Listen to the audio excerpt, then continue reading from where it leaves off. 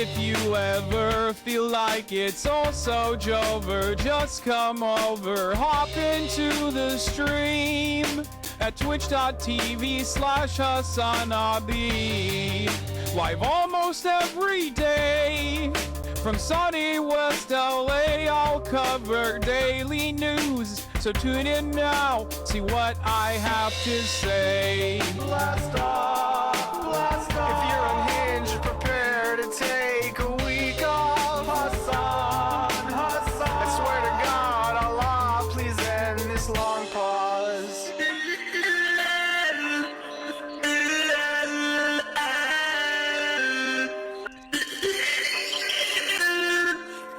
Boss makes $1 and I only make a dime.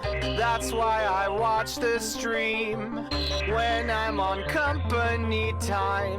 Boss makes $1 and I only make a dime. That's why I watch the stream when I'm on company time, like now. I'm probably in the chat right now. Get it, Hassan is streaming. I'm just a gamer frog, of course I hate myself. If there's just one stun lock more, my hopes will go up on the shelf. You're just a debate perv, of course you hate yourself. Every thought to justify your own self-worth to someone else. Again, what do I always say? Lost in the sauce, you can't escape. How unhinged can one chatter get? Don't ban him, mods, there are new pet. Show me the light and set me free from this black pill reality. Can I find hope? Can I debate for this top of the hour break? Boss makes $1 and I only make a dime.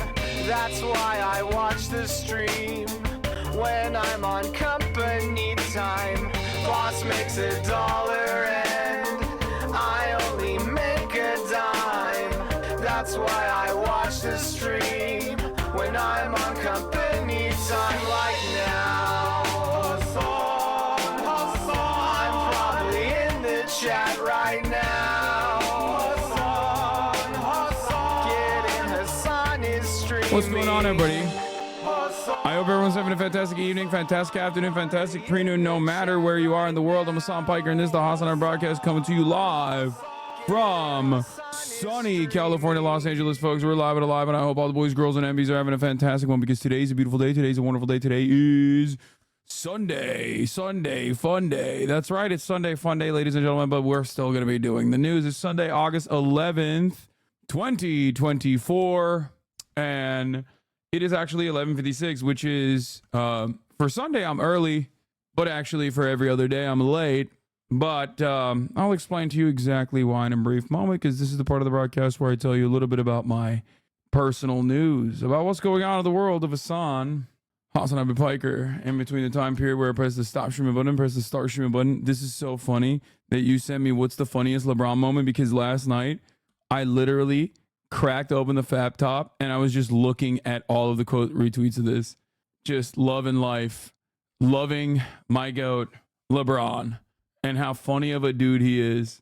Okay, that's crazy that you just sent that to me. Anyway, folks, personal news-wise, it is hot as hell in here. It's 87 degrees and sunny here in Los Angeles, California. I spent the entire morning bawling my freaking face off. Okay, and let me tell you, smiling through it all. What a beautiful day. What a beautiful life. So it's the Bart drawing. I love that one. I love that one too. Jerking it to LeBron is new levels of glazing. I wasn't jerking it. I just call it the Fab Top. I don't actually goon to it. I wasn't gooning to him. Anyway, but yeah, last night I ended the broadcast, as you guys know, after the Harris Walls rally again. And it was my mother's birthday, so we had like a full-blown family birthday, because like it's not the same shirt. I bought multiple of these for the record because I really like it. But yeah, I hung out with the fam. Pillowcase ass tank top. I think it's fire, dude. It's form fitting. It looks good. Why are you guys complaining? You get to see the guns. It's Gucci. Yeah, it's Amaguchi, as in Amazon, whatever the fucking brand is. It's Amaguchi. But yeah, what was I saying? Oh, personal news wise, Amazuchi. Yeah. So yeah, it was Anna's birthday. But she got like all of us cakes as well, even though it was her birthday. Because it's like we didn't really get together as a family and celebrate everybody's birthdays. So we did that. You know, I got the ice cream cookie cake, which was massive and not very good, I'm not gonna lie. It was Pro's birthday as well. We celebrated that. He turned 14. Jank was there. We talked about, you know, our L's and W's in terms of, you know, political analysis. And then my mom was like, you're no longer allowed to talk about politics for the remainder of the birthday party. So we had to stop. One of my cousins made me a gift that was like it was a replica of my stream room, which I thought was incredible. It was beautiful. It was wonderful. Made me tear up a little bit with Kaya and everything. I'll show you guys that later. But yeah, we did all of that. I'll show you guys later. Start talking about LeBron instead. No.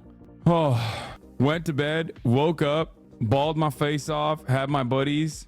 Okay. Had my buddy show up. Ted Nivison showed up to the courts.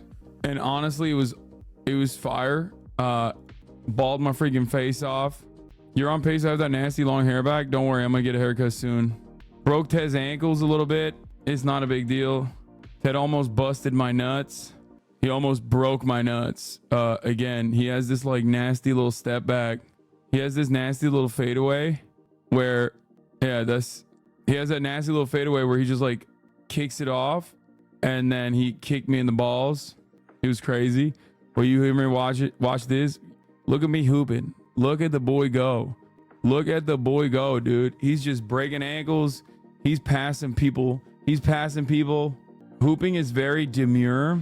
He thinks he's him. Bro, this is some Kyrie ass shit, dude. This is the coolest I've ever looked. You need new shoes? I do. My shoes are so busted, bro. They are so busted. All this basketball, but still haven't done the dunking trend. I know. Anyway, very demure, very respectful. Yeah. So did all of that. Got some workout after like last night's food adventure that took a toll on my body. You know, had to do it to him. Had to get that out. You know what I mean? Had to get all that out of my system. Just want you to know. But what is this? Another cake L. That's great. You have the only kind of strong arms that don't scare me. Thanks. DNC coming up. What the fuck is happening in terms of schedule? I'm gonna be there. I'm gonna be out there. Oh my lord. Oh my god. I've obtained a photo of JD Vance in drag while at Yale Law School. Of course, dude. Every one of these motherfuckers did this shit. I don't understand why people like got so anti-drag all of a sudden out of nowhere. They constantly post a photo of me in drag. And let me tell you, I look so much. They mentioned you on NPR's On the Media this week. Wait, what? Why? NPR mentioned me? Is that a good thing or a bad thing? I know it's news on Sunday Funday, but did you see this? Fucking wild. No, we're doing news on Sunday Funday. We're doing news. Don't worry. Come on, big dog. We got to do some news today. Austin is going to be at the DNC as well, but we'll do some Sunday Funday stuff too. Come on, guys. I mean, don't be crazy now. Of course, we're going to do news. You're out of your mind if you thought we were going to do any fucking news on this beautiful day. It's heating up. The election is like 85 days away, you know, or however many. I don't know. Did I just get that right? Intelligent with a blast off meme. Damn. I mean, I already have one that I'm going to be using, but I'll use that next time. I can't believe it. Okay. All right. Well, on that note, let's blast it. Let's freaking do it. Let's blast off. Let's get it going. Let's get it twisted. Okay. You should put a countdown timer to the election. Yeah. Oh, just in. Dude, this is not real, right? This is Briggs News. This account is crazy, but it's so funny. I will personally fish those T-boxes out of the ocean if they do. Just in, United Kingdom threatens to arrest Elon Musk and other U.S. citizens for social media posts. Oh my God, dude. You don't understand the level of fucking dude. Listen to me. Listen to me. Look, listen. You don't understand. This shit happens, bro. Football's coming out. It's coming out. It's coming out. It's coming. Football's coming out.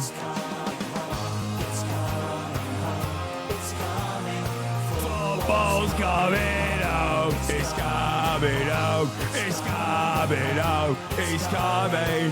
Football's coming out. Everyone seems to know the score. They've seen it all before. They just know they're so sure that England's gonna. Top of the mornings here, lads. Coming from a sunny day in Londonistan. All of a sudden, things are looking up for the eye, lads. After the fucking race riots, Jules Rimet's still gleaming, but he's hurt. Never stop me dreaming, lads. So many jokes, so many sneers, but all those also near. Sunny in London today, not like any other fucking day. After the race riots, the chief of fucking police has decided, the bobbies have decided to do the one fucking good thing, Red. The mates are rising the fuck up, lads. Oi, bruvs, let's fucking go. Let's bring it home, my lads. Good old chap, give us a roo. Something to fight for. I know that was then, but it could be again. It's Coming home, it's coming. Football's coming home. It's coming home. It's coming home. It's coming. Football's coming home. It's coming home. It's coming home. It's coming. Football's coming home. It's coming home. It's coming home. It's coming. Football's coming home. That's right, ladies and gents. I hate this song. I love this song. I love England. It's like literally my favorite city. Everybody knows England is my city. It's my favorite city. Okay. Just the greatest country on the planet. Best cops. Honestly, they're really, who's out here doing it like they are? You know what I'm saying? Just one of the greatest countries of all time. Spotless record. Okay. You know, God damn. My opinion has never been higher of the entire nation of England if they do such a thing. I'm just saying they won't. They probably won't. They probably won't. But if they did, oh my God, Keir Stalin, baby. Mamouchi video react today? What? No, dude, we're not going to react to the Mamouchi video today. I can't react to it. Bro, listen to me. I'm a hot girl, but you have to understand something, okay? Megan Thee Stallion's bare ass is so prominently featured in that fucking thing. Like, I can literally do a star sign up in that shit. I can figure out what kind of blemishes and moles she's got going on down there and chart out like an astral chart from that. That's how much her ass is on the forefront. It's phenomenal. It's incredible.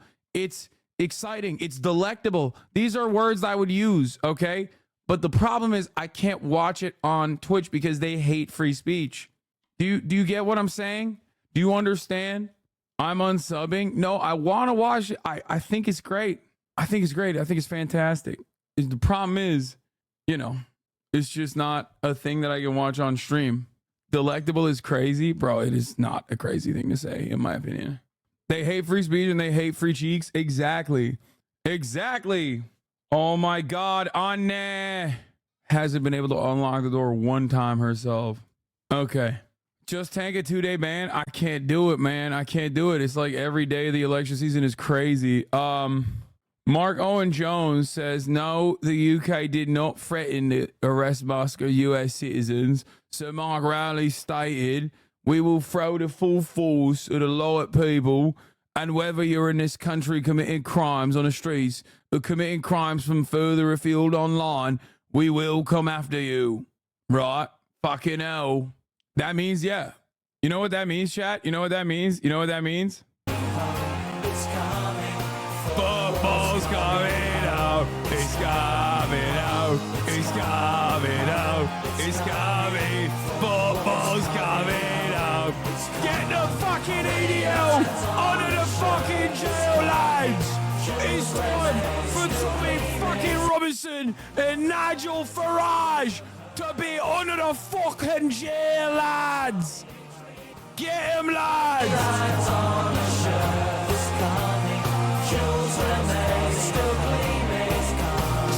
They're still fucking gleaming. 5 years of it. It's fucking time, lads. Throw him under the fucking heavy jail. Put him in a fucking pen with the bobbies. Okay, sorry. Wow, what a way to start. What a way to start. I haven't even blasted off yet. I'm just fucking riled up. You know what I mean? What a way to start. Okay. Trump hacks, Project 2025 leaks, Project 2025 leaks, Trump hacks. What else was I gonna say? Trump v. Kamala heats up. Wow, you weren't kidding. Her ass is out. Yeah, bro, I told you. And so much more. Get in now. Football's coming home. It's coming home. Trump acts Project 2025 leaks. Trump v. Kamala heats up and so much more. Get in now. But her coochie isn't. I mean, okay. Heats up. They're coping and claiming the crowds are AI. As a representative of Wales, we hate that song. You know what's funny about that? The first time I ever heard that song, like actually be sang, was a Welshman who sang it in karaoke. And don't ever let him lie to you. He's a famous Welshman, okay? He might lie and act like he didn't want to personally. The tarmac photo was edited though. You know that, right? What? Bro, you understand that like they're claiming that the crowds are AI, bro, because they saw an AI photo and thought that like the Kamala Harris campaign was like posting that as like proof of the crowds. I just don't personally like when we have liberals and leftists or whatever the fuck also get duped by like right-wing mania and insanity liberals love wanting to be the guy who has all of the best information. Like, I'm operating on the virtue of truth. And in an effort to like constantly not get duped online, sometimes liberals also get duped by right-wing mania, right-wing panic, and end up making a fool of themselves. Just don't do that. You know, be smart about it, okay? Liberals just love correcting people. I know, it is a very lib trait. Here it is, by the way. Here it is. We're blasting off, lads. We're blasting off, lads. We're doing the fucking thing. We're blasting off, lads.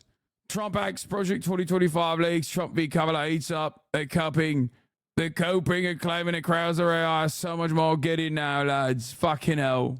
Did you see the French commentators calling Steph the devil? Bro, I'm not gonna lie. I totally understand. Like, Steph Curry is the devil if he is against your team. Like, that's not a joke. It's like NBA Twitter will look at this and probably go, no, he is actually literally sent to earth to punish anyone who has ever disparaged the Golden State Warriors. Like, he is just... Allez, faut continuer à aller voler les ballons. Et ce diable de Curry. The Diablo. This devil named Curry. Ce diable de Curry qui nous fait mal. Attention, attention au tir de Steph Curry. Oh non, mais non. Lâchez, vous allez lever la main, à tout moment il peut déclencher. Attention, ça va déclencher Devin Booker. Steph Curry. Au buzzer. How is this possible? Le Diablo Curry. Bro, it's true. And not a single person on NBA Twitter would ever disparage these French commentators for saying that. This is something that anyone who has ever faced Steph Curry has felt. It's something that many, I think, NBA fans, for the first time ever, experienced on the opposite side. Like, for so many people, they never knew what it was like to root for Curry. and they only knew what it was like to root against Curry. Okay. So seeing the cheat code in action was, and also being on the receiving side of that, being on the side that was like actually benefiting from it, was a unique experience for a lot of Ah, mais people. c'est pas possible. Ah, qui renverse pour Kevin Durant. Ah, il a la main chaude, Steph Curry, il a la main chaude, il a la main chaude. I mean, that's like not normal. Like, this is not normal. That is, bro, he shoots it off of Ah, il a la main chaude, Steph Curry. Like, that's not a shot. Like, he didn't even shoot it. Like, when did he get it off? Look at how fast his release is, bro. Off of two people. This is something that you cannot successfully do. This is like Steve Nash in 2K, or even before 2K, like NBA. Steve Nash was a cheat code way back in the day in terms of like how he shot. Okay, in the video game, I'm saying. I don't think you can pull this off on 2K right now. I don't think the Steve Nash cheat code will work on this. This is the only time where, like it just doesn't make sense, bro. Look at the release. He shoots it like it's a fucking sneaky chest pass. Like, it doesn't make sense. Like, look at the release. Ah, il a la main chaude. One dribble, boom, it's out. It's over. It's just like he picked that up. He picks that up and shoots it in literally a microsecond. Like, it doesn't make any fucking sense how he's able to release that in this way, where he just dribbles in, quick step back, and puts it up. Where is he arching it? Where is the arch coming from? How does it go so high? Like, how did he mechanically? This is a shot that I do not understand. Mechanically, the fact that he's like able to release this so fast is actually insane. It doesn't make sense. Insane arch, it like perfect La main chaude, il a la main perfect spin. chaude. C'est pas possible. Boum. Il a la main chaude, Steph Curry. Ah, ils ont tout donné, hein, les Français. Et face à Steph Curry et sa maestra. Allez, 2 secondes, 1 seconde, c'est terminé. 98-87. AI Curry is fake Illuminati stuff. Yeah. With Steph's performance past 2 games, I give him a pass on NIMBYism. No, for sure. Like, actually, I'm also going to be attending like a public, one of those like public meetings that the local townships host to fucking build a homeless shelter. And I'm going to advocate to actually destroy the homeless shelter in our town in honor of Steph Curry and the effort that he put in for America. It really truly made me understand that like homeless people need to pick themselves up by their fucking bootstraps. Okay. I'm actually out there next week with Governor Gavin Newsom, also picking up the remaining like things that a homeless person has and throwing them in the trash. We're going to be doing that together in honor of Steph Curry. He made me understand that I was in the wrong about a lot of these issues, you know? Team USA motto, not in my neighborhood. Yeah. He made me start really thinking about like the culture of the community that I'm a part of. Fuck, what is bro saying? This is everything that Steph Curry has done in San Francisco. He literally he was in opposition to a not public housing, but like a homeless shelter being built in his neighborhood, near his neighborhood. Yeah, when I saw that, I literally was like, oh no, I'm out there. Like, I signed up to back the blue. I signed up to clear homeless encampments. That went in, by the way. That went in. Chat, that's just because it's a still image. Maybe you don't know. He made that successfully. For those of you who don't know, that's Wemby. He is 8 foot tall. He's like 8'11" or something. I don't know. So the fact that he's like not only 8'11", but also has like that level of vert, this is literally shooting. Like, what is the... He's like 8'12", almost 9 foot, 19 years old, 20 years old. How old is he? He's like 9'5" or some shit. Bro has the wingspan of a drone, okay? Wemby is legit the size of a One Piece character. I know, he is. Yeah, I saw the flag, the American flag. I love that. It's sick. This is dope. But overall, like, I get why they're calling him Diablo, like the devil. It doesn't make sense. Steph Curry does not make sense. I mean, he is a man who has changed the way an entire generation plays basketball. Like, so yeah, iron that flag, by the way. But yeah, he is a man that has changed almost single-handedly an entire generation and the way they ball. Okay? They're not calling him the devil. They're saying this damned Curry, this devil Curry. Curry needs to partner with NASA to put payloads into orbit. He rules, love rooting for him growing up in the Bay Area. Anyway, it's just pretty glazing Steph so much. Thought LeBron was the GOAT. LeBron is the GOAT. LeBron will forever be the GOAT. But like, remember, Steph Curry's also kind of old. He's getting up there in age too. Like this was old man ball. This is the last time you're going to see KD, Steph Curry, and LeBron James playing together, representing Team USA, most likely. Okay? Like, think about that. Think about that. This is a change of guard. Okay?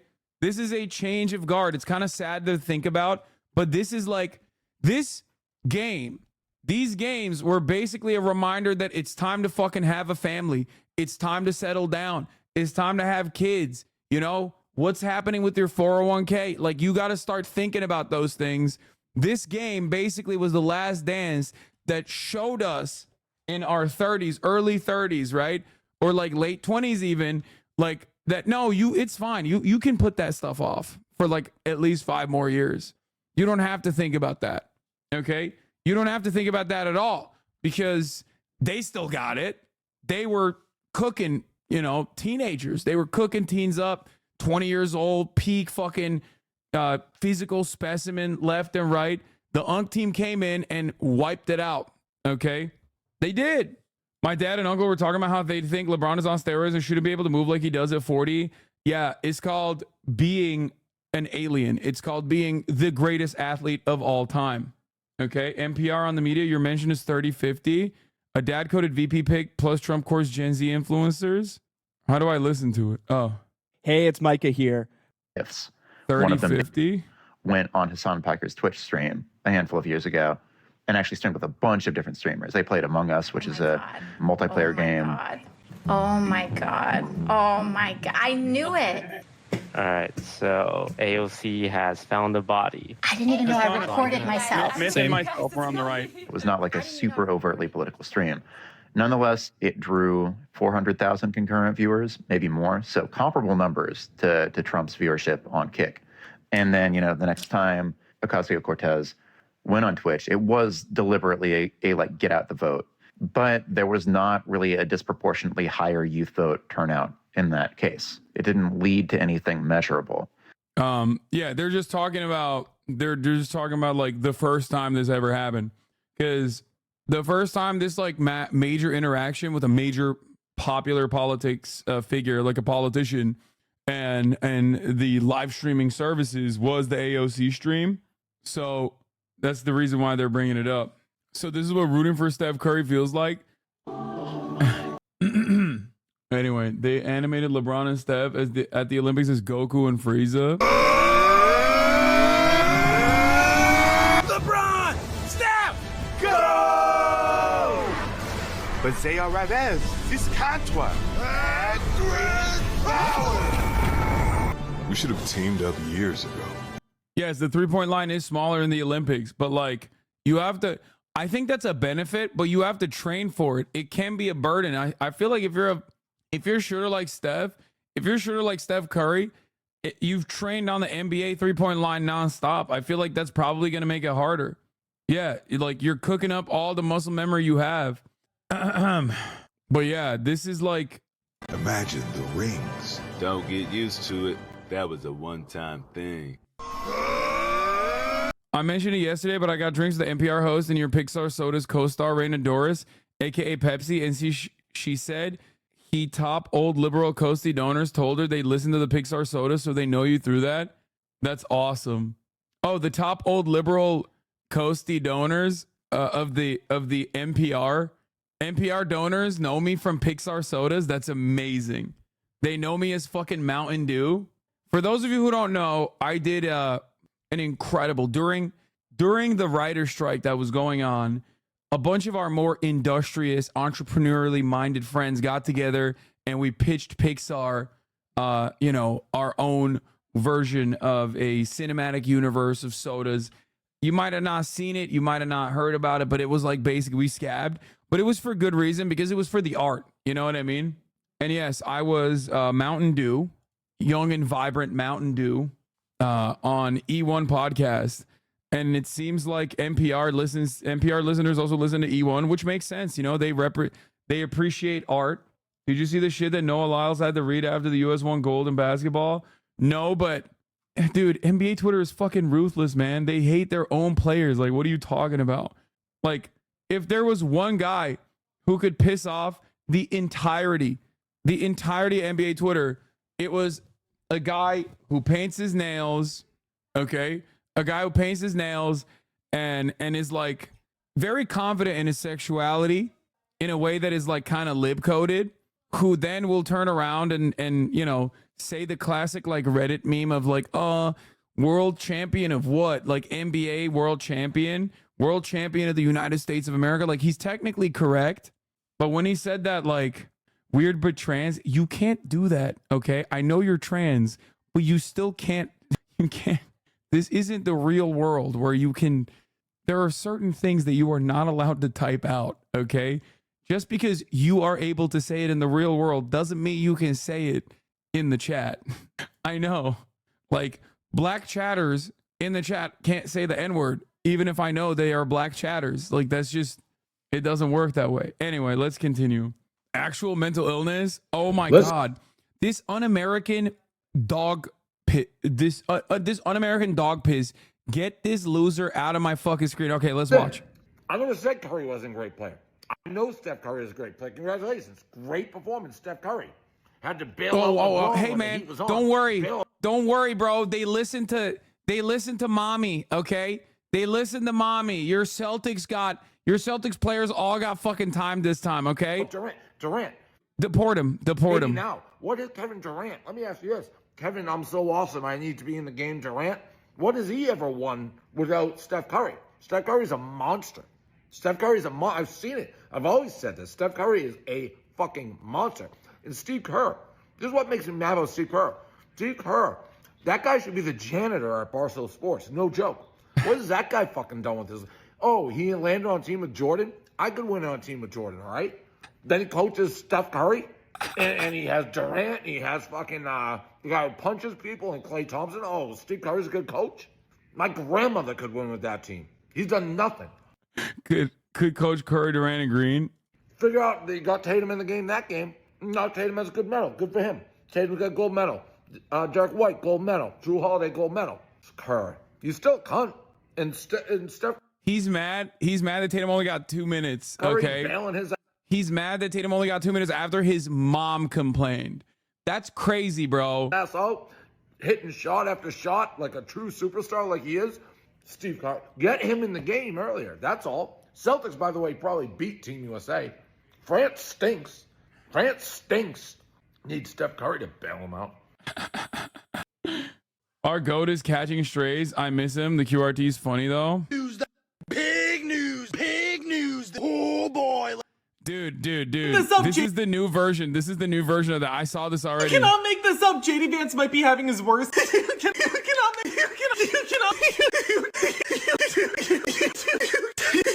What is happening to these motherfuckers, bro? Like, why can't they just have like why can't they have like normal intros? Like, what the hell? What the hell is up with these intros?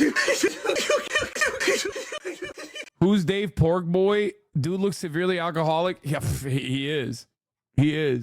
Oh boy, big news. It's because TikTok news viewers don't want normal news. What? Yeah, I know. By the way, the Hassan Eclipse Industrial Complex is overtaking TikTok. I see so many Clippers now on my timeline posting stuff from the stream. They're popping off. I'm reposting them left and right.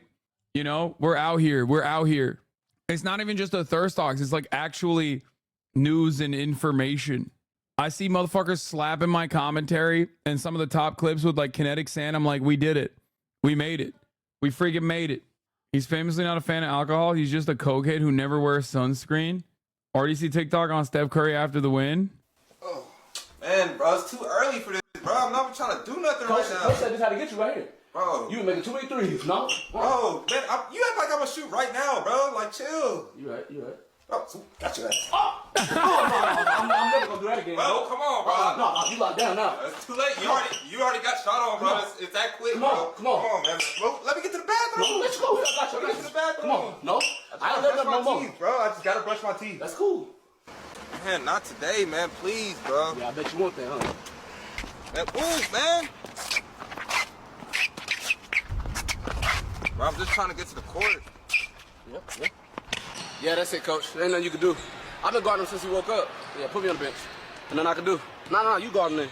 Then I can do. You guard him then. I mean, it's true. It's actually true. They did do this. They did this, and he still did it. The only points Tatum got last game was a fast break he was handed by Steph. He bricked his other 3 shots. The French having a bad defense is constant throughout history. Bro, they were not. Dude, did you not see some of the shots he fired off? They had 2 people on him. They literally had 2 people up his asshole. And he would just pop off over 2 people at the same time. It was insane.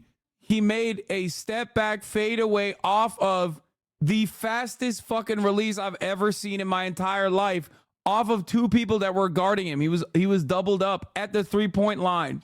He was farting on him. He does like trick shots. I am both amazed and literally laugh out loud every time he makes these shots. Wemby is 2 people on his own. Okay. So technically sometimes they had 3 people on him because I think Wemby counts for 2 people. He has the wingspan of 2 people. Okay. When he puts his fucking hand up and jumps in the air, he's like hitting the rim with his head. I'm glad you don't watch basketball regularly because I don't think we can survive this level of glazing. We suffocate from the bubbles you're blowing. Okay, I'm done. Isn't it scary that Wemby's barely 20? The guy isn't even close to his peak. Yeah, I think he just needs to watch his knees, in my opinion. That's like one of the major problems of being that tall. Like really, really tall players like that oftentimes are more injury prone. He's really young, but he just needs to put more muscle mass for sure. I mean, he was insanely skinny. Former D1 basketball player here, also played under 20 national team for Turkey. Onur Alp. Biggest reason Onur Alp is the most Turkish fucking name of all time, by the way. That's so funny. Biggest reason Curry hits these shots aside from his God-given talent is that players in the U.S. have spots versus just practice shooting overall. So once Steph is able to get to his spots, it's just practice shooting. Bro, I feel like Steph's spots is every spot. Watch his post-game interview where he says it's all about getting to my spots. The rest is just shooting on balance. Anyway, let's get to it. Let's get to the news, baby. JD Vance, more like JD Trans. Am I right? Got him. Okay. We'll talk about that. We got on CNN, Scott McFarland says Senator JD Vance accuses Democrats of engaging in name-calling a schoolyard bullying campaign. They're crying. They're crying about this shit. Oh, this is what I wanted to show you. The funniest LeBron moment quote tweets have been fucking hilarious, but this is one of the best ones. My goat, my king. Salmon burger with JoJo's. Akron know what I'm talking about. And a glass of rosé outdoors for lunch with a finish off with a cinnamon roll. One thing I do love about LeBron, aside from the fact that he's also old like me and has reached unk status, and is the greatest athlete of all time, not like me, is the fact that, I mean, he's also silly, but he butchers. He never knows what the lyrics to any song is. Okay? And I don't know. It's little things like that have over the years built up my appreciation for him. He has never, I don't think he's ever fucking gotten a lyric right. And he still posts it. And I really respect that. It's the same shit. I do the same shit. I can't do it. He also fake reads books just like me. That too. You're right. Anyway, we're gonna get to a bunch of shit. Republicans being freaks. I mean, it's Anthony Cumia. He's like one of the biggest freaks, obviously. America no longer exists in 2024. The country's an embarrassment. No pride or respect in nation. Look at this disgusting thing we sent to represent our country on the world stage. A twerking degenerate savage. Meanwhile, from Norway. The woman on the left is a U.S. Olympic medalist in hammer throwing. The first ever U.S. woman to medal in this Olympics event. The girl on the right is 16 in this photo, competing at an under 18 event, non-Olympian. Weird isn't a strong enough word for these guys. That's right. It's called pedophile. That is the word that you should use. That is the word you can use because they're fucking freakazoid pedophiles. Okay. What the fuck are we doing? Holy shit. He was literally fired for taking unsolicited pictures of sex workers in Times Square. Lol, degeneracy. I know. Will you support LeBron when he does his foray into DJing? I will support LeBron forever, no matter what he does. Okay, it don't matter what he does. What is this? Comrade Lamb made a meme? 富、冷静、力。この世の全てを手に入れた男、海賊王ゴールド・ロジャー。彼の死に際に放った一言は、人々を海へ駆り立てた。Bro, I would pay $1 million. Whoever finds the shit on him, $1 million. Swear to God. I locked. I'm praying, bro. Okay, this is disrespect to Goldie Roger, bro. You're making Aiden Ross Goldie Roger. That's crazy. 男たちはグランドラインを目指し夢を追い続ける。The one leak. 世はまさに大海賊時代。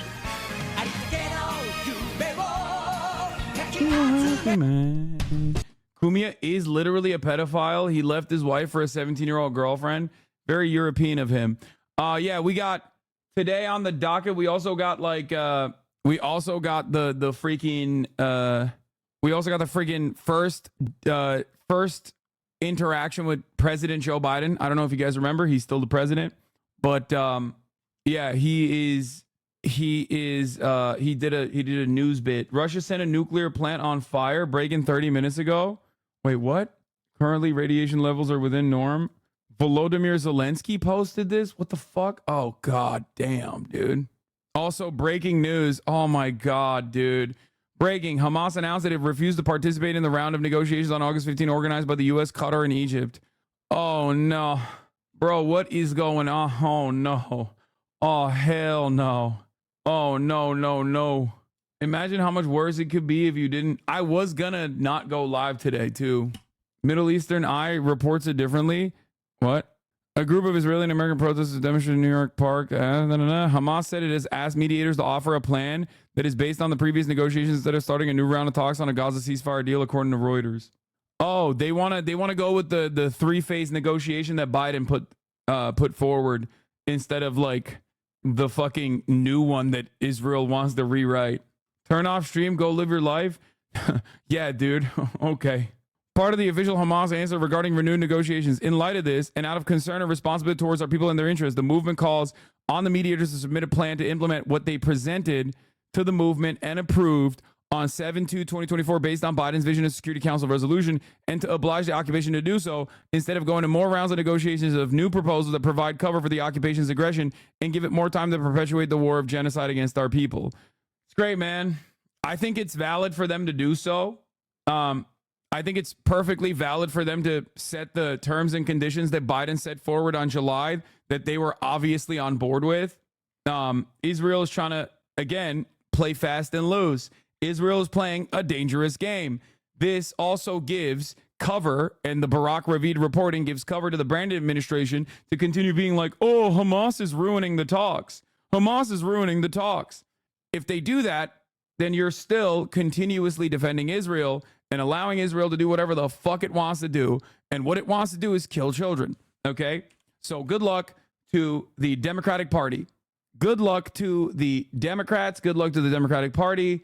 Yeah, don't do anything. Don't do anything different. Let Israel continue to dog walk the United States of America on the main stage. Let Israel kill as many women and children as possible.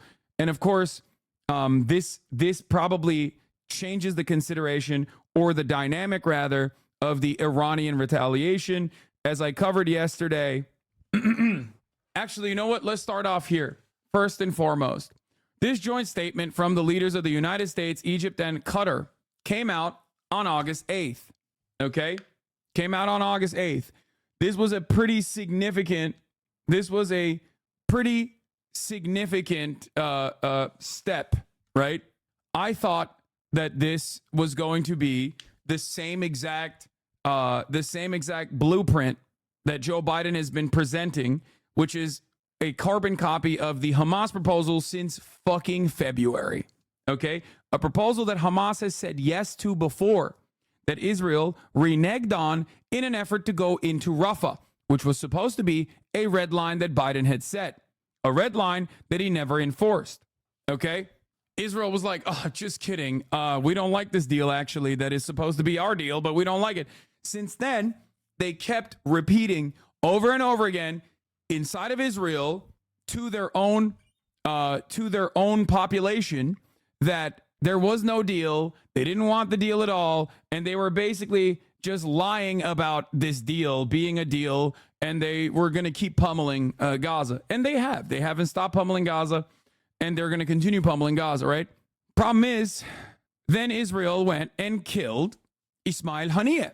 They assassinated Ismail Haniyeh, who is the leader of the Hamas Politburo. He is the chief of the political bureau of Hamas. He is a foreign diplomat who was the principal negotiator in the hostage release. He was also known to everyone in the region, including the Israelis, as the moderate figure in Hamas. Okay? Israel killed his entire family in Gaza because they're fucking freaks. And then on top of that, they killed him in Tehran. They didn't kill him in Doha. They didn't kill him anywhere else that he's been to in the region. They killed him in Turkey. They killed him in Iran, in Tehran, which obviously is incredibly frustrating for Iran, right? Hamas Piker, hell yeah, bro. Keep it up. More children, please. Please, I need more children to die. We need more children to be murdered. We need more children to be murdered with Boeing bombs. We need more children to be murdered with Raytheon bombs. Please, please, please, please, please. Women and children, please. I can't get enough. That's what you sound like when you go Hamas Banker, Podbean CEO. Please, I need to see the end of times. Okay. So basically,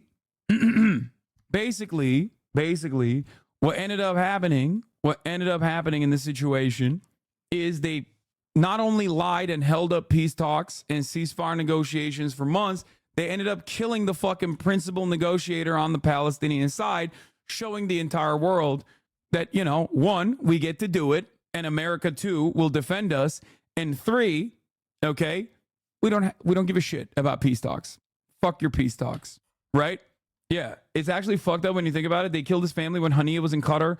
They didn't even use the excuse that they were targeting him and his family were human shields. They just cold-bloodedly killed his children. Yeah, 100%. They just straight up executed his entire fucking family and literally were like celebrating it as a big dub. They were like, oh yeah, we killed his entire family. We did that on purpose. That didn't even get like a news blip here. Okay? Yeah, they killed his children, grandchildren, his sister's family. They did it all. And then they killed him. And they killed him in Iran, okay, which is the leader of the resistance groups in the entire region, showing the world and showing everybody in the region that they do whatever the fuck they want and America will always defend them. Iran vowed retaliation, okay? Iran vowed retaliation. So did Lebanon and Hezbollah, Hassan Nasrallah, right? Yemen also obviously is a part of the axis of resistance. Yemen also vowed to retaliate alongside everyone else in the region. And since then, once they drew up the red banners of revenge, both Iran and Hezbollah drew up the red banners of vengeance, okay? They have been in a holding pattern. Once this joint statement came on August 8th, people went to the Iranian envoys at UN and they asked them, okay? They asked the Iranian envoys, what will you do now that there is this ceasefire situation, these ceasefire talks are happening, okay? And the Iranian envoy to the UN said, we don't want to do something that will actually hold up the ceasefire negotiations. They were treating the ceasefire negotiations seriously. They thought maybe America will finally get Israel to fucking stand down. Turns out, maybe America and Israel had some different opinions on what was going to be negotiated at this ceasefire deal.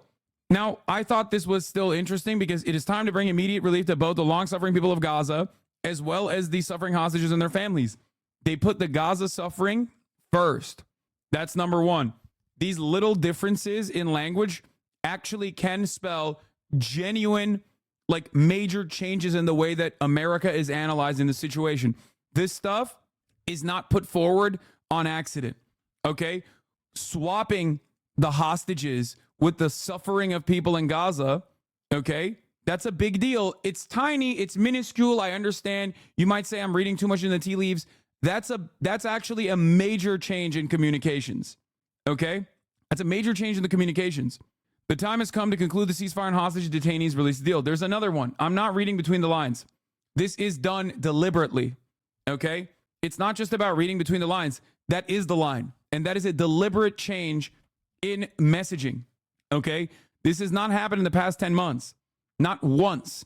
Joe Biden has never brought forward Palestinian suffering first before talking about the Israeli hostages, okay?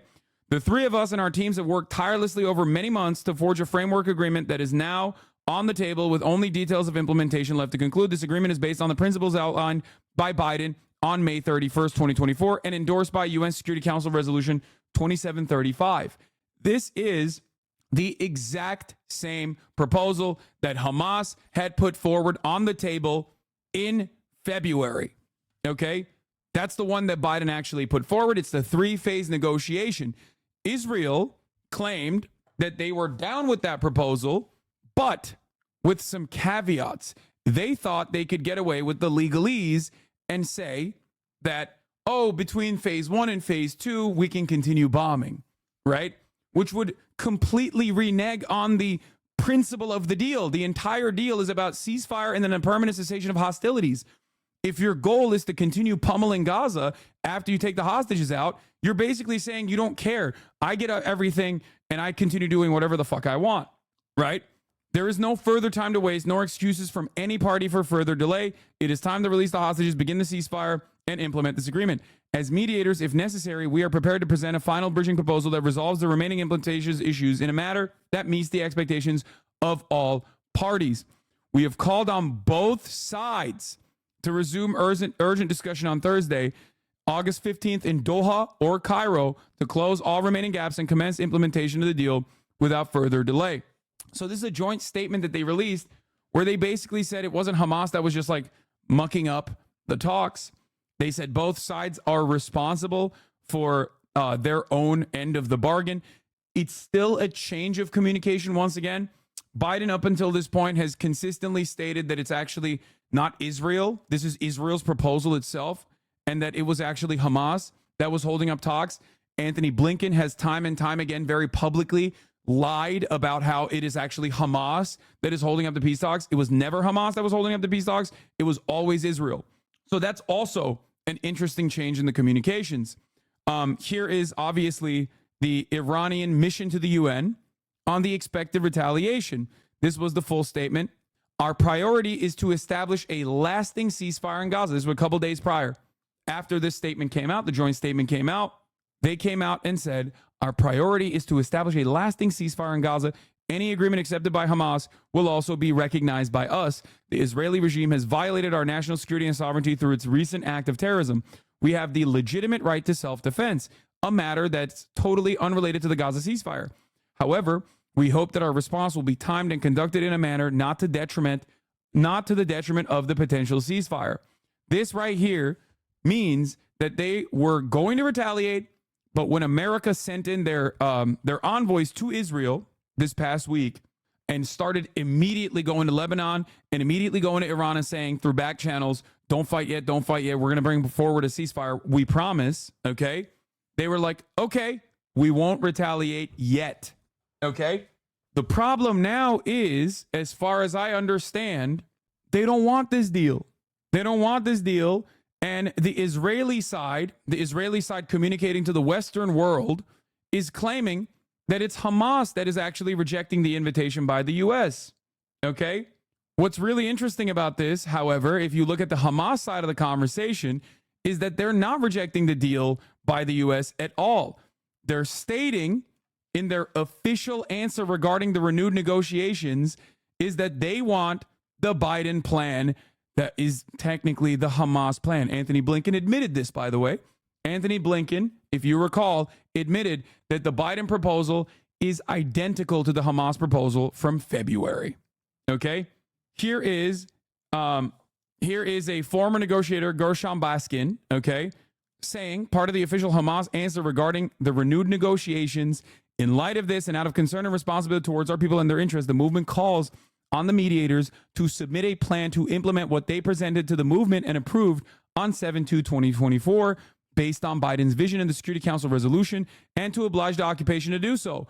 That is identical to the same official trilateral statement that was given by Doha, Cairo, and Washington, D.C. That is simply that. It is reinforcing what they said on August 8th. So why is Israeli media reporting it as though an Israeli media's like foreign PR bureau here, Barak Ravid, because that's what he does. I'm sorry. That is literally what his job is at Axios and at CNN. Why is he reporting it as though Hamas is announcing the rejection? Hamas announced on Sunday that it rejects the invitation by the U.S., Qatar, and Egypt for a final round of negotiations over the Gaza hostage and ceasefire deal planned for Thursday. Will this work? Will American media eat the bait and make it seem as though, yes, Hamas is actually mucking up the deal? But the statement put out that you just read was very clear that based on the August 15 meeting was the plan Biden put forward. What am I missing? They should go and make Israel pull out. This is just now making the media blame Hamas in the West and hurts all momentum. The only reason why they would say that, and they're from what I understand, they're not saying they are pulling out. They're saying you need to make sure that Israel is on board with the proposal that was put in place by quote unquote Israel and the United States of America. So why is Israel claiming that Hamas is pulling out? A senior Israeli official involved in the negotiations claimed Hamas's statement is a tactical move ahead of a possible attack by Iran and Hezbollah in an attempt to get better terms for the deal. The official added, if Hamas won't come to the table, we will continue decimating their forces in Gaza. That, by the way, means we're just going to keep fucking going balls to the wall and killing more women and children. Okay? Here's another update. The updated assessment of the Israeli intelligence community is that Iran has decided to attack Israel directly in retaliation for the assassination of Hamas political leader Ismail Haniyeh and may do within days, even before the August 15 hostage talks, per two sources. Okay? Where's the full Hamas statement? Can anyone find the full Hamas statement? I would like to look at that as well. I don't know how you do this all day without drinking. I don't know. Also, this is interesting. China supports Iran in defending security, says foreign minister. So here's the thing. One thing to rely on in terms of the Iranian retaliation, simply looking at previous acts, previous bouts, is that they, whether out of fear or whether out of statecraft, do not actually demonstrate a gross use of force against America or Israel. Okay? They don't. Historically, they have not. The last round when Israel bombed an Iranian consulate compound in Damascus and the Iranian retaliation was proof of that. Okay? And the Israeli retaliation to the Iranian retaliation was also further proof that Israel, when push comes to shove, does listen to the United States of America. Okay? Because Israel could have gone and like blown up every fucking nuclear reactor if they wanted to. If they really wanted that full-blown smoke, they would have done that. Instead, what did they do? Iran retaliated. Iran retaliated by doing a show of force and for the first time ever, launching missiles from Iran that went all the way to fucking Israel. Everybody got together and defended Israel, including Jordan, America, all these forces, right? And the only target that they struck was a base in Negev, right? In the desert, a military base in the desert. That was genuinely a very restrained and very limited, albeit a new and unique, first of its kind strike from Iran directly to Israel. Okay? Here's the full statement. Okay, thank you. We'll look at the Middle East Observer.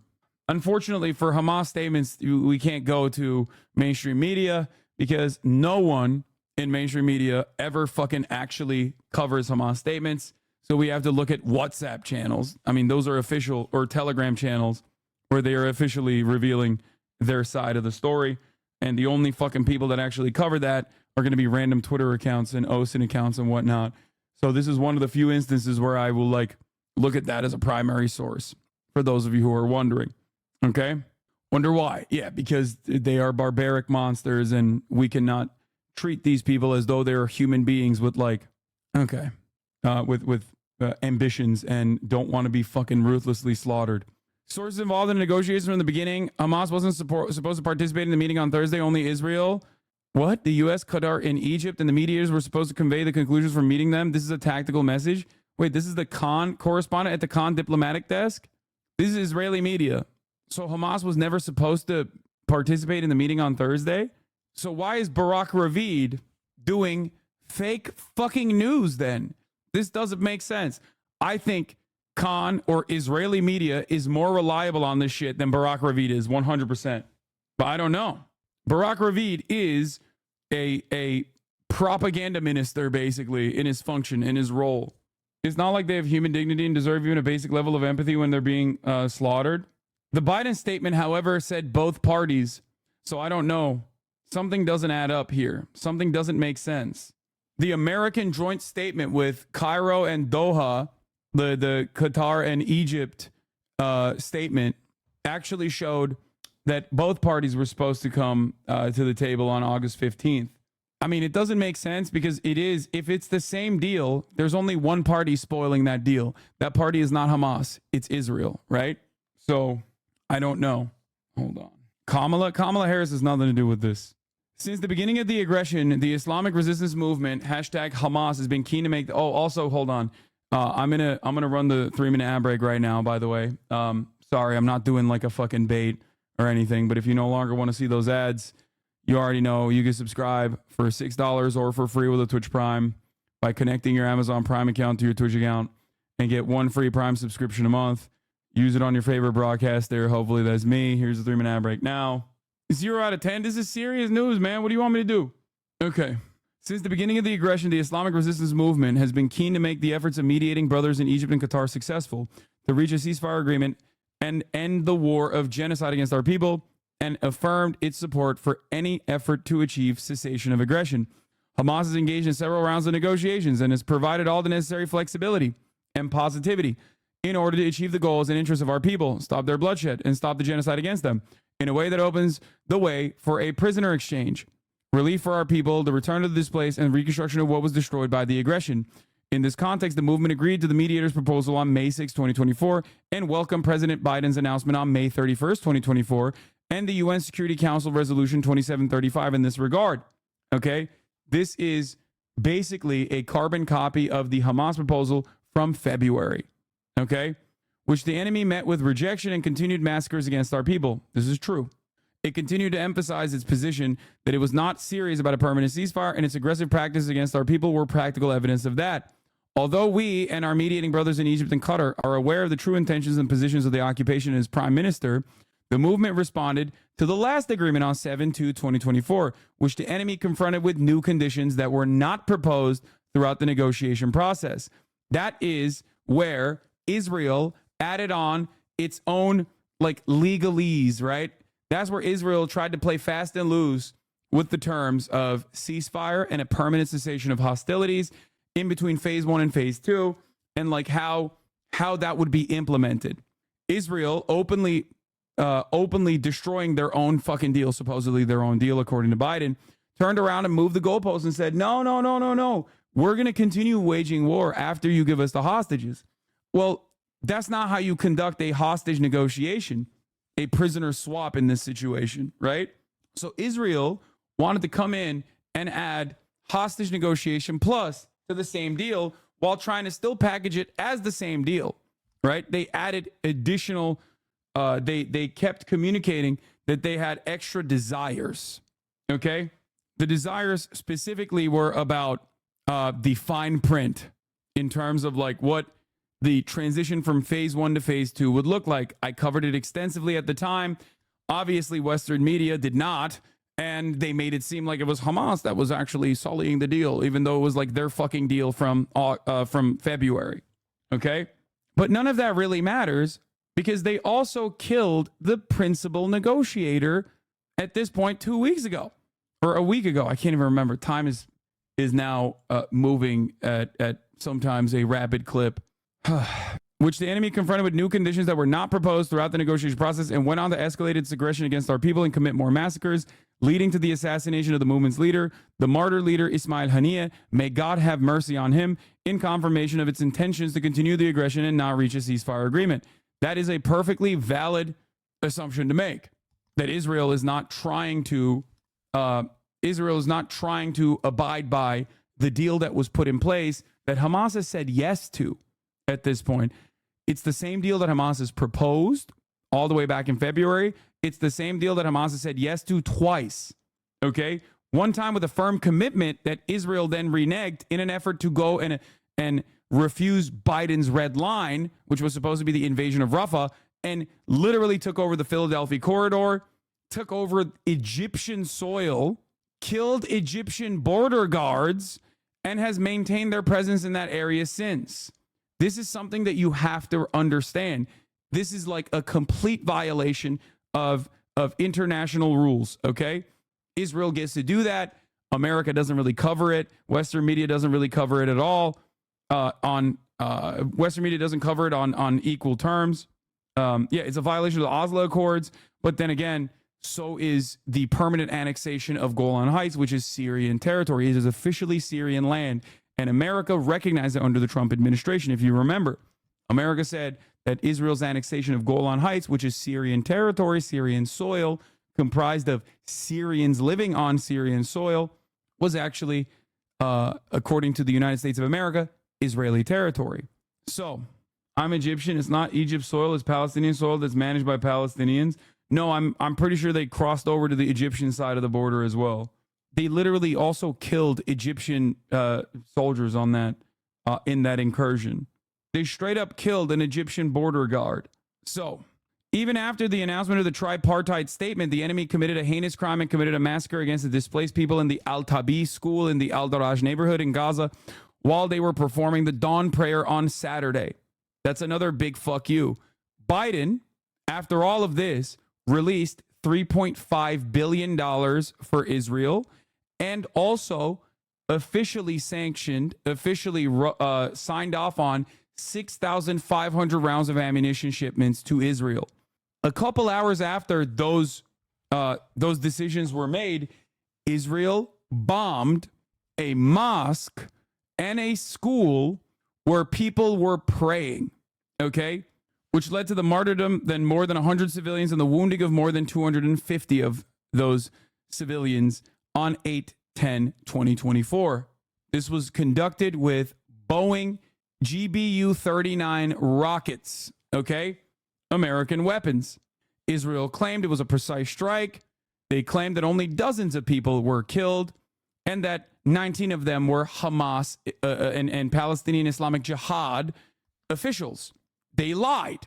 They did the exact same thing that they've always done, which is talk about a bunch of random Palestinian civilians with no ties to Hamas whatsoever that they had killed even prior to this bombing campaign, and they posted their photos as though they were in the mosque. Okay? Those guys weren't a part of Hamas. They were not Palestinian Islamic Jihad. They just lied about it. Okay?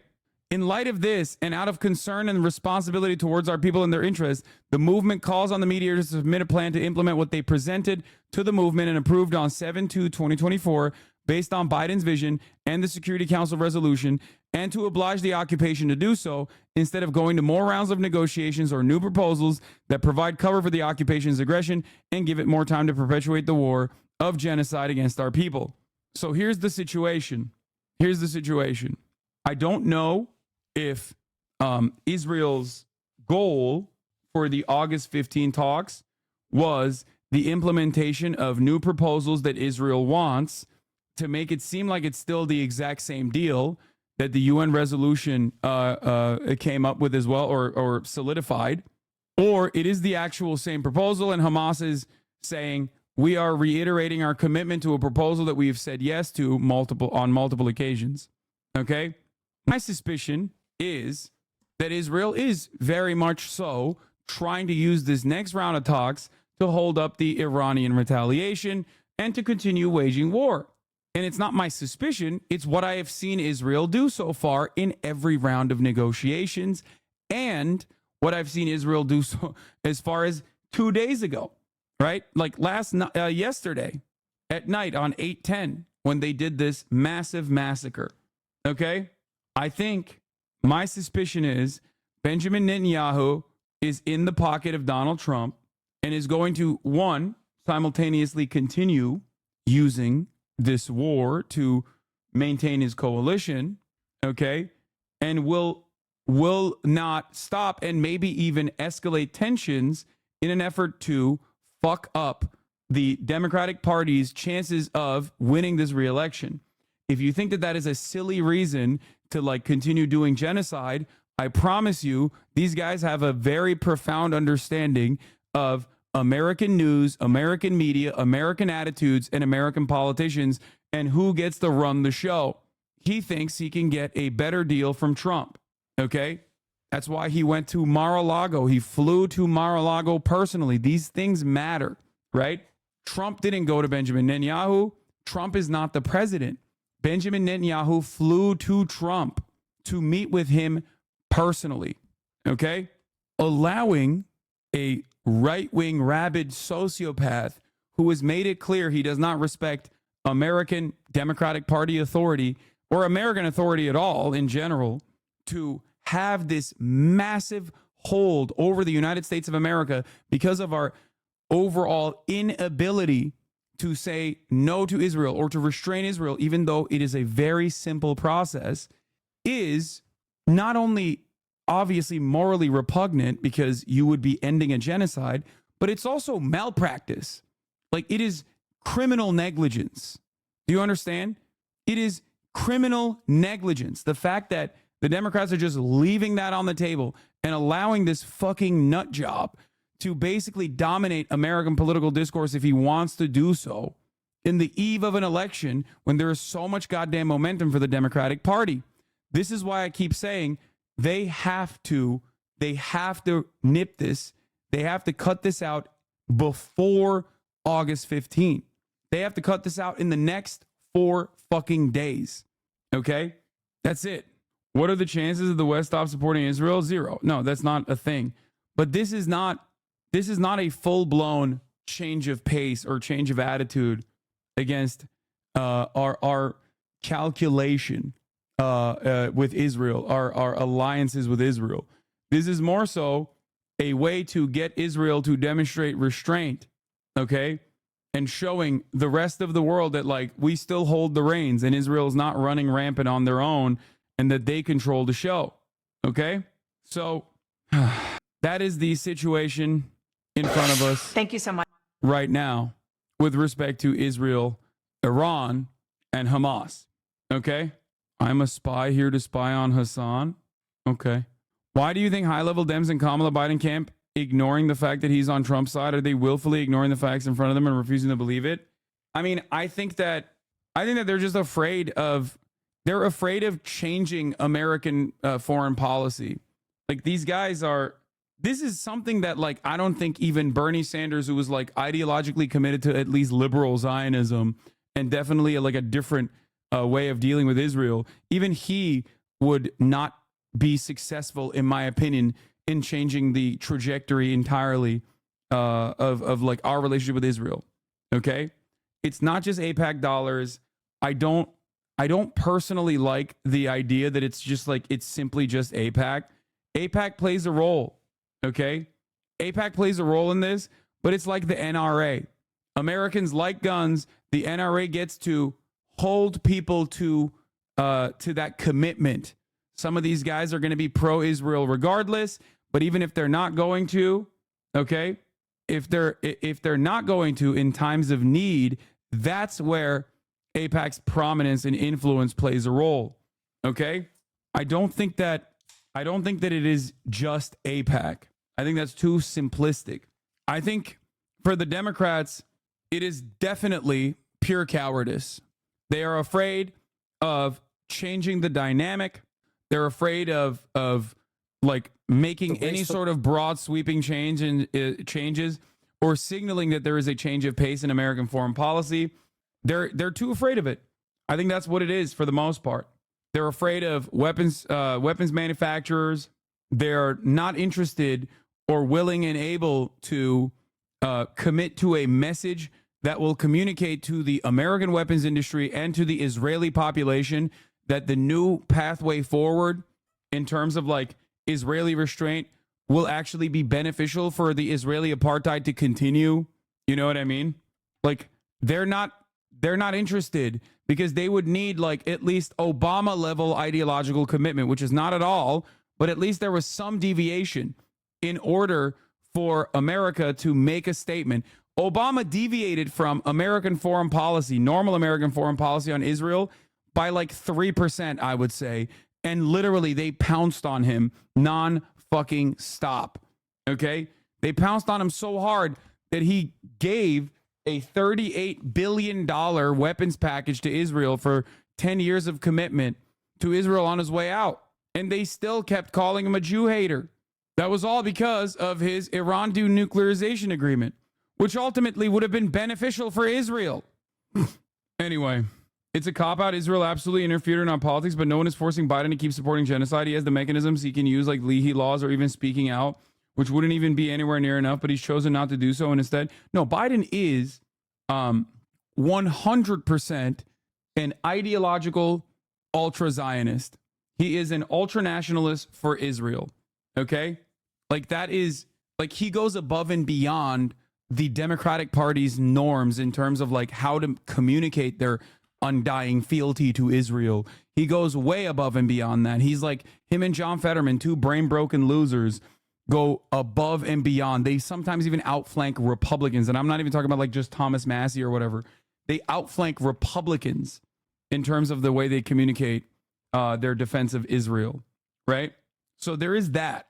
I think that also plays a role in, I think that also personally plays a role in not listening to some of the more sane voices in the American State Department that have recognized, that have seen the writing on the wall from a mile away, that Israel has to be restrained post October 7, or it will actually ruin itself and ruin America's foothold in the region. But broadly, America's commitment to Israel is not because like some secret shadowy cabal or that Jews control the media or power or whatever. America's commitment to Israel ultimately comes from Israel being America's military base in the region, an unsinkable aircraft carrier with its own espionage tools, with that routinely runs, you know, definitely blackmail operations on powerful people in America, Jeffrey Epstein. But beyond that, it is a relationship that America values because you control a key trade route this way, like way more, you have way more control and way more enforcement over Israel than you do over Egypt, than you do over Saudi Arabia. These are countries that are, you know, comprised of Muslims that have in times gone against American foreign policy. Okay. Israel, on the other hand, is America's state. Sometimes it might behave in an unruly fashion, but ultimately, America is always going to say, no, we got unconditional support for Israel. Okay? Because it is a satellite state for the United States of America that is smack dab in the middle of a resource-rich region. It is a destabilizing force in this resource-rich region. It is an unsinkable aircraft carrier in this resource-rich region. It is completely married to the American stock market, American capital interests, everything. Okay? It is basically a state, as I've said numerous times, and not like a shitty state. It's not like Wyoming. It's a more important state to the United States of America's interests in the region than like any other American state. So I do personally think that this is part of the reason why this and the genuine disinterest that American politicians have in like rocking the boat, especially when it comes to foreign policy, creates this double-edged sword where we are in a double suicide pact with this maniacal genocidal apartheid regime. So it's not just that like AIPAC has a lot of prominence. AIPAC does have a lot of influence. Israeli lobby does have a lot of influence, a profound amount of influence on American politics. After all, they have been able to write anti-First Amendment laws in this country, something that I've talked about for fucking years, in 32 states. Okay? In 32 states, most of them red states, by the way, including Texas, you cannot exercise your First Amendment rights against the state of Israel. They have anti-BDS laws in 32 states. Okay? That's insane. It is the reality, and it's like kind of crazy that nobody talks about it ever. Okay? In the state of Texas, for example, you can't be a fucking public school teacher unless you sign off that you will never criticize Israel. That's not a new thing, by the way. That's been around for years, decades. Think about that. Like, that's insane. It's always funny when people are met with this reality for the first time, when it's like something that I've talked about for so long. I mean, it's obvious people don't want to be called Nazis. Nah, that's not it. If Israel also didn't personally understand how profoundly important the American the American vote was, or the American lack of interest in times of need, and the American lack of interest in Israel's continuation was not so important, they wouldn't do propaganda non-fucking stop in America. They spend a shit ton of their time and effort doing propaganda in the Western world. Okay? Like, it's crazy. If it was insignificant, if America's undying loyalty and support to Israel and firm commitment to Israel was not significant, then they wouldn't have to do any of this shit. Okay? And they've been doing this for years. And they took advantage of the media not being as diversified in terms of like online social media, and how much more difficult it's become to like control the flow of information, and America's overall lack of disinterest in foreign policy. They've been able to basically successfully propagandize, which is why if you talk to someone over the age of 35, it feels like you're talking to a person hallucinating. Like, I was talking to Cenk. Cenk is obviously very pro-Palestinian, and he shudders and is overall fearful. Like, I called Israel Nazis. I do it all the time, right? Cenk legitimately was like shocked that I say this, because he's from a different generation. He's from a generation where that was unconscionable. That is like immediately, oh, dude, you're an anti-Semite. It's done. It's a non-starter. And there is an entire generation that legitimately still holds on to that belief. Okay? Cenk calls them Nazis, dude. No, the only person he's ever called a Nazi, he told me, is Itamar Ben-Gvir. There is a massive difference between the under 35 demographic and the over 35 demographic in terms of like what kind of information, what kind of social conditioning has occurred in their lives in the United States of America, in the Western world in general. Obviously, there are plenty of people who are older than that are, you know, super firmly committed to anti-Zionism. But like, I'm broadly defining age categories to show the disparity and where this disparity comes from. Okay? And part of that also comes from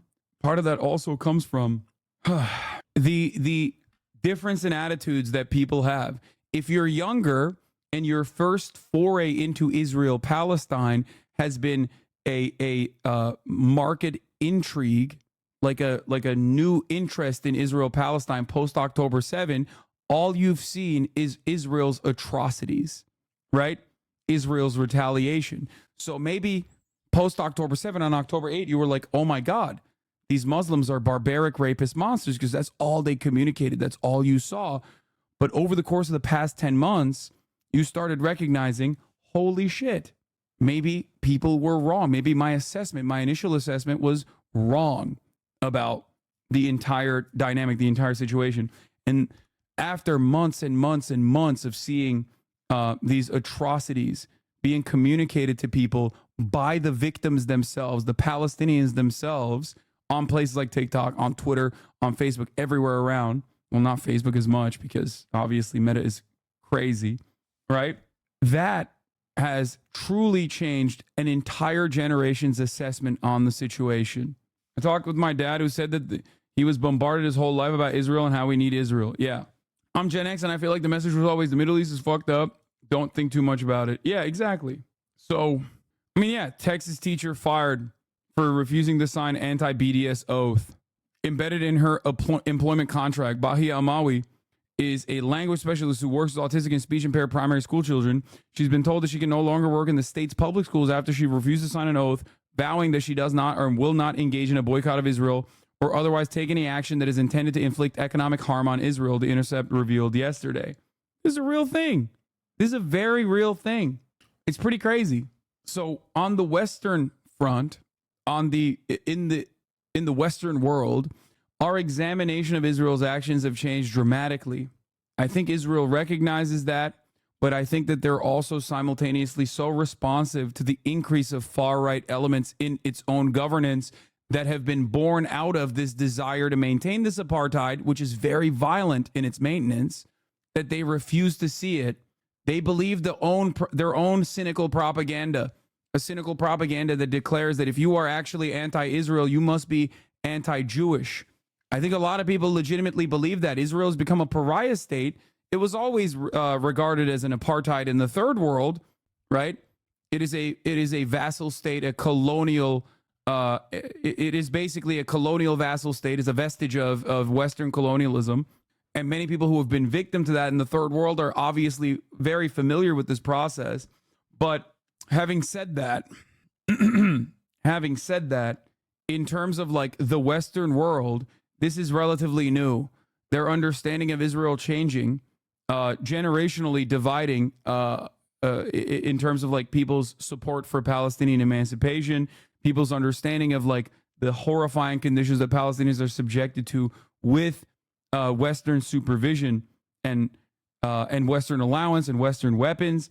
Like this is a relatively new phenomena, and Israel does not know how to deal with it, and they are not recognizing that the situation is very different from the past, 20, 30, 40 years. There's also another issue here in terms of anti-Semitism. Because of all of the former, albeit very successful mechanisms of defending Israel by tying Zionism to Judaism, Israel keeps running the same propaganda over and over again. And people hear it. They see it, right? And if people are already very primed towards anti-Semitic dispositions, they see that and they go, what the fuck is going on? Like, why are we doing this? Even if they don't give a shit about dead Palestinian children, even if they've seen that many times over on their television screens when America did its war on terror, and they're already super primed to believe that like Arabs are barbaric monsters or whatever.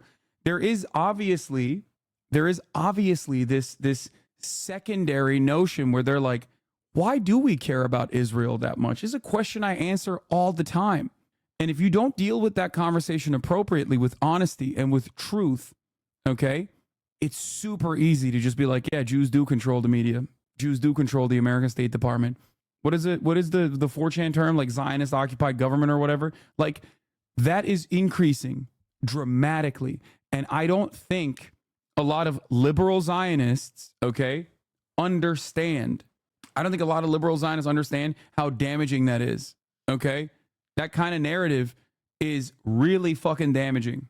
The conflation that Israel pushes about it doing its genocide and apartheid for the global Jewish population is inherently anti-Semitic.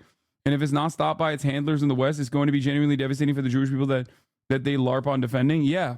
A lot of young anti-Zionist Jews understand that reality. They recognize it. A lot of anti-Zionist Jews historically have understood that reality and have routinely shat on this idea that this is for the purpose of Judaism. Okay? Jews are not a monolith. Jews are not monolithic in their defense for Israel. Okay? And there are not that many Jews in general around the planet. There's like 15 million, okay? 15. There are significantly more white evangelical Christian Protestants in the United States of America that are infinitely more loyal to the idea of the idea of the Zionist project than there are Jews in general, okay? If you want to talk about the numbers on the board, there are so many brain-broken, psychopathic right-wingers who are anti-Semitic themselves that will, in the same breath, say, of course Jews control the media. Oh, yeah, that's right. And then also say that they're chosen sons of God and they have to have Israel so that Armageddon can happen, okay? This is why I always say our commitment to Israel is not born out of Jews in high places of power. Our commitment to Israel is not born out of some secret cabal.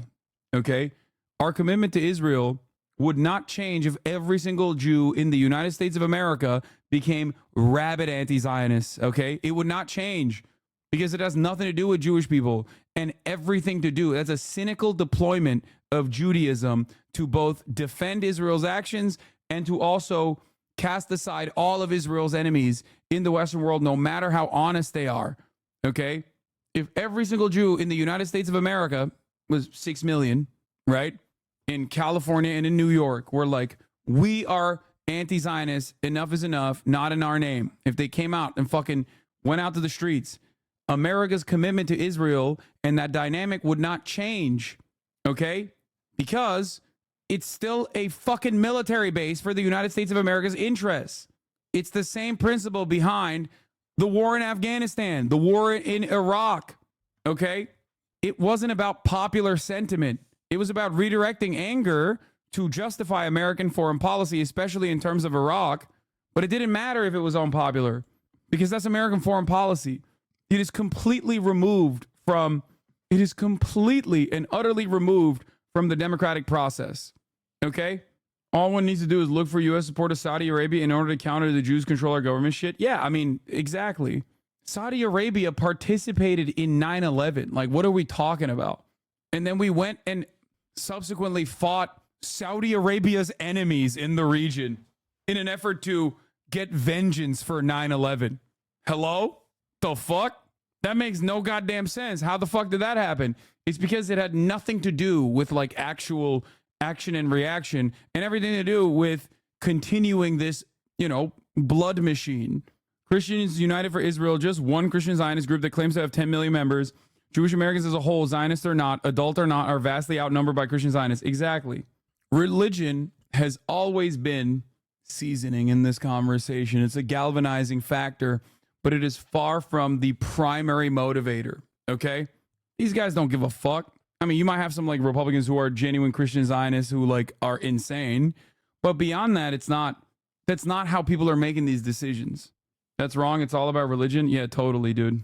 That's why the Shias are defending other Shia groups, but also simultaneously Hamas, which is you know, Sunni, and the entirety of the Palestinian population abhors the Saudi government, which is Sunni, well, Wahhabi, but still.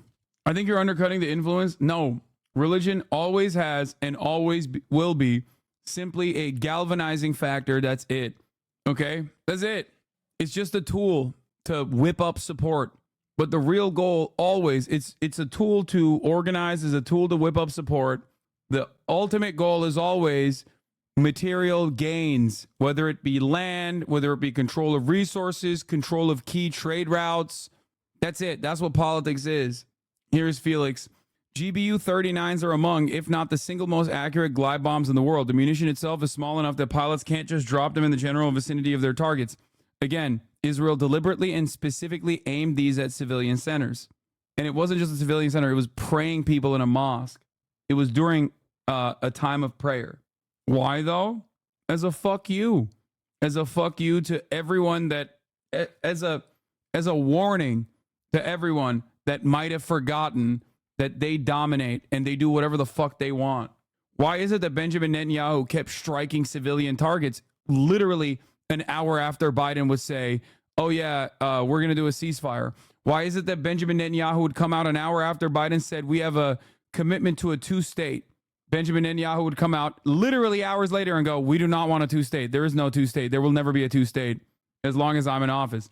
Why is it that Israel kept messaging deliberately? Why is it that Israel killed the principal negotiator, a more moderate force within Hamas, a diplomat, a person that they were directly dealing with, a person that they were directly dealing with in terms of the hostage negotiation and the ceasefire proposal? Why is it that Biden said there's a red line in Rafah, which was the civilian territory that all of the Palestinians have been pushed into, right? What is this? Please pop off on this blue MAGA piece of shit. Harry Sisson. Sisters for a couple different causes. Say it with your full fucking chest, Harry. That's my goat. Harry Sisson is my goat. What's he doing? He's getting into some trouble. I will defend him. Why is r/world news filled with Israel's bots? Bro, that's Reddit. Reddit is Hasbara territory. Reddit is so uniquely ultra Zionist, and I don't know why they chose this as like the fucking outlet. It actually is crazy. I mean, Ghislaine Maxwell, who is the daughter of a OSS agent / Mossad agent, okay, was an active moderator. People are suspecting that she was a active moderator in world news. Reddit in general is relatively easy to bot and relatively easy to brigade. I think that it's just like, I don't know why they just see it as like the IDF genuinely, I think, sees it as like a very good way to propagandize to people who are like actively interested in participating in politics. She was a supermod and was the first poster to 1 million karma points. She posted literally every day. Yeah, like almost all of the dude. Here's a story about Reddit and Hasbara, Reddit and propaganda. Okay, like pro-Israel propaganda. It's because downvoted posts disappear, so it's easy to manipulate views. Yeah, the reason why. Oh God, here. Oh my God, they can't keep doing this, man. New York Times can't keep doing this. This is so cooked. Maxwell Hill is a massive power user who posted the majority of the front page news articles. What is this blackout? Reddit has removed the blog post identifying Eglin Air Force Base as the most Reddit addicted city. Eglin is often cited as a source of some government social media propaganda / astroturfing programs. There was a very funny story. It's like kind of weird. r/aquarium. Okay. There's a subreddit called r/aquariums. Okay. And it had this post and the mods removed it. How to protect my aquarium from shockwaves caused by jet sonic booms.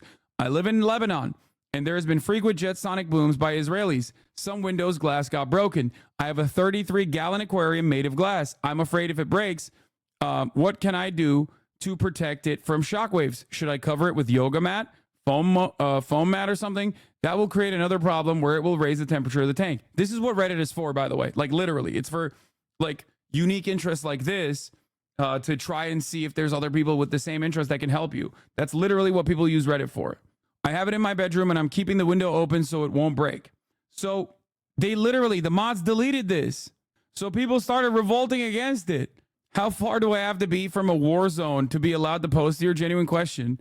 How to protect my aquarium from my Aunt Glinda's unusually loud opera? How do I stop sonic booms from breaking my aquarium glass?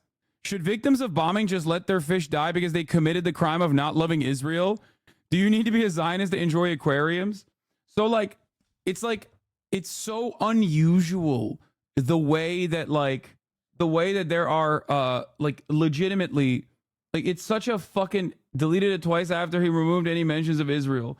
Yeah, it's so weird and so fucking unusual the way that these random fucking subreddits even will have one mod who's like, nah, no, you can't do that. You're fucking cooked. Do I have the Middle East only democratic fish tank? I put all my fish into a fishbowl, deprive them of food, and then set off firecrackers right above the tank every day. There are still some fish left alive, so it's very moral. No one gives them more loving care than I do. I'm also throwing rocks into my neighbor's fish pond every so often, so they don't get any ideas about their fish being better than mine. Why do people keep being mean to me?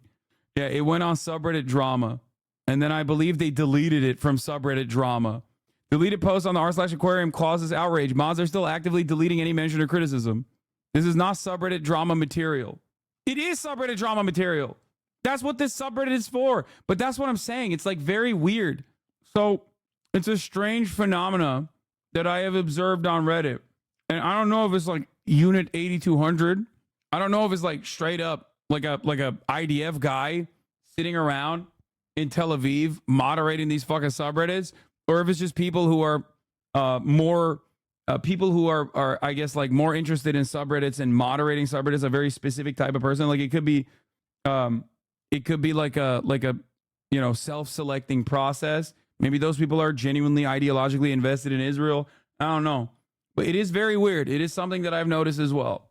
But yes, I do know that they have Wikipedia. They definitely have Wikipedia editors and shit on lock. So, and see, and Langley does this too. It's not unique. Okay.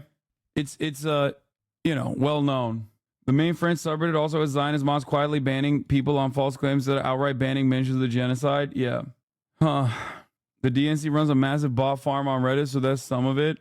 Israel government pays students to fight internet battles.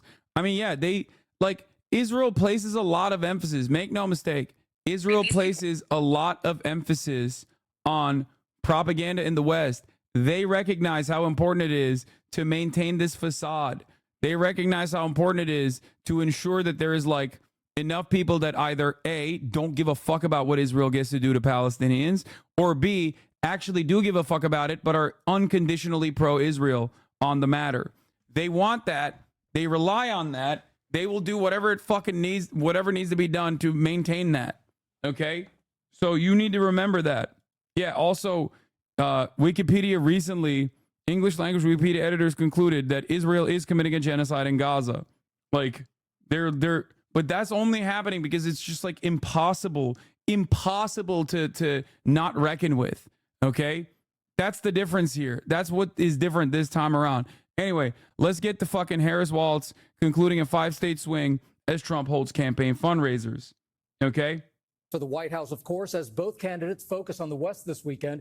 Vice President Kamala Harris holding a campaign rally last night in Las Vegas. And that's where we find ABC's Zoreen Shaw. And Zoreen, she introduced some new policies there last Hassan, how can you blame people for thinking Zionists/Jews control the media and the news when this shit is what they see? I don't believe that, but I see others who. Yeah, I know.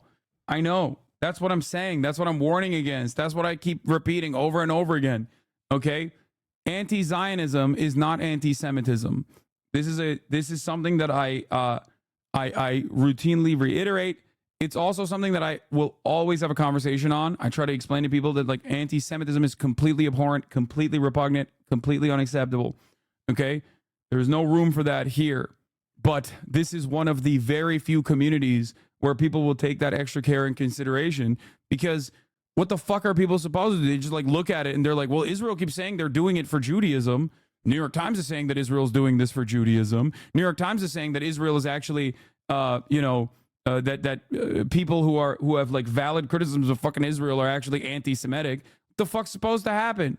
Like what are Americans who are just not initiated with this stuff at all and primed towards, due to liberal tendencies, primed towards like black and white, good and bad ways of thinking, and primed towards like anti-Semitic behaviors and anti-Semitic ways of thinking? What are they supposed to see here? Like, this is a very weird fucking article for some Democrat Jews. Heightened worries about anti-Semitism. Yeah, dude, that's why they should fucking watch Fox News, right? That's so great.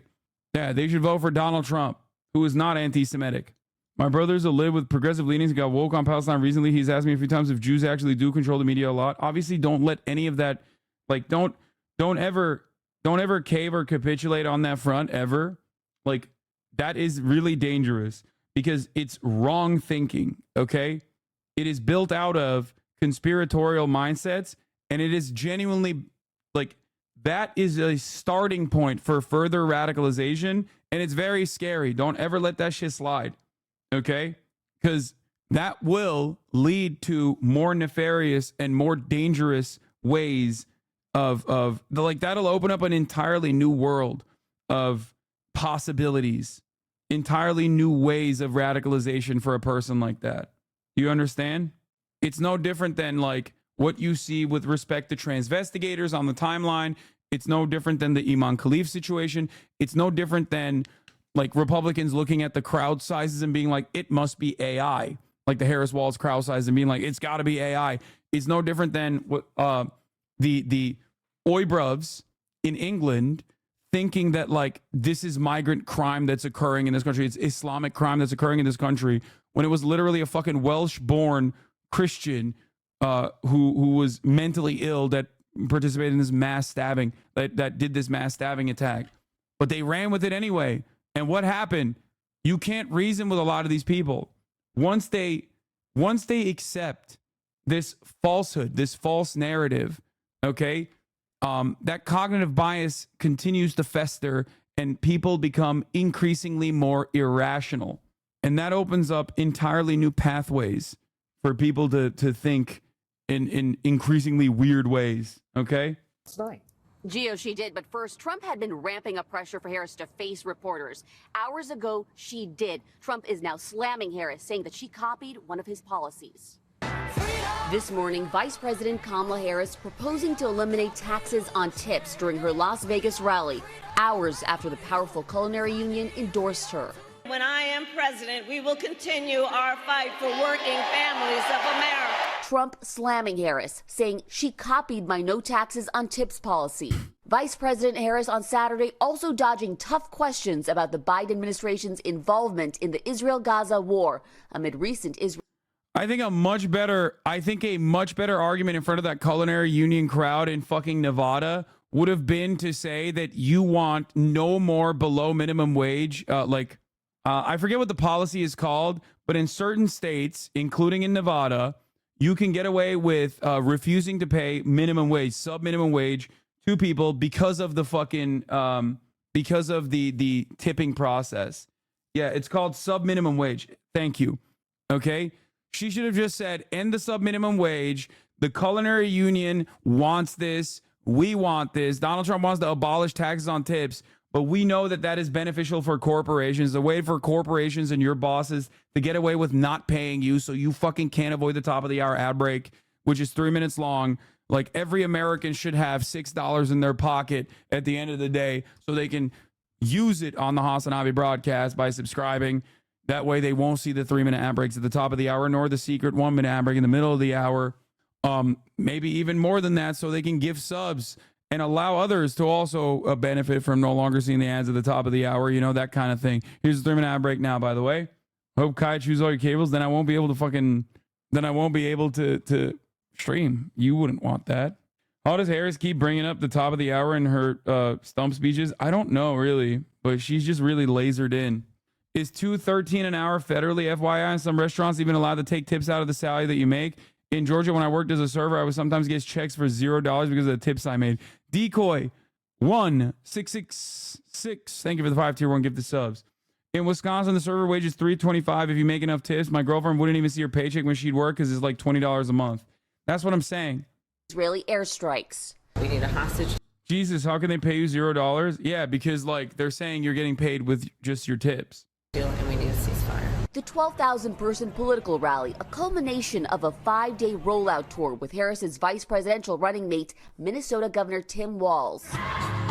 Many attendees energized with a shakeup on the Democratic Party ticket. Would you be here if the ticket hadn't changed? No, I probably would not be here. Meanwhile, Trump attending fundraisers in Wyoming and Colorado, his last swing state event 8 days ago in Atlanta, Georgia. His vice president nominee, J.D. Vance, continuing to slam Harris's VP pick, Tim Walz, who left the military after earning the highest enlisted rank for his unit, but right before his unit could have been sent to war. It doesn't make sense for us to fight over each other and talk or comment about each other's service. Walz appearing to use the attacks launched on him on Trump. Donald Trump knows nothing about service. It's pretty hard to provide service to others when you're too busy looking out for only yourself. And the Trump campaign has not announced any public events today. Meanwhile, Kamala Harris will be heading to San Francisco for a fundraiser there. Nancy Pelosi is expected to speak. The DNC is just 1 week away, Gio. And Zorine, while we have you here, the Trump campaign says that some of its internal communications were hacked. What do we know here? Gio, the Trump campaign claims that foreign sources hacked them. They're referring to a report that came out from Microsoft on Friday that says back in June, a group run by Iranian intelligence officials sent a spear-phishing email to a high-ranking official on a presidential campaign. We asked Microsoft about those details, but the company would not go beyond its report or say which campaign, and the Trump campaign has not provided more details either. The Microsoft report says the company had been tracking attempts from possible bad actors and foreign entities to interfere in the U.S. election. National security officials had also been warning of threats. Gio. All right, Zorine Shah there in Las Vegas. Thank you so much. Joseph R. Biden, 46th President of the United States. His has been a challenging, complicated... Dude, I can't be alone on this. I love the Sunday, like the CBS Sunday morning show format. Last week it was Nancy Pelosi. This week is Joseph R. Biden. It's like from a different era. Like they still have this like weird, it almost looks like public broadcasting. I don't know why. I don't know why it's like they are stuck in the fucking 90s for some reason, but it's awesome. It's for the boomers anyway, and I think it like helps people with dementia to feel like they're still in the 90s, which is the last time I suspect their brains were like fully functioning. But there's something, it's 60 minutes, it goes on for 60 years. No, that's what I'm saying. I love that. I love that aesthetic. It's so bad. It's so fucking bad, dude. It's awesome. Term of office, quite literally from day one. He's reflecting on the stakes for this election and on his legacy with chief election and campaign correspondent Robert Costa. We're living through history. We really are. Let's begin with your decision. You're at your home, Rehoboth Beach, Delaware, late July with your family, and you make this historic decision. Tell me the story. Look, the polls we had showed that it was a neck-and-neck race. Would have been down to the wire. But what happened was a number of... He's lying. Paul showed he was getting cumstered with no pathway to winning. Like, it was not a close race. My Democratic colleagues in the House and Senate thought that I was going to hurt them in the races. And I was concerned if I stayed in the race, that would be the topic. You'd be interviewing me about why did Nancy Pelosi say, why did someone... And I thought it'd be a real distraction, number one. Number two, when I ran the first time, I thought of myself as being a transition president. I can't even say how old I am. It's hard for me to get out of my mouth. And, but things got moving so quickly. So you did say that. That's crazy because liberals were gaslighting me for years. So he did say that. That's so odd. Because I remember him saying that, and I kept repeating it, and liberals would tell me I was fucking wrong and lying, and it was fake news, that he never said he would be a transitional candidate, that he would never actually be a one-term president. So interesting how the turntables here. What's that about? It's just odd. It didn't happen. And the combination was that I thought it was a critical issue for me, still is not a joke, maintaining this democracy. But I thought it was important because although it's a great honor being president, I think I have an obligation to the country to do the most important thing to do, and that is we must defeat Trump. I saw those images of your family in the Oval Office sitting just over to your left as you addressed the nation. They came up to you after the speech. What did you say to them? It's what they said to me. They said, my grandchildren call me Pop, my children call me Dad. And they said they were proud, and it mattered to me a lot. When I saw you with your family in the Oval, I wondered, is he thinking of Bo, too? Look, I can honestly say that I think of him all the time. Whenever I have a decision that's really hard to make, I literally ask myself, what will Bo do? He should be sitting here being interviewed, not me. He was really a fine man. You know, Bo was committed to my staying committed. We had a conversation toward the end. Bro, what is happening, bro? This is Big Dog's first time since he dropped out, first interview. And it's a glaze sesh, dude. It is a fucking glaze sesh about like utterly irrelevant nonsense. Okay? And this is why I also said like the media is giving him his flowers because he like was forced to do the right thing. Okay? The media is giving him his flowers. They're letting him rewrite his legacy here. Okay? This is why I also say, like, I personally think that if you want to maintain your legacy, if you want to not be remembered as, like, the guy who oversaw the most catastrophic development in the Middle East, you got to nip this his real shit in the bud. Okay? That's it. He cares about that. He cares about his legacy. He's not in politician mode right now. You're being weird. Bro, he's the president. I'm being weird. He's the president, bro.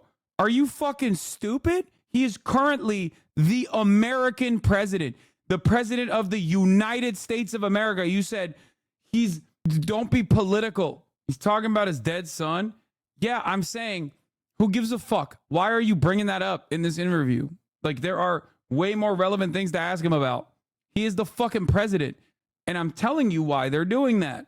Okay? They're doing that because they're giving him his flowers for doing the right thing, even though he fucking white-knuckled his way through the entire process and very selfishly refused to drop out. God, liberals are awesome, man. You guys have already went in. You've already fucking completely rewrote the narrative in your mind, I think. Sorry, I was listening to the story. I'm not liberal.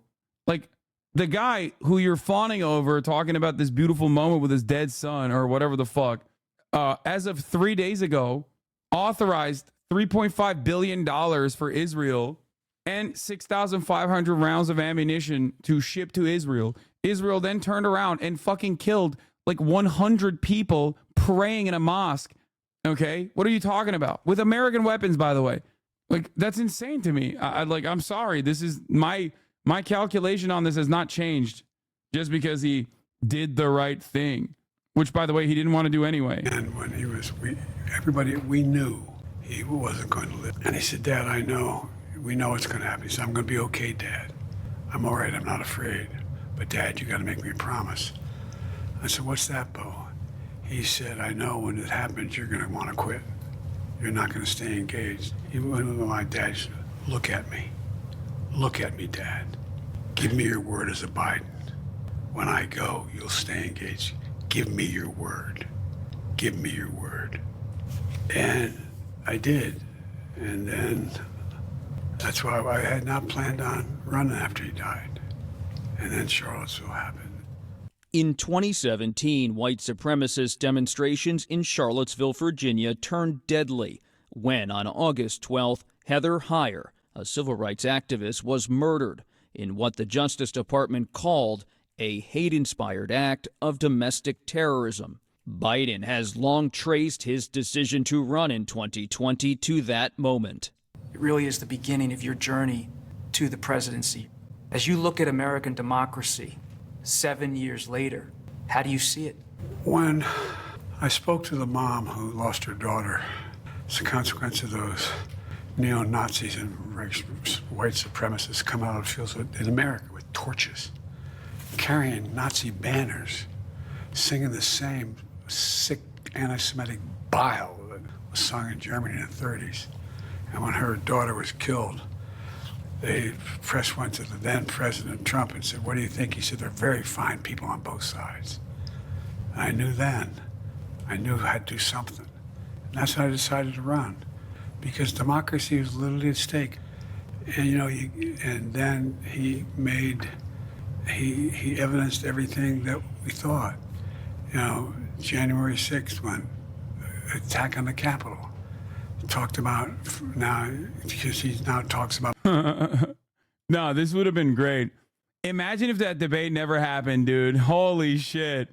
Hey, I haven't been paying attention to politics. Have the Dems realized this guy needs to drop out for them to have a chance? Nah, he's still president. I'm writing him in.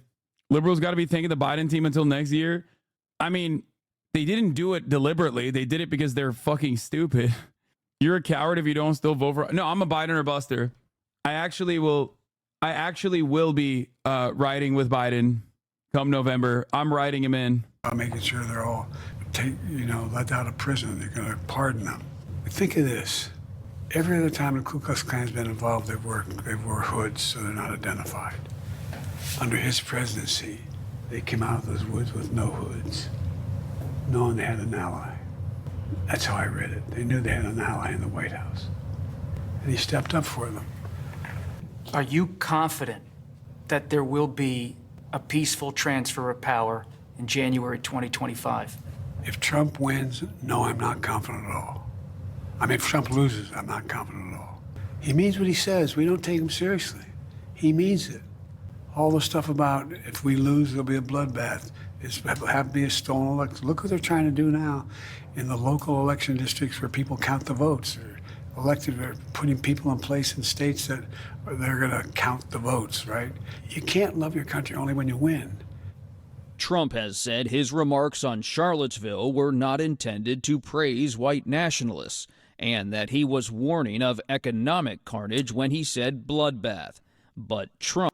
When is he going to talk about his signature accomplishments that are going to cause the Democrats to win by a landslide in every state?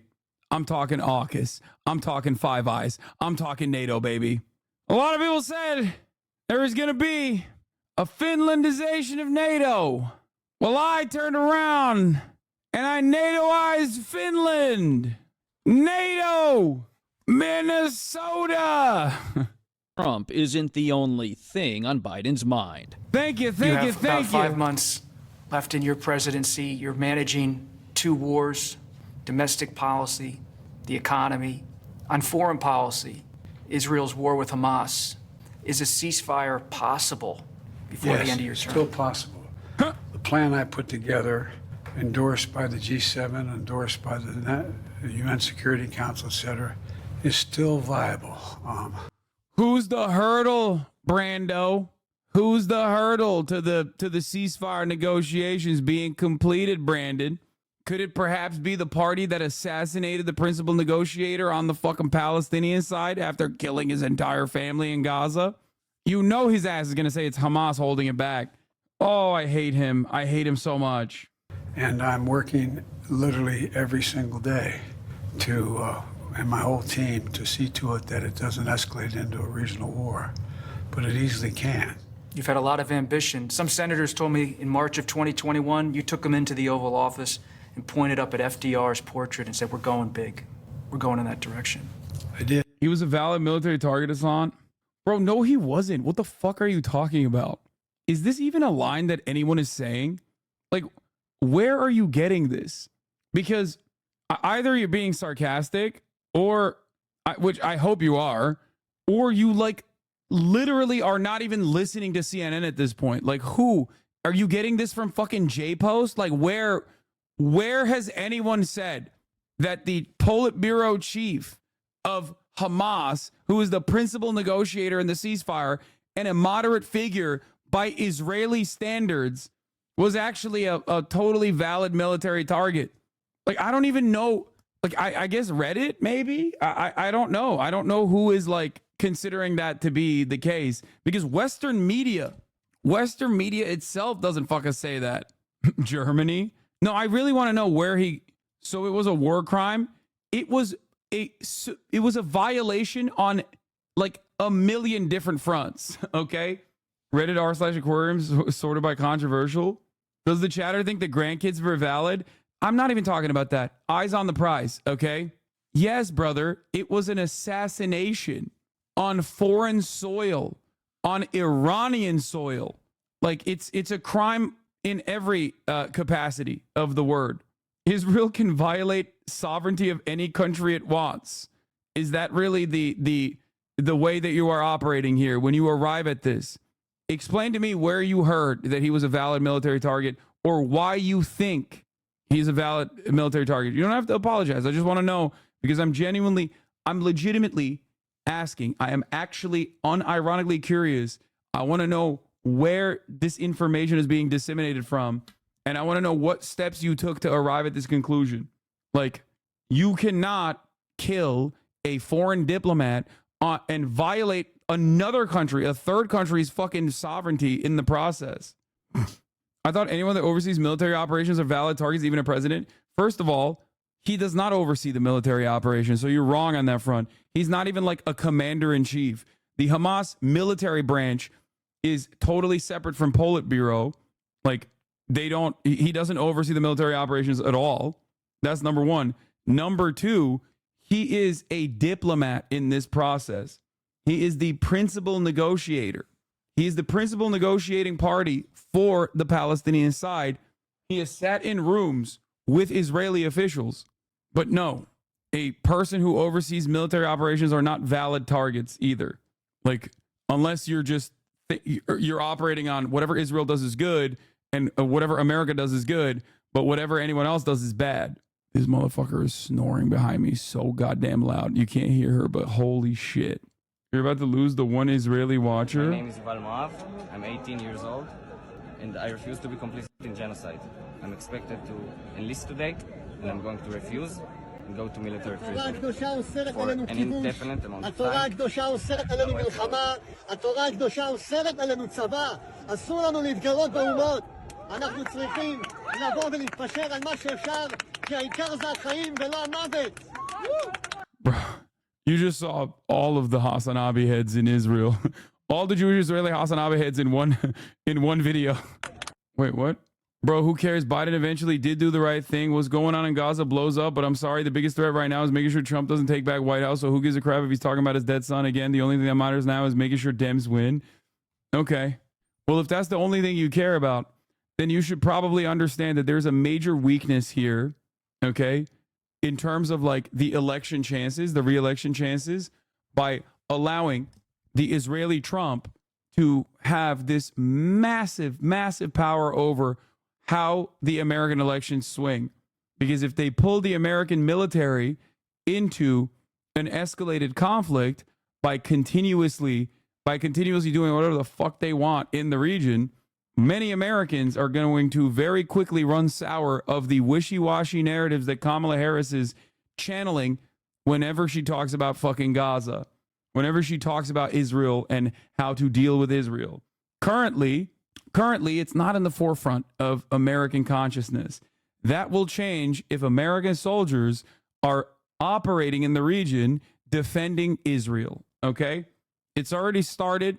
There's already aircraft carriers in the area, okay? Trump promised that UFC fighter to stop the genocide. Yeah, get the fuck out of here, dude. He did not. And I think, and I'm not kidding, I think he thought the dude was asking, Khabib was asking not about Gaza, but about Ukraine. I'm not even kidding. Trump has consistently said he's gonna give Israel the tools to finish the job. Okay? There is no voting for Trump to end the genocide. You're out of your mind. Trump is besties with Benjamin Netanyahu. No, Hassan, Khabib was definitely asking about Gaza. I know Khabib was asking about Gaza. I'm saying that I don't think Trump read it as Khabib asking about Gaza. Nah, people yourself even have glazed over by the walls pick. Not enough heart stains, people. Yeah, that's precisely the reason why I have obviously stopped covering the endless atrocities in Gaza, as you know, and keep telling people to vote blue no matter who, and keep telling the protesters to shut the fuck up and not disrupt my Queen Kamala speaking. You know, that's why I do all of those things, right? Famously. I'm always doing that. Anyway, let's continue. We got JD Vance as well.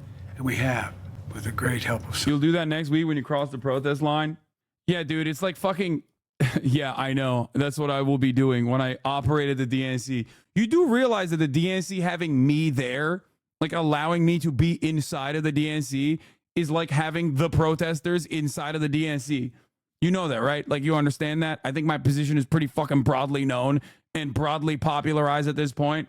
Like, you have to be fucking unimaginably delusional if you think that like I'm going to be crossing the picket line and not being committed to the plight of the Palestinians by going to the fucking DNC.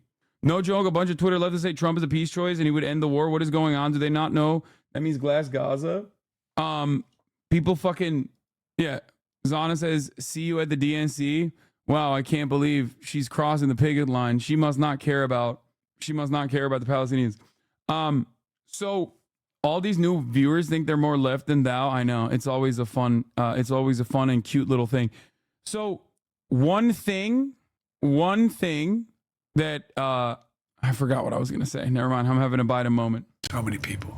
Look, democracy works. I was answering the question about Trump being a peaceful candidate. One thing you have to always remember. Listen to my words. Americans are so susceptible to marketing. Okay? Americans are incredibly susceptible to marketing. They are primed. To believe marketing. That's it. Americans especially are primed to marketing. So when Trump says he's the peaceful candidate, he's the dove, whatever, people want to believe it. People end up believing it sometimes. And it was very important to prove that it worked. I mean, look at what we've been able to do. We've created 16 million jobs. I mean, real new jobs. We've gotten around the brink of having the private sector invest over $1 trillion. $1 trillion in the American economy. One of the things I fought for as a senator a long time was to change the dynamic of how we grow the economy. Not from the top down, but from the bottom up. The idea of trickle-down economics doesn't work in my view. You're proud of this record. Will we see you out on the campaign trail for Vice Yes. President Harris? Yes, you will. I talk to her frequently, and by the way, No, I've stay known away. her running mate is a Stay great away. guy. Stay away. Stay away. Don't. Nope. Stay the fuck away. Stay the fuck away, Joe. Joe, stay the fuck away, Joe. Don't do it. Don't do it. Thank God he's so old. That's a bluff. He's bluffing. He's gonna throw. He's gonna throw. We say, if we grew up in the same neighborhood, we'd have been friends. He's my kind of guy.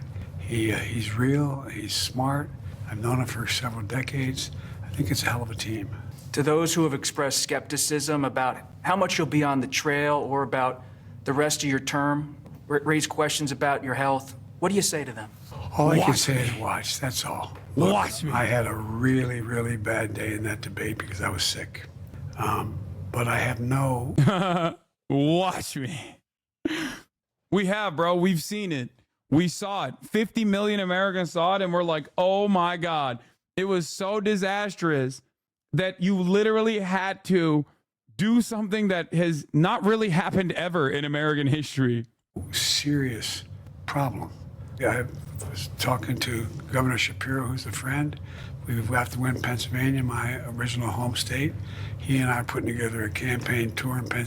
No, LBJ doesn't count because the reasons were different. No, LBJ doesn't count because the reasons were different. Joe was forcibly removed from the ticket. Okay? Come on, dude.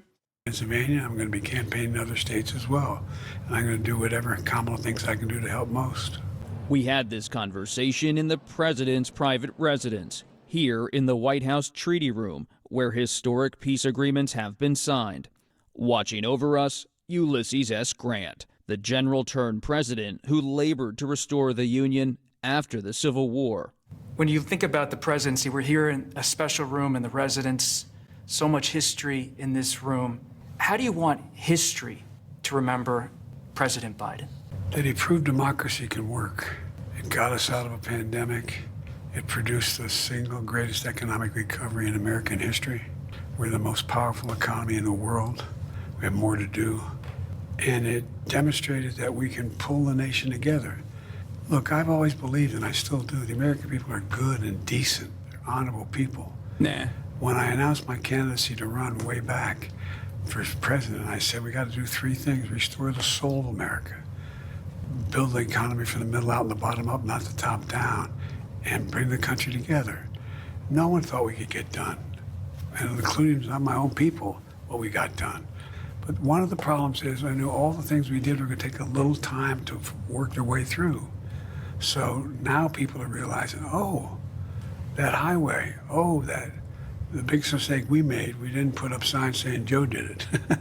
They did. Folks! They literally did, and it was actually smart of them to do so. They did do that. And also, it was actually brilliant. They literally have signs on infrastructure projects where it just straight up says, like, this was brought to you by Joe Biden. And they should do that. Why the fuck wouldn't they? I think that's valid to do. Some of the best aspects of his fucking presidency. Flaunt it. Who cares? Hassan, you may not believe it, but most people are actually decent and normal. Wait, I do believe that, bro. Calm down, okay? I'm making a joke when I said, oh, no, American people are not decent, okay? Shut up. Don't be so fucking baby brain.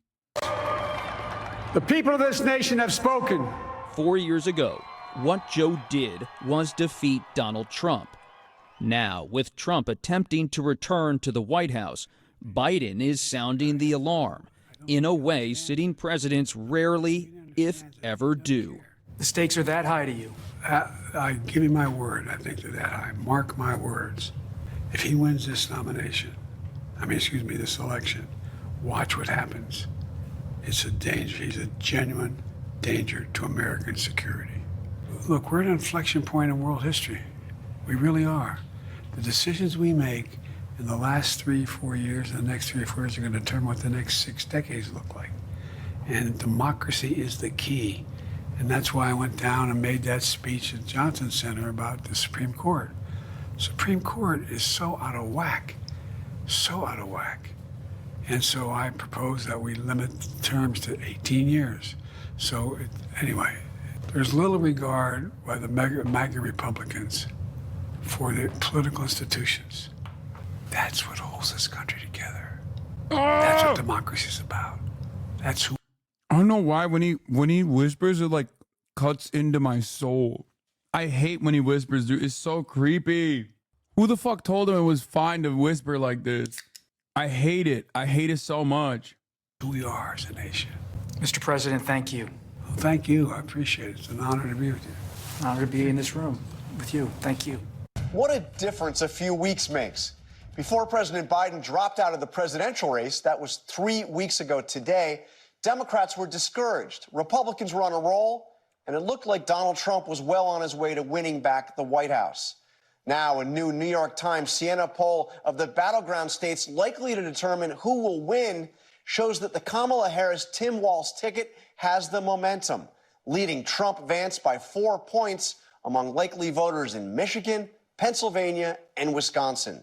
That's a dramatic change after what the Times is calling the worst 3 weeks of Donald Trump's 2024 campaign. After a rough start as Trump's running mate, J.D. Vance is now leading the Republican effort to define the Harris-Walz ticket and to regain the momentum. I caught up with him this weekend at his home state of Ohio. We started with the state of the race. Thank you for joining us, Senator Vance. So, thanks for being here. I saw Kamala Harris said that she's the underdog in this race. Is that the way you see it? I mean, are you guys still the front runners here? Look, I think that we are going to have a very tight election, John, and that we just have to sprint to the finish line. We have about 88 days to actually persuade the American people that President Trump should be their president and be their vice president. And I think you just take nothing for granted. You don't believe any polls, whether the ones that are good for you or bad for you. You just try to persuade people as much as you can, and the chips are going to fall where they are. But Trump seems to think that he's got a huge lead. I mean, you just said this at the press conference. He suggested it could be a landslide looking at polls. Do you tell him that you need to kind of temper expectations? I think President Trump is extremely confident. Look, I'm extremely confident. I think we're going to win. I also think that we have to work as hard as possible for the remainder of the election to try to persuade Americans to vote for us. That's the name of the game. But yeah, look, do I think President Trump is actually as confident as he pretends to be in public? Yes, he actually is. But we still have to work very hard. So there's a weird way to say that. Talk about racism and whatnot. You faced some really nasty stuff. I saw this thing that Nick Fuentes, of course, he's an avowed white supremacist.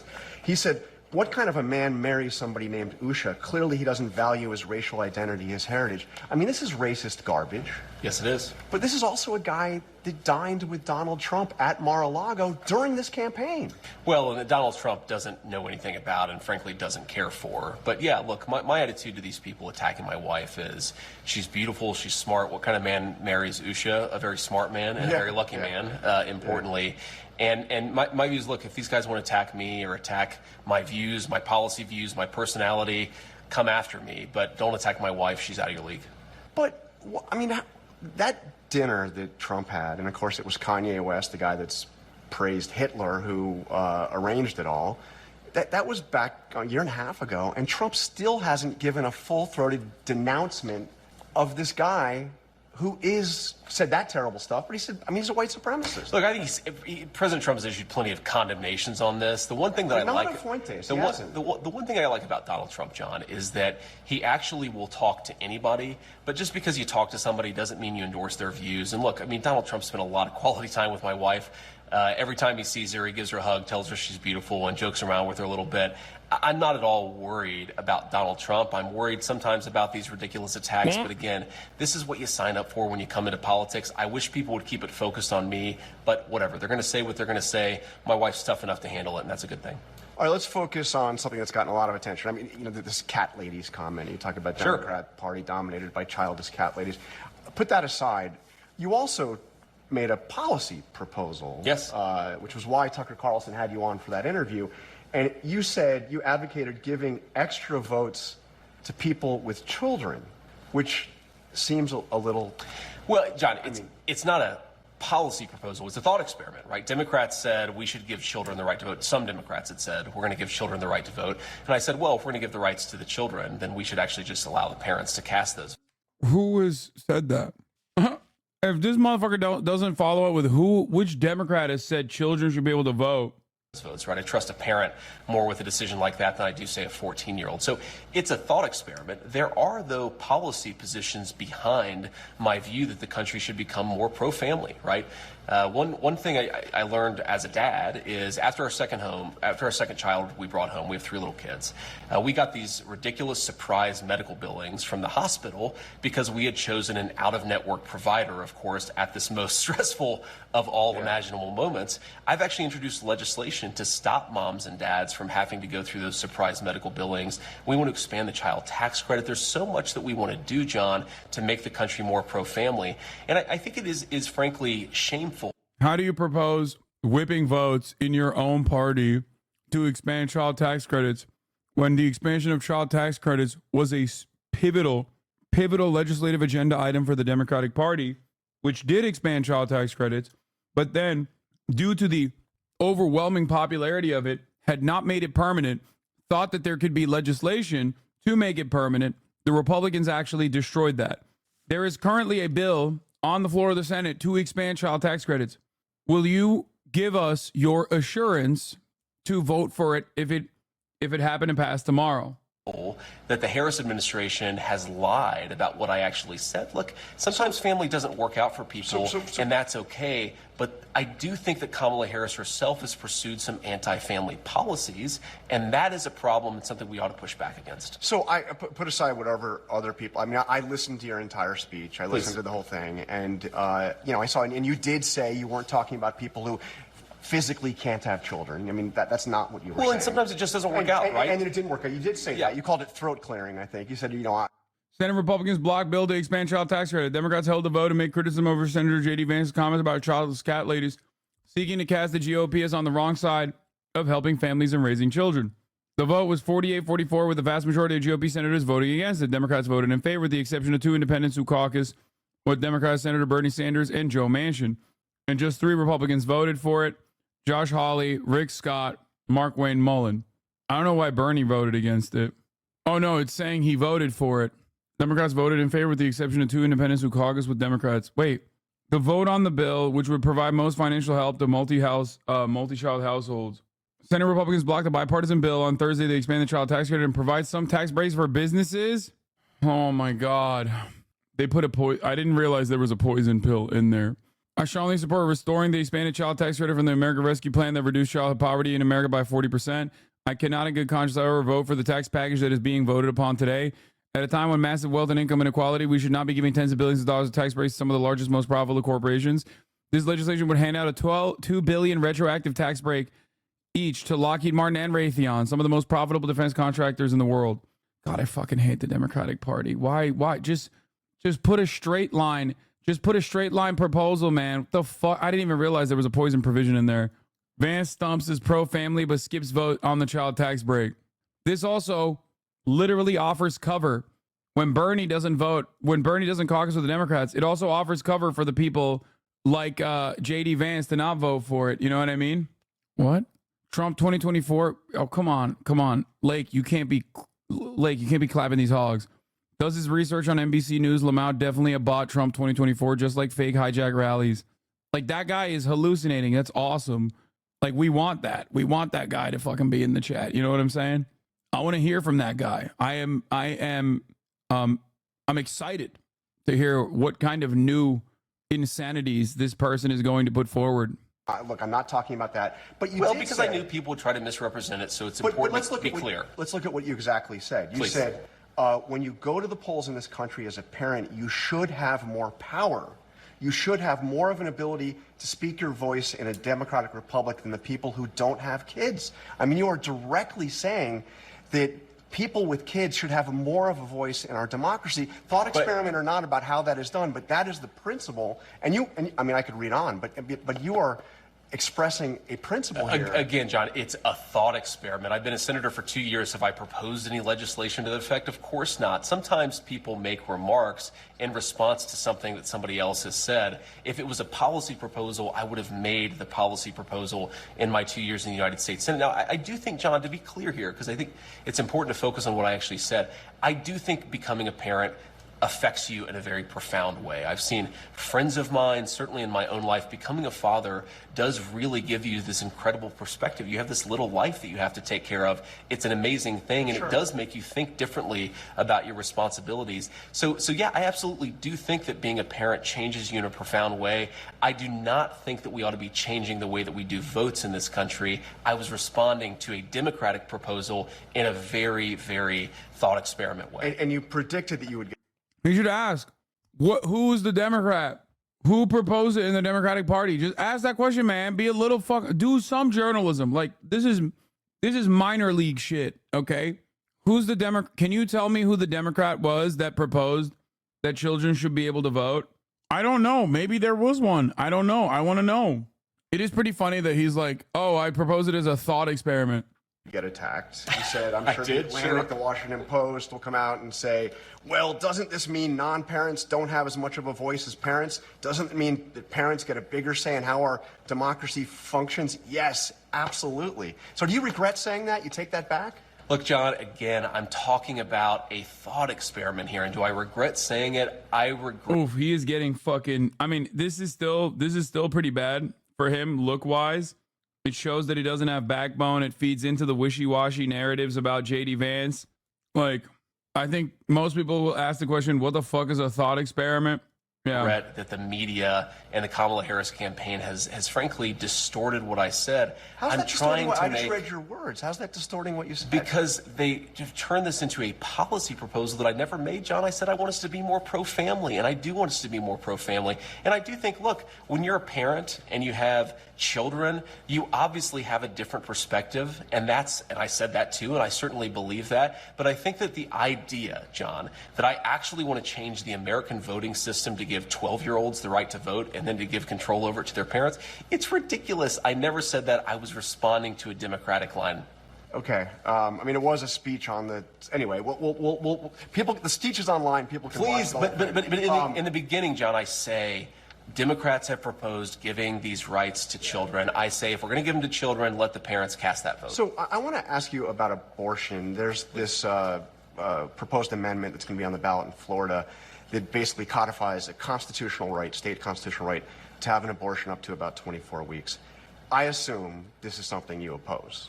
Well, what I believe, and I'm running to be the vice president of the United States, is that the American people have to make this decision. And President Trump has said explicitly, the future is now 16 and 17-year-olds win the right to vote in local elections in Vermont town. Wow. Well, I'm glad we got to the bottom of where the Democrats were coming from with this expanding the right to vote to minors in this fucking Vermont town local elections, bro. What are you talking about? This is ridiculous. This is a little bit more reasonable. Nancy Pelosi saying she backs lowering voting age to 16. Okay, that's from Caleb J. Hull, though. I don't know how valid this is. Wait, where the fuck did the article go? Fox News spun it as a Dem project. Let's have a debate, shall we? Republican presidential. The so-called Vote 16 campaign recently notched a victory in Vermont. Yeah, this is like local elections in one Vermont town, brother. What the fuck are you talking about? This is not like a nationwide project. The Vermont policy was in 2024. His speech was in 2021. No, Nancy Pelosi, they're claiming that Nancy Pelosi backed the idea of lowering it. That would be a little bit more reasonable for him to say that. Critics of lowering the voting age often cite that the teen brain is not fully developed. Vermont and Missouri are hardly alone in undergoing campaigns. Like, this is for local elections and shit. It's irrelevant. But the Nancy Pelosi one is like a little bit more significant. I myself have always been for lowering the voting age to 16. I think it's really important to capture kids when they're in high school, when they're interested in all this, when they're learning about the government, to be able to vote.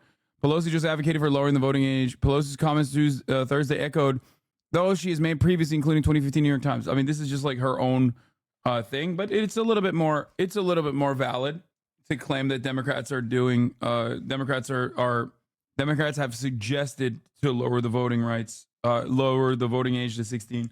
Still crazy to fucking give that right to the parents. You always agree with Pelosi on everything. It's disgusting. Yeah, she's my goat. She's my queen. She's the bold visionary that we need right now. Okay, I just need to get her to be like a little bit invested in fixing the Gaza situation so that we can finally get some momentum on that front. I have it on good authority that David DePipe was a Mossad agent or something. You know, I'm just going to start lying about that with hopes that Nancy Pelosi pays attention and swiftly and expeditiously moves to push for a weapons embargo. No more arms shipments for Israel. If Nancy wanted to fix Gaza, it would take 2 weeks, less than 2 weeks. I believe in my goat. I believe in my queen. I think it would be far faster than 2 weeks. She would do it. I do also want to point that, like, I personally don't give a shit about 16-year-olds being able to vote, but I do think it would be completely ridiculous to allow their parents to vote on their behalf. Classic. I also am a firm, committed defender of a max voting age. Apparently the Dana Fash interview was way worse for JD. They're going to make this decision on a state-by-state level. He won the nomination of our party. He's determined what the platform is. And I think that he's doing something that's actually very, very important, which is to try to help the country find some common ground. Look, California is going to have a less restrictive abortion policy than Ohio, where we're sitting. Ohio is going to have a less restrictive abortion policy than Alabama. I think the people have to make these decisions, and that's the way for us to come together. Yeah, the democracy narrative on this is so funny when 75% of the country overwhelmingly thought that this was not a good idea to like change the narrative on abortion, change the law on abortion. And also every single state, has actually fucking put ballot initiatives up, and the Republican Party itself has literally tried to nuke these ballot initiatives, specifically in the state of Ohio, because they know that shit is going to motivate people and remind people that at the top of the hour, there's a 3-minute ad break. And people don't want to be reminded of that. They want to just subscribe and never think about that ever again. But at the top of the hour, I still serve you a 3-minute ad break. And those who are unsubscribed at this moment will actually end up seeing the 3-minute ad break. Here it is right now. This is another way that you can figure out that the hours are passing. You should be grateful. I'm basically like Big Ben, throwing bagels at the wall. What a name. Throwing bagels at the wall. Thank you for the 10-tier gift of subs. 10-tier 1 gift of subs, allowing 10 people to no longer see the ads at the top of the hour. As a country, over a very tough issue. But this should be, I assume this is an easy one for you. Javier, thank you for the 5. You've been very clear about how you feel about abortion. I mean, if you've compared it to slavery. I didn't compare it to slavery, John. The impact on the society to slavery, yes. Ask the question. Yes. Go ahead. So, I mean, just again, the idea of codifying, whatever the state, codifying a right to abortion up to about 24 weeks, isn't that something you oppose? Well, look, in Ohio, we had a referendum in the state, and you made your position and I aggressively advocated for the pro-life view because I want to save as many babies as possible. Also importantly, John, the people of Ohio decided by about a 60-40 margin to reject the pro-life framing, and you have to respect the will of the people. That's all that Donald Trump has said. That's what I believe. And as someone who really does want to say, John, I do want us to become a more pro-family country. I want us to have more babies and more families. I want our neighborhoods to be filled with the laughter of children and thriving families. We and the pro-life community, I think, have to figure out how to better make our case to the American people and how to make it easier to have a baby. It's way too expensive. Housing is through the roof. Medical costs are through the roof. President Trump and I have actually advanced a series of policies that would make it easier for us to have families. I think that's where we're focused on as a presidential ticket. And as the president has said, on abortion policy specifically, the states are going to make up their minds. And Donald Trump's going to have a chance to vote on that, and he says he's going to offer his position, didn't say what it was. Would you be disappointed if Donald Trump says that he supports a constitutional right to abortion? I'll let Donald Trump offer his position, and I'll talk about it then. What would you encourage him to do on that, though? I mean, this is a pretty fundamental idea for you. I mean, John, what I would Bro, he's so fucking weird, dude. Oh my God. Like the way he talks, I don't know. Maybe I'm too like fucking bi-coastal elitist minded, but like the way he's just talking about like having children. I'm listening, by the way. I wasn't here, but I'm like still listening to this fucking freak. Like I heard everything he said. Like, oh, we gotta have little babies running around every town. Like he seems obsessed. Like he seems genuinely pathologically obsessed with this idea of like every American must have a child. Like it seems odd, bro. I don't know why he talks about it so much. Like most people think having a child is a wonderful thing, right? Understandably so. It's like a biological thing that we have inside of us. Some people don't want to have kids, and that's perfectly fine too. But like most people dream of a future where they have the white picket fence and they have their children and they're in a loving marriage and whatever. But like his obsessive, pathological hyper focus on like, we have to make sure that Americans breed. It just like comes across as a kink more than anything else. It comes across like Elon Musk talking about it. I don't think people think about having a child from this aspect of like improving birth rates. Like no one thinks about it like that. I don't even think white supremacists think about it like that. Like it's a perfectly normal and valid feeling that a lot of people have, that they want to have children. I want to have kids one day, you know what I mean? Like it's normal as fuck. But the way he talks about it is very odd. It just, I don't know if it's because like he's kind of gross and his vibes are fucked up, or there's just a little bit too much emphasis on the, we must improve the birth rates no matter what. Like that it like freaks me out a little bit. Leader in What the pro-life what I would encourage him to do is to do what he's done up to this point, which is to try to find some common ground here and try to advance some pro-family policy so that people feel like they have more options, right? A lot of the reason that women choose to terminate a pregnancy is very often they don't feel like they have any other choice. We want to give them more options to choose to have that baby, to make it easier to raise that baby. I think Donald Trump has shown real leadership by focusing on that and not on the culture war topic of what each individual state's abortion policy should be. You've said that Donald Trump is the greatest president of your lifetime. He is. Who, in your mind, is the greatest vice president of your lifetime? It's a good question. I haven't thought much about that. I think George H.W. Bush did a very good job as vice president. You could pick a number of guys. Oh my God. Oh God. That's a big mistake. Read my lips, no new taxes. Mr. CIA himself. I mean, Dick Cheney was a demon, so I don't think he'll say Dick Cheney. You really can't say any VPs, honestly, or any Republican Ps. Like a lot of the Republican, beyond Ronald Reagan, you have to go past Ronald Reagan. You can't say Nixon either. Oh my God, I'm just realizing that like so much of the recent Republican presidents and vice presidents, with the exception of like Ronald Reagan, are now thought about in really gross ways overall. Guys who've done a perfectly fine job, but the president really sets the tone for policy, and I think a lot more about the president than about the vice president. And fundamentally, my role in the administration is to support him in enacting the agenda. That's what I'm going to work on. Trump was asked recently very directly, would you be ready to be president on day one? Sure. When he arrived? And it was notable that he didn't answer the question. Instead, what he said is the vice presidential candidate doesn't matter. I mean, what did you... Ooh, that's gotta hurt, man. He did say that. Big L. What did you make when you heard him not answer that directly? Well, he said that a million times, both in private and in public. But he's asked really directly, are you ready? Most people, oh, come on, John. He's right. Most people, 99% of the country, they don't vote on who the vice presidential nominee. They're voting for Donald Trump or for Kamala Harris, not for JD or Tim Walz, right? But what I think that he does believe, because he made it the main focus of his vetting process, is, do I think this person can be president on day one if, God forbid, something happens? Yes. So I absolutely am sure that Donald Trump is confident in my abilities. I also think that he's right. That Ooh. I mean, he deserves it. Like, he deserves getting bitched out like this. He deserves sitting in the cuck seat.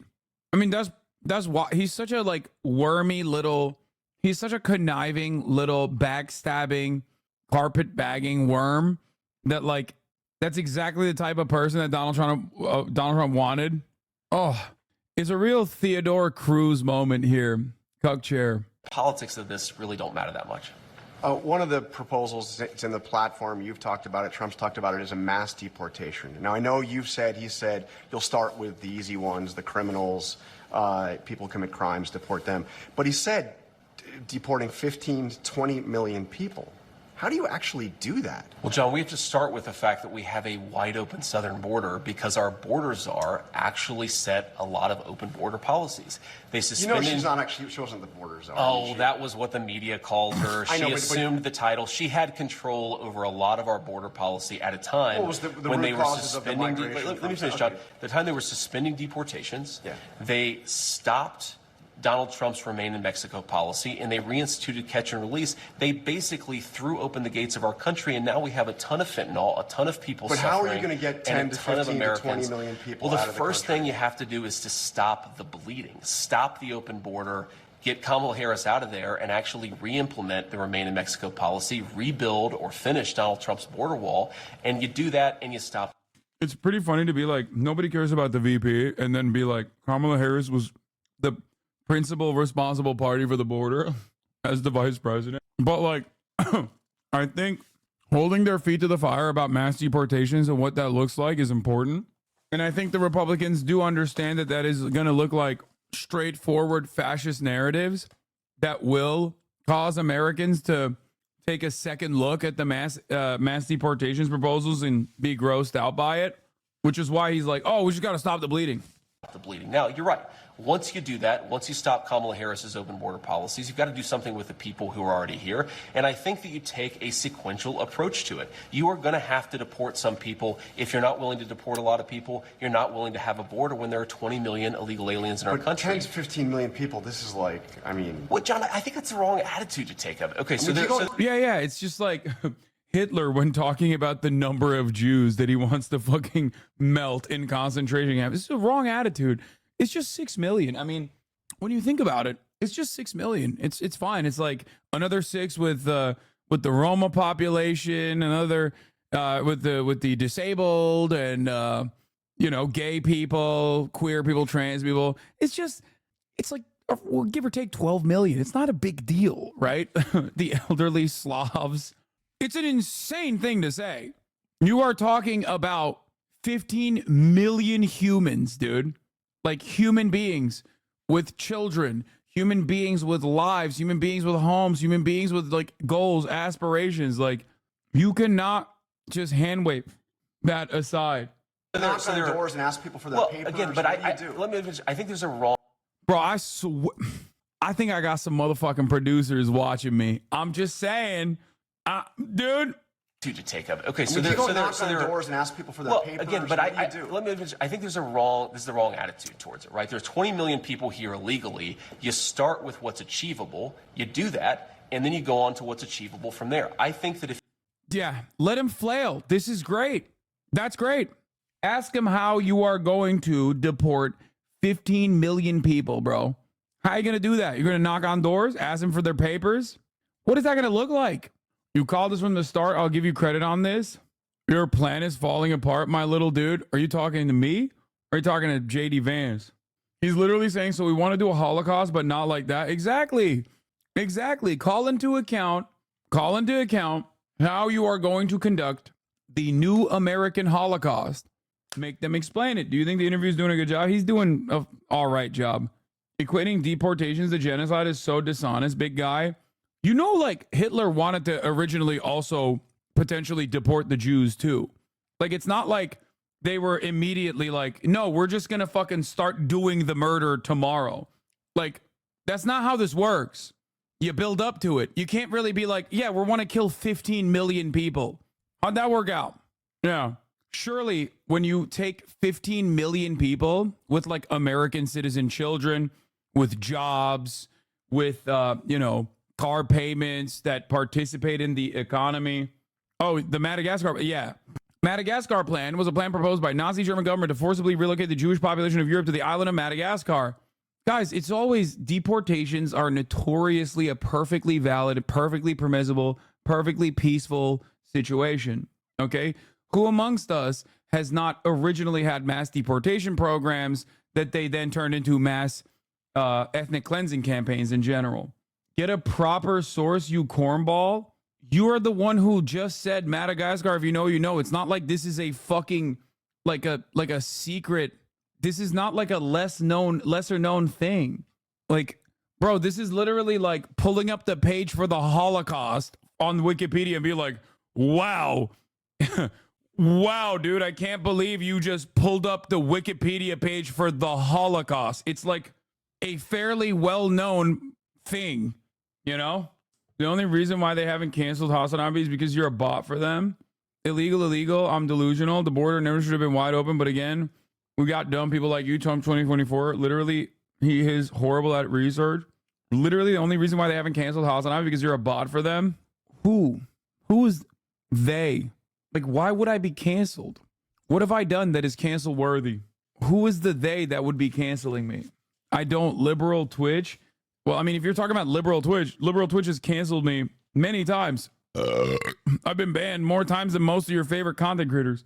If you also personally think that, like, I'm a liberal, I don't know what to tell you. Not exactly a big fan of the Democratic Party either. Regularly criticize the Democratic Party for leaning into right-wing bullshit. Are you for Biden? No. I literally said I would never vote for Joe Biden again. Also, Biden is not even fucking running, chatter. The fuck? If you deport a lot of violent criminals, and frankly, at what point does immigration become excessive, if ever? Immigration is a thing that would never actually be a problem for the receiving country if the receiving country was actually utilizing and properly processing all of the migrants that are coming in. There is no lump of labor, okay? There is no like finite amount of labor that people can engage with, that all of a sudden we go over the border, like over that boundary, and oh, oops, we have too many people and not enough jobs. The issue here is that there is a two-tier immigration system. There's a two-tier labor system. There is no world where, there's too many migrants, because what does that mean? Migrants coming in mean that there is need for more houses. You have to build more houses now. Who's going to build the fucking houses? Who's going to transport the materials? Those are workers, okay? You need to make better roads in order to connect these towns that you are building. Who's going to make the roads? The people that you are bringing into the country create more economic opportunities for the people that are already in the country, okay? This is the reason why, in the simplest terms, there is no lump of labor. The lump of labor is a fallacy that goes back to like the 18th fucking century, when economists were like, there is no such thing.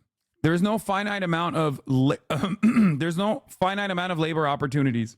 So the issue with respect to the immigration structure has always been the lack of processing migrants. Okay? I personally think that, well, it's not even just personally think. I know that America has been dominant and has not run into the same problems that like Japan and many other developed nations are running into as a consequence of the steady flow of migrants coming in, both documented and undocumented. American attitudes towards migration have always been historically much more favorable than their European counterparts. It's a relatively new phenomenon that America has become so right-wing on the issue of migration. Migrants are the backbone of this country. Migrants have built this country. Everyone here, in a long enough timeline, with the exception of Native Americans, the indigenous population here are migrants, okay? Some are good, some are bad. But ultimately, the problem with migrants, the problem, in air quotes, with migrants, is completely born out of right-wing hysteria. Right-wing hysteria that ties back to white flight and other white supremacist attitudes and values. Also, I'll take it one step further. Every group of migrants that are newly coming into the country, regardless of what country they're coming from, were originally met with a lot of resistance and hostility and were considered to be non-white, okay? And as demographic patterns change and as people become Americanized, which happens by usually around, according to studies conducted, like full-blown assimilation occurs by the third generation, but it's like damn near identical to the same outcomes, whether on education, whether on like job retention, by the second generation. But they become Americanized, and then they are brought into the white population. Slaves aren't migrants, Hassan. Oh, man. Thank you for bringing that up. I definitely was having a fucking, what's his face, Ben Carson moment. And I was saying that, like, yes, African slaves that were brought into the country forcibly under chattel slavery were actually migrants. That's what I was saying. Thank you for correcting me. Anyway, as I was saying, there has been a lot of resistance to the Irish when they first came in big waves. A lot of resistance to the Polish. They were not considered white. They were not under the white banner. There was resistance to Jews coming into the country. Okay? Greeks, Italians, and the like. All of which are now comfortably under the banner of whiteness, a part of the in-group. Okay? Chinese as well, yes. It's like one of the first ever anti-migration bills ever passed was the Chinese Exclusionary Act. So if you go back far enough in time, Benjamin Franklin thought Germans were swarthy, thought Nordics were not real white, that the only real white was Anglo-Saxon Protestants, and maybe some exceptions were made for the French because Benjamin Franklin loved French pussy. That is true. You can look it up. He wrote letters about how he considered Germans to not be real, genuine white. So, having said all of this, the last group to be placed under the banner of whiteness has been the Hispanic population. Okay, and their attitudes reflect that. The Hispanic population's voting patterns reflect that as well. The self-selection of being perceived white, especially for older Hispanic voters, also show that as well. A lot of people in this Twitch community get very mad at me when I say this every single time. It's just, it is what it is. This is what has happened in the last decade. Okay? Just making shit up now. You're right. You're right. I'm just making it up. I just totally made it up. Anyway, why would they get mad? A lot of times they're first generation, second generation, and also are very progressive, maybe even proud of not being like pasty, boring, vanilla white if you're in this community. So people get mad. Yeah. The most prominent neo-Nazi in the country is literally Hispanic. Nicolas Fuentes. Anyway, some Hispanics have been here for generations and have not assimilated. What do you mean? I don't know what that means. Assimilation is not necessarily a bad thing, especially because it's not usually done by force. The only time full-blown cultural integration doesn't occur is when there's genuine outward hostility towards the group of migrants that the country is receiving. That's why you see a lot of people develop more fundamentalist attitudes in diaspora than they would have had at home. Turks in Germany is one example of this. Another example is like some of the Muslim communities, or at least some of the most like popular sentiment that you hear from Muslim communities in the UK. That usually is born out of the genuine hostility that they experience from the receiving nation. So they end up not really integrating. America does not have that issue until recently. America normally doesn't have that issue because America has been, for all of its faults, an infinitely more open-minded nation in terms of immigration in comparison to the European counterparts. Okay?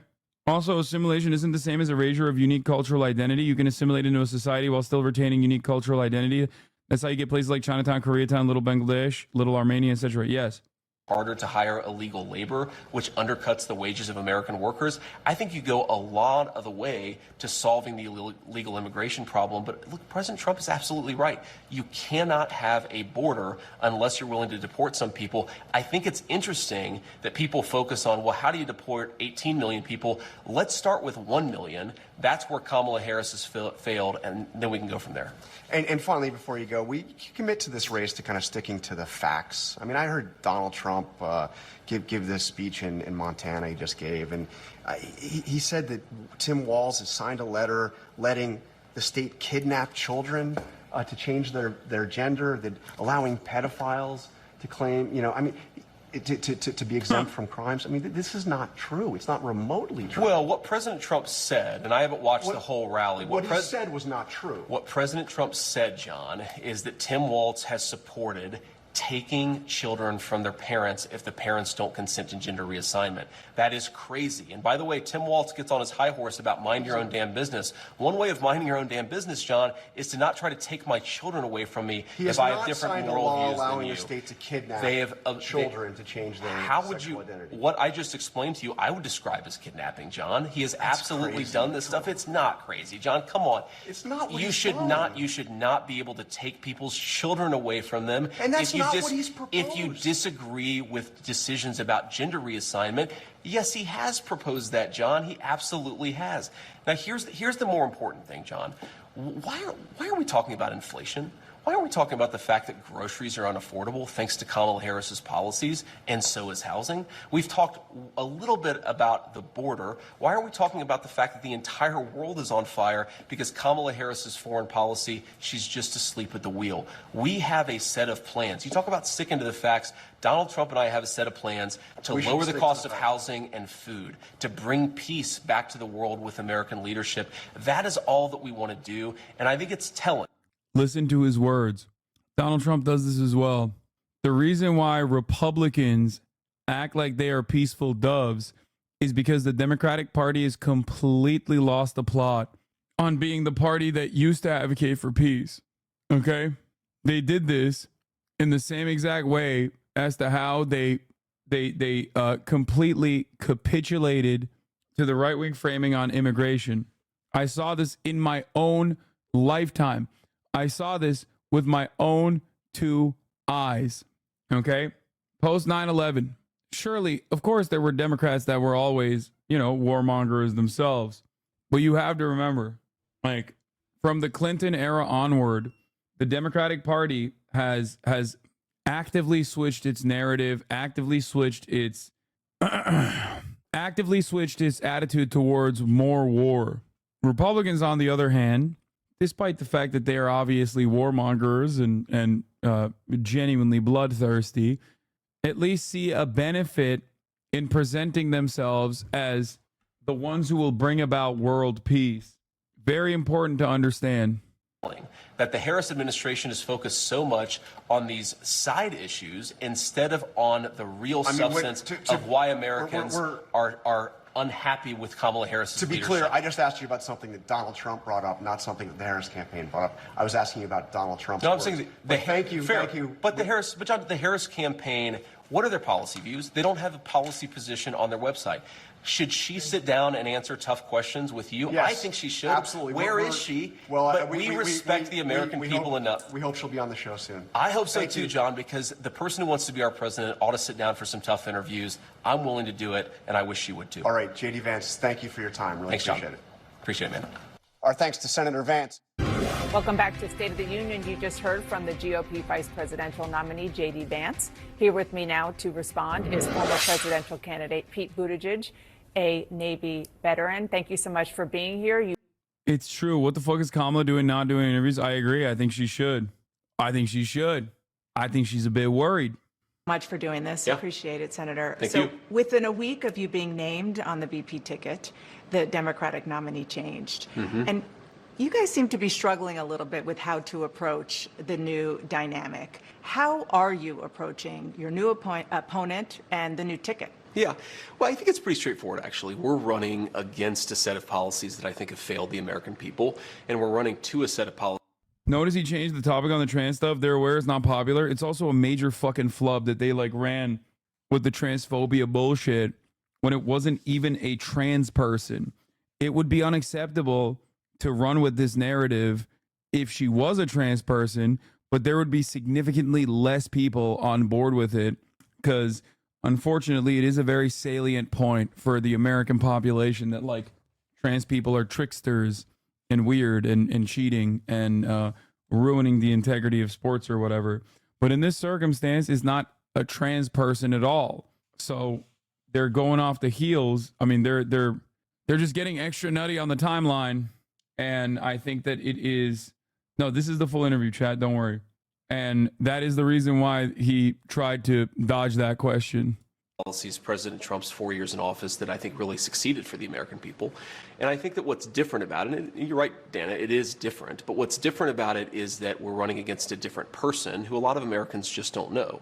And so I think we have to remind people that President Trump delivered lower prices, lower inflation, a prosperous and peaceful world, and also a secure border. And Kamala Harris's policies have produced the exact opposite. Now, that was an easier case to make when Joe Biden was in there because people associate Joe Biden with the policies.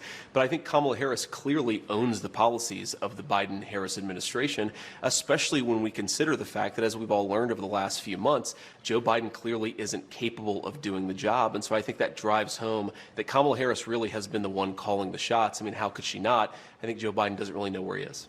Kamala Harris has been calling the shots. As who?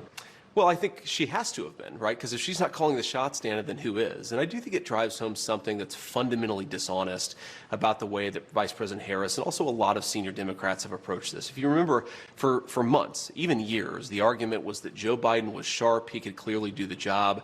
And the minute that he performed poorly in that debate and he became political dead weight, you have Kamala Harris and everybody else trying to throw him overboard. But I think the more troubling question is, why did so many senior Democrats, including the vice president, cover for him? And if Joe Biden wasn't capable of doing the job, as even a lot of Democrats say now, was Kamala Harris in charge or was somebody else in charge? And that's a real issue. There's no evidence that Kamala Harris threw him overboard. But I want to move on to something that Governor Walz has called you and Donald Trump, and that is weird. Sure. And it is taken off. The New York Times reports that when Donald Trump was asked about it, he said, "Not me, they're talking about JD." Oh, he did say that. Bro, Trump is so awesome. He just can't stand not being popular. He can't stand being perceived as unintelligent. But more importantly than that, he can't stand not being perceived as popular. Like, he can definitely stand being perceived as like violent and aggressive and all of these things that invoke power. But the moment that you call him a fucking weirdo, he crumbles, dude. He's like, nah, they were talking about JD Vance, actually. Not me. They were saying that about JD. Well, certainly they've levied that charge against me more than anybody else, but I think that it drives home how they're trying to... You're such a cuck.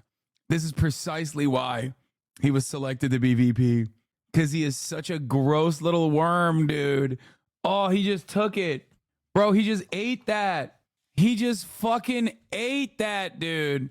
Oh my God. JD Vance is... I know exactly what photo this is. Yep. This is JD, baby. Oh, embarrassing. To be fair, there's not really much he could do to fix that, to salvage that, because it's so obvious. I mean, he literally said Trump can't be racist because he called wife Usha beautiful. He said that in the interview that we just watched. Dude, he literally said, and by the way, my wife is out of their league, referring to racists who talks about their partners like that. Yeah, it is. I mean, I guess he's like trying to defend it. I don't know how you just allow yourself to be embarrassed over and over again in front of the entire nation. I can tell you, it's when you're a careerist douchebag with no discernible position beyond having proximity to power. JD Vance was already a carpetbagger. He rose to prominence by literally selling out the Appalachian people. Okay? His own people. He called his mother a fucking crackhead in his book and said she was gross. He said the mountain people have a unique way of just being resentful and angry. Part of that was dire economic prospects that were presented to them. But also the other reason was because they just did not have any sort of real attitude towards picking themselves up by their fucking bootstraps. They're all uniquely fent-addicted monsters. He did that shit. He's gross, dude. He's a gross piece of shit. And liberals loved it. Liberals were like, oh my God, please tell me more about how these fucking mountain people are just like racist monsters who are all fent-addicted losers. Please tell us more about that. Oh, sanctioned one who knows how to whisper to the white working class. True, if it doesn't pay off, he just disappears into obscurity, though. Lamal's such a funny prospect after all that. Yeah, distract from their own policy failures. I mean, look, this is fundamentally schoolyard bully stuff. They can accuse me of whatever they want to accuse me of. As Harry S. Truman once said, if you can't take the heat, stay out of the kitchen. And I'm doing this because I think that me being vice president will help improve people's lives. So I accept their attacks, but I think that it is a little bit of projection, Dana. If you think about just take a couple of days ago. Tim Walz gives this big speech. He's been announced as the VP nominee. And I remember when I had just been announced as the VP nominee, I gave my big speech and I saw my wife and I gave her a big hug and a kiss because I love my wife and I think that's what a normal person does. Tim Walz gave his wife a nice, firm Midwestern handshake and then tried to sort of awkwardly correct for it. So I think that what it is... Dude, that's not going to work. Bro, nope, you can't do that. You know what this is like? I'm going to tell you, hold on. Number one, he's still getting his talking points from Twitter.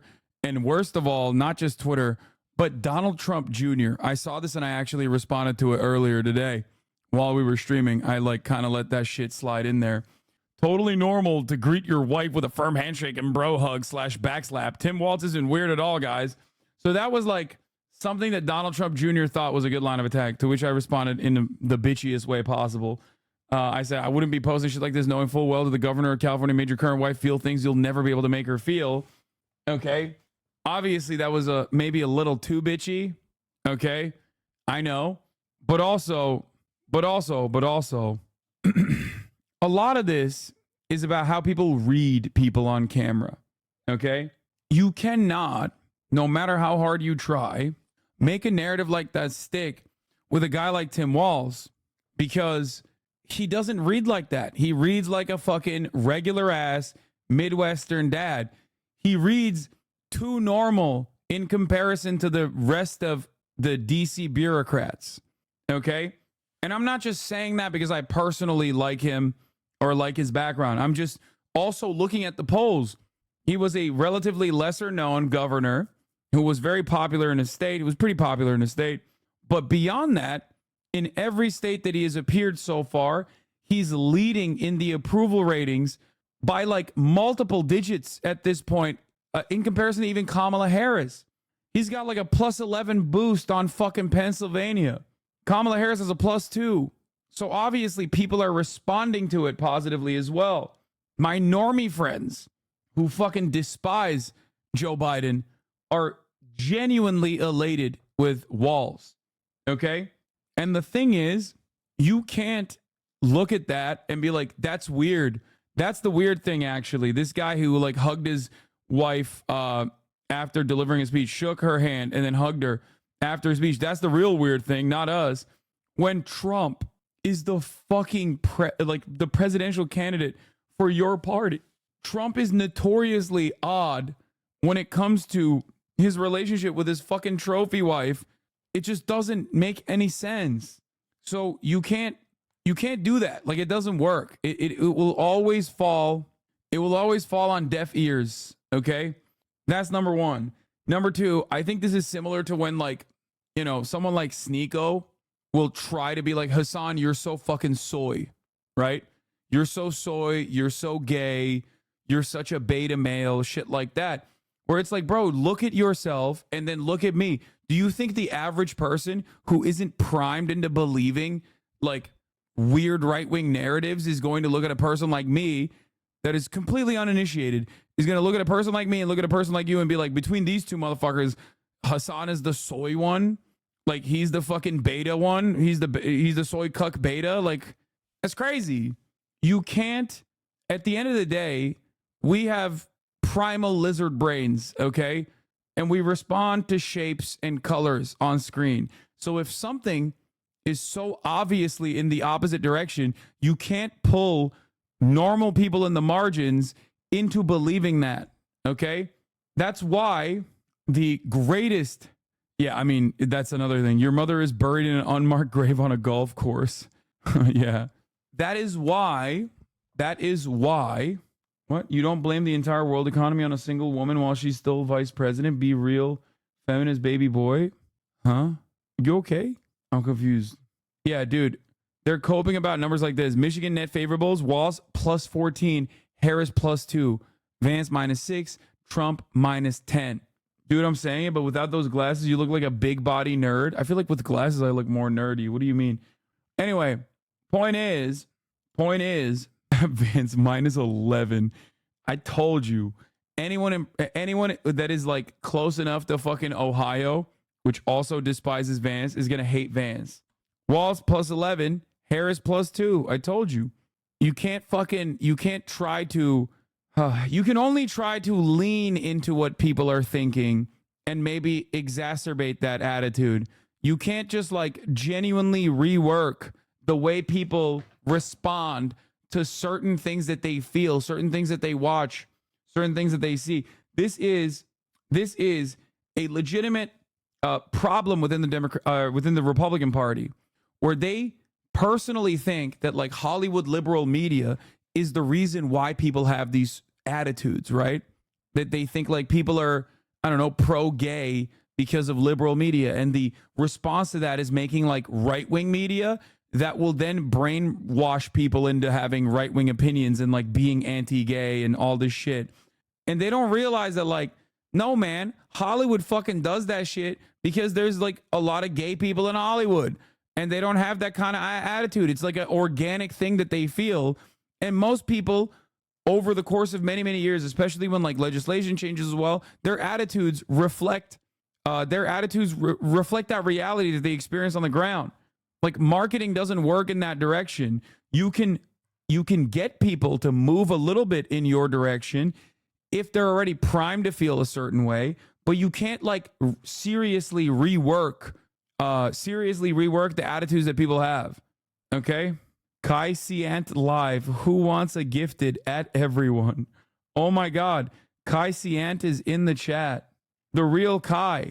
The culture that you experience is broadly reflective of the material conditions, the underlying material conditions. Okay? It's like a mirror held up to the real experience that people have. You can only move in the margins if there is already like a genuine lack of interest in a particular issue, like Israel, for example, for many, many years, genuine lack of knowledge, or if people already have these kinds of hostilities and resentments that you can maybe beef up those opinions. Like, for example, white supremacy is a foundational principle for America, right? It is an attitude that is broadly reflected in society. It is an attitude that is maintained through our institutions, right? It's all around us at any given moment. That's precisely the reason why Birth of a Nation was so goddamn successful in revitalizing the Klan, right? It would not work. You could not be able to like teach people to not be racist just through culture alone. Institutions need to work in that direction. People need to work in that direction. There needs to be genuine broad opposition to things like that. You feel me? Yeah, Hogwatch Copium. We're going to get to that after we finish the JD Vance thing. Two people, Kamala Harris and Tim Walz, who aren't comfortable. Who wants a gifted? What's up, Verge? We got to do a stream together. Oh my God, it's the real Kai. He wants to do a stream with me. Oh my God. I love thinking that this guy legitimately thinks that I think he's actually Kai Cenat. Oh my God, guys, I think we're going to make it. Chat, is this real? Is this the real Kai? Is this the real Kai Cenat? Are we going to get a Kai Cenat collab, dude? I think I might hit it big time. We got to do a stream together. Fuck, bro. That's so sick. That's so sick, dude. Yes. Oh my God, it is him. Oh my God. I already have my ticket to the game. Are you in front? You have a Oh my God, it's actually him. Oh my God, how is he writing in the chat while also, wow, he's so sick. It's crazy that he's writing in the chat while also simultaneously walking around the streets of Paris. Kai Siant, dude. That one must be a fake stream. Chat, I'm being sarcastic. Oh my God, I forget that there's people who take this shit seriously. No, it's a fucking random person rebroadcasting an older Kai Cenat stream. Yeah. It's not morning in Paris right now. Jesus Christ. This is the reason why I have to always talk about the top of the hour ad break coming to you at the top of the hour. Okay? This is why. Because people just forget. People don't understand it. And it's not fake unless you subscribe for $6 or for free with a Twitch Prime by connecting your Amazon Prime account to your Twitch account. Here's the 3-minute ad break now. What's your McDonald's order? I don't eat at McDonald's. BDS. I mean, to be fair, I didn't really eat at McDonald's before BDS either. JD Vance did drag at Yale. I know. We already covered it earlier.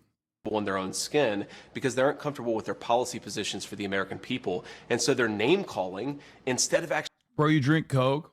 Coke is not BDS. McDonald's is. Shut the fuck up. It's not a part of the official BDS list. McDonald's is not even a part of the official boycott part of the BDS list, but it is a organic boycott target. I don't want to have this conversation with people over and over again. Oh my God, your stream sucks. L stream. No, why did you say that? Is Adderall BDS? I don't know, but I don't know why that would be a consideration. I don't think it is. I just got word that Zyn or BDS, I would die. Yeah. Anyway, there's a reason why boycotts are supposed to be targeted. I don't think that the actual boycott, divestment, and sanctions movement would be like, hey, medication like insulin, for example, is now on the boycott list. So if you're diabetic, who gives a fuck? I don't think it works like that, man. Actually telling the American people how they're going to make their lives better. I think that's weird, Dana, but look, they can call me whatever they want to. You're saying Tim Walz doesn't have affection for his wife? I don't even understand that. I said that he acted weird, which he did, on a national stage in front of his wife and in front of millions of Americans who presumably were watching at home. And I think that it's projection, Dana. Look, I think this election should be about who's going to solve the inflation crisis, who's going to make groceries and housing more affordable, who's going to secure that southern border. Kamala Harris's record is that she supported all the policies that made that problem worse, Dana. We're trying to say we're going to take the country in a different direction. I really think that it's important to point this out, Dana. Their entire campaign has not been about, here's our policy for how we're going to make your life better, or here's what's wrong with Donald Trump and J.D. Vance's policies. We're going to name call and hope that you don't know. Oh, no, he your man. He big mad, chat. He mad as fuck right now. Oh, they're just name calling us. No, that's the whole point of weird, dumbass. It's weird that you guys are fucking hyper focusing on random nonsensical bullshit that you're lasered in on that ain't nobody gives a fuck about instead of policies that actually help people. That's the whole point of the weird campaign. That's it. That's the whole point. So you can't reframe that now. You can't run away from that. Just be weird, bro. I mean, you are. You literally can't stop yourself. You just said, oh, I'm not weird. Tim Walz, he's not, he gave his wife a handshake. That's weird. Keizo Hassan stream when? Oh yeah, what did Keizo say about me calling him out for hiding the truth about him not actually being a real big boy? Like he's fake husky. He's actually a skinny man, straight up.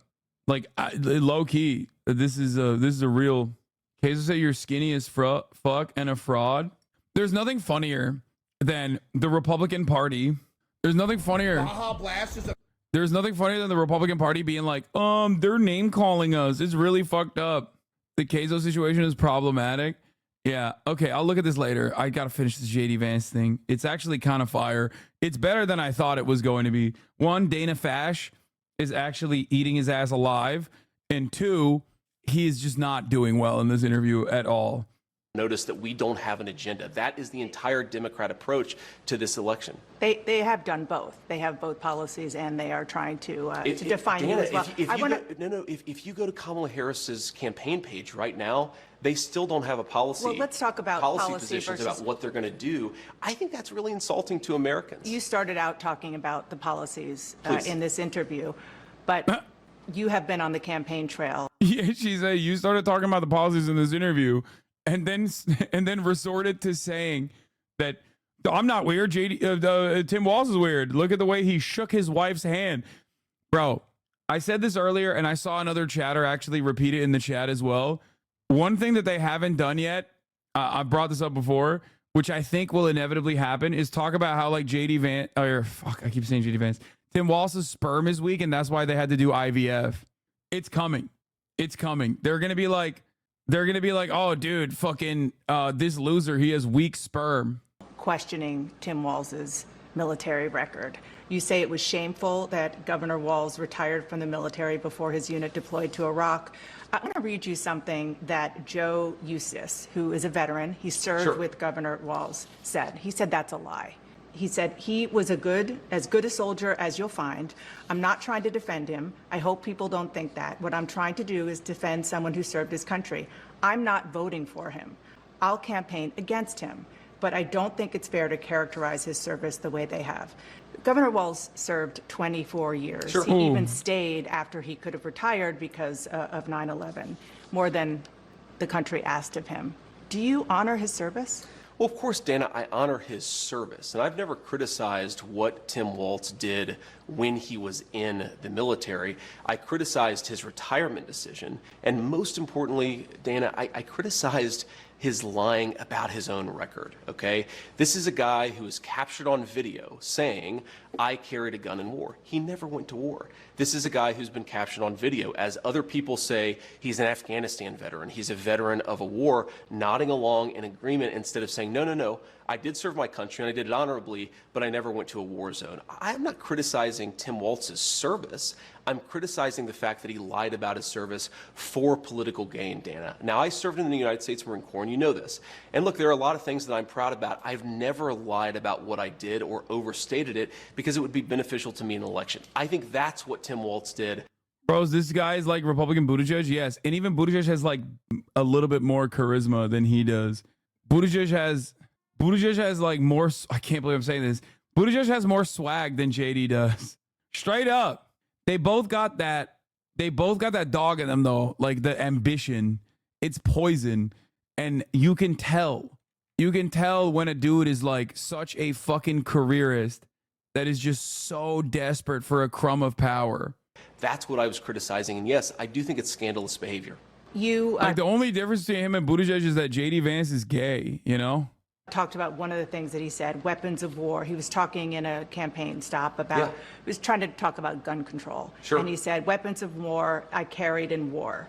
I will say that the Harris-Walz campaign did say that the governor misspoke there. Sure.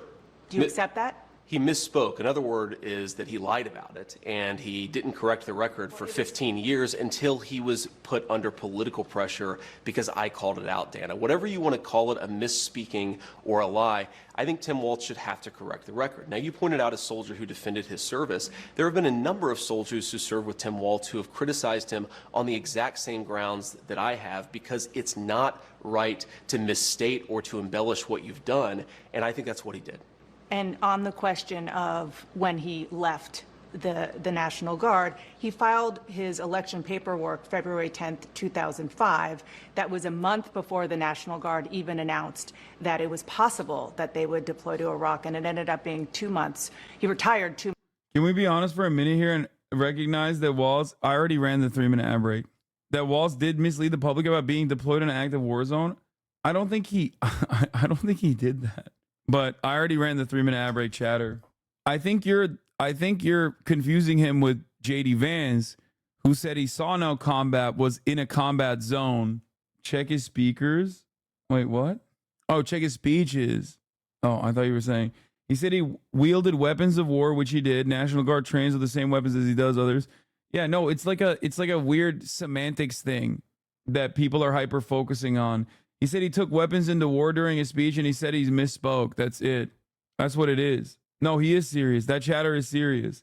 Dude, I love liberals so much. I love you guys, man. Hey, liberals, just know I got love for you, okay? Some of you are quite literally the easiest to fucking dupe. It's just like Republicans can play you like a fucking fiddle. I'm willing to bet that many of you also have, like, probably got whipped up in a panic with the trans girls like participating in high school swim meets shit when it was happening. There is this mindset amongst liberals that are always like, well, we got to see both sides of a situation. We got to see what the Republicans have to say. When the Republicans are like saying the most unhinged shit, right? They always love falling for it. They always love looking into like the veracity of the claims made when it's like something that you normally would never consider. You know what I mean? Something that you should never really consider. It's just very, very silly. But Republicans are really good at priming liberals into caring about like completely nonsensical bullshit like that. They're so good at it. And there are always people who do that. There are always going to be liberals who are so like interested in this this fake notion that their side has something like that the other side must have something serious going on, that they always want to predictably fall into this trap. Some of them even get mad when I'm like, who gives a fuck about this trans shit?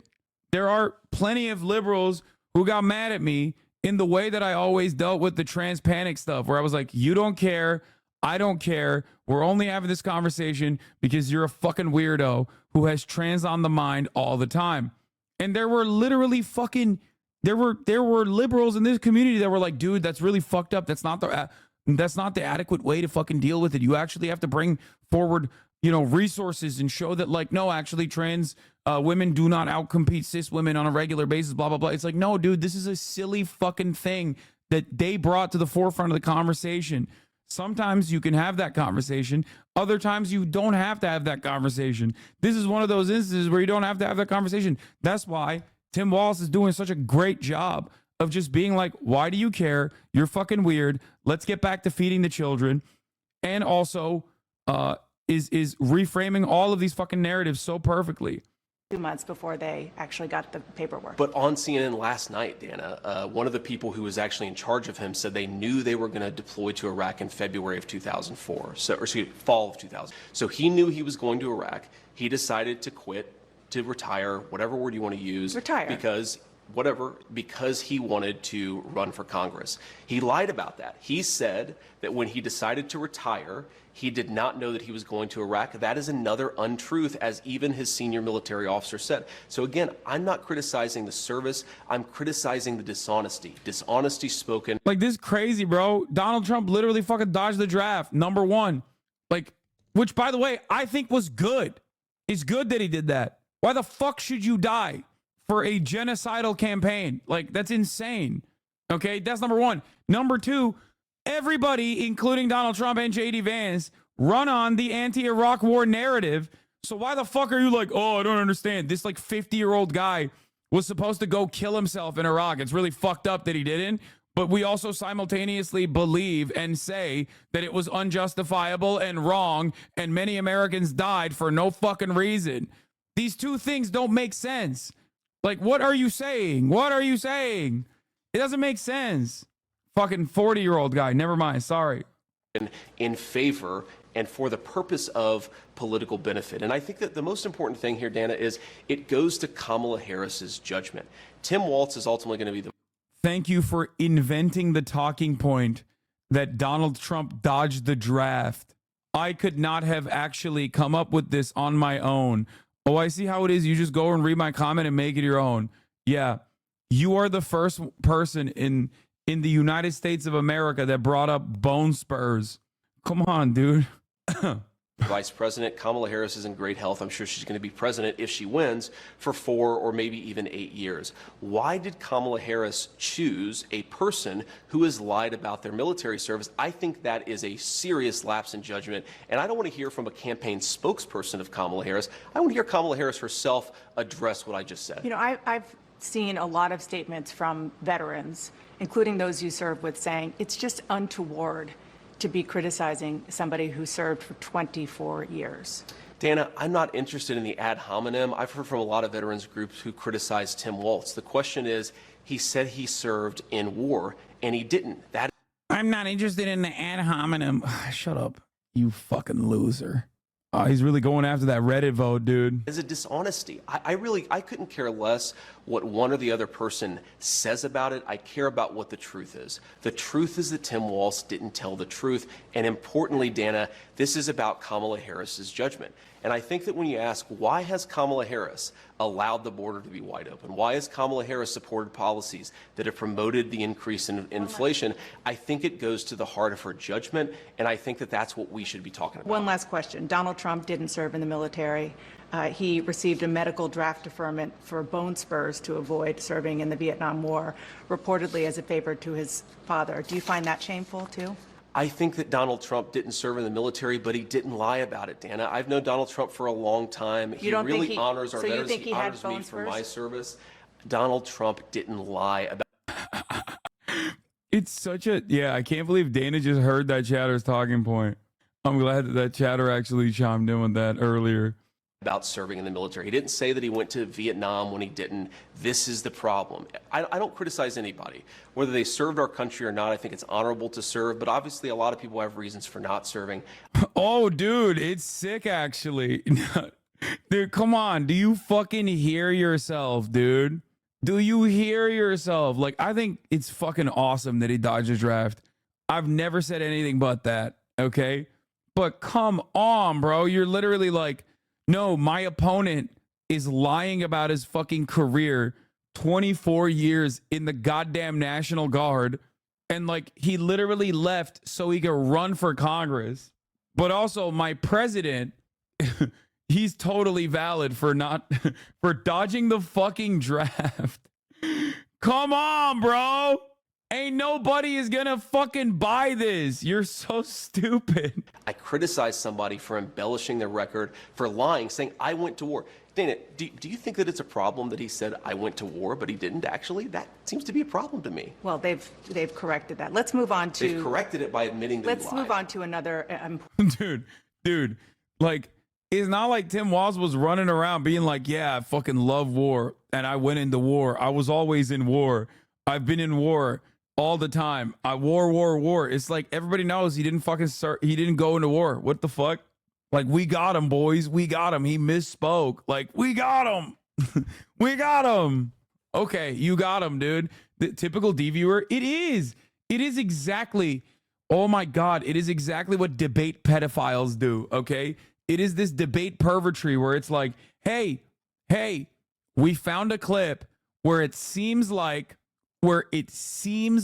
you're saying something that you have never said before, never said after, and have said the exact opposite the entire time. That's it. We're just going to lock you down now. This is what you've been doing for years. It's like, no, nobody fucking thinks this.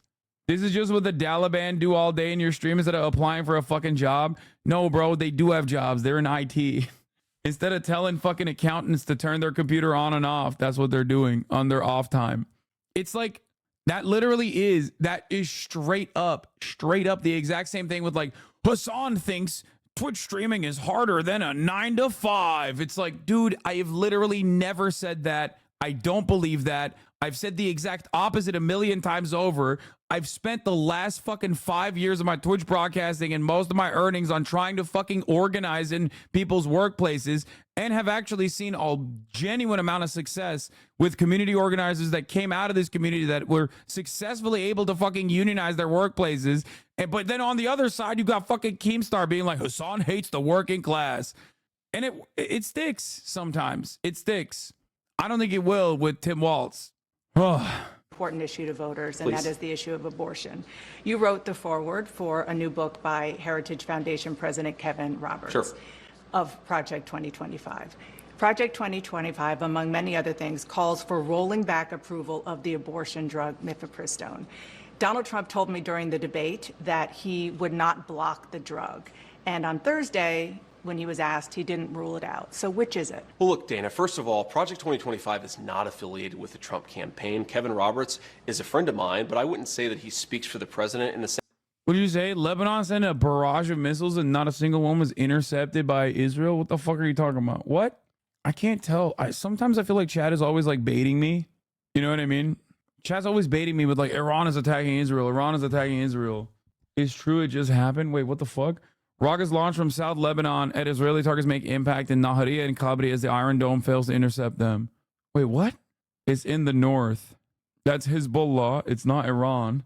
I don't know what the fuck's going on. All right, let's continue. Same way I wouldn't say that he speaks for me. Now, what Donald Trump has said is that he respects the Supreme Court's opinion on the mifepristone ruling. But let me just stop you right there. The Please. Supreme Court, you're a lawyer, so you know this better than I. Sure. The Supreme Court, all they did was say that what came to them didn't have standing. So they let it stand. A real question, a substantive question, hasn't made it to the Supreme Court. So my question for you is whether or not a Trump-Vance administration would allow mifepristone to continue to be sent around the country? Well, President Trump won the nomination of the Republican Party. He said it to you, and he said it repeatedly, that his goal is not to block mifepristone, it's to let states make the decision on abortion policy. Now, of course, that does mean, Dana, we have to be honest about this, that California might have less restrictive rules than Ohio, which might have less restrictive rules than Alabama. I think what President Trump is really trying to do on the abortion question is really admirable, and I wish the press was a little bit more honest about it. He's saying we've had a 50-year culture war over abortion, where unfortunately this issue has just divided the country, and he wants to provide some ground for us to come together, for states to make these decisions, for voters to make these decisions, and for us all to respect one another. That's all he's on proposed. that issue, a few months ago, on the question, his position, Yeah. which you've adopted, is it is up to the states. I spoke to a woman named Kate Cox. She lives in Texas. Sure. She was 20 weeks pregnant. Her fetus was diagnosed with a disease called, it was a deadly genetic condition called trisomy 18. She said that carrying the pregnancy, she was told this by her doctors, to term, if the fetus even survived, would hurt her chances for having more children, which she and her husband desperately wanted. Why is not allowing her to end that pregnancy helpful? Scorching, dude. Scorching and torching.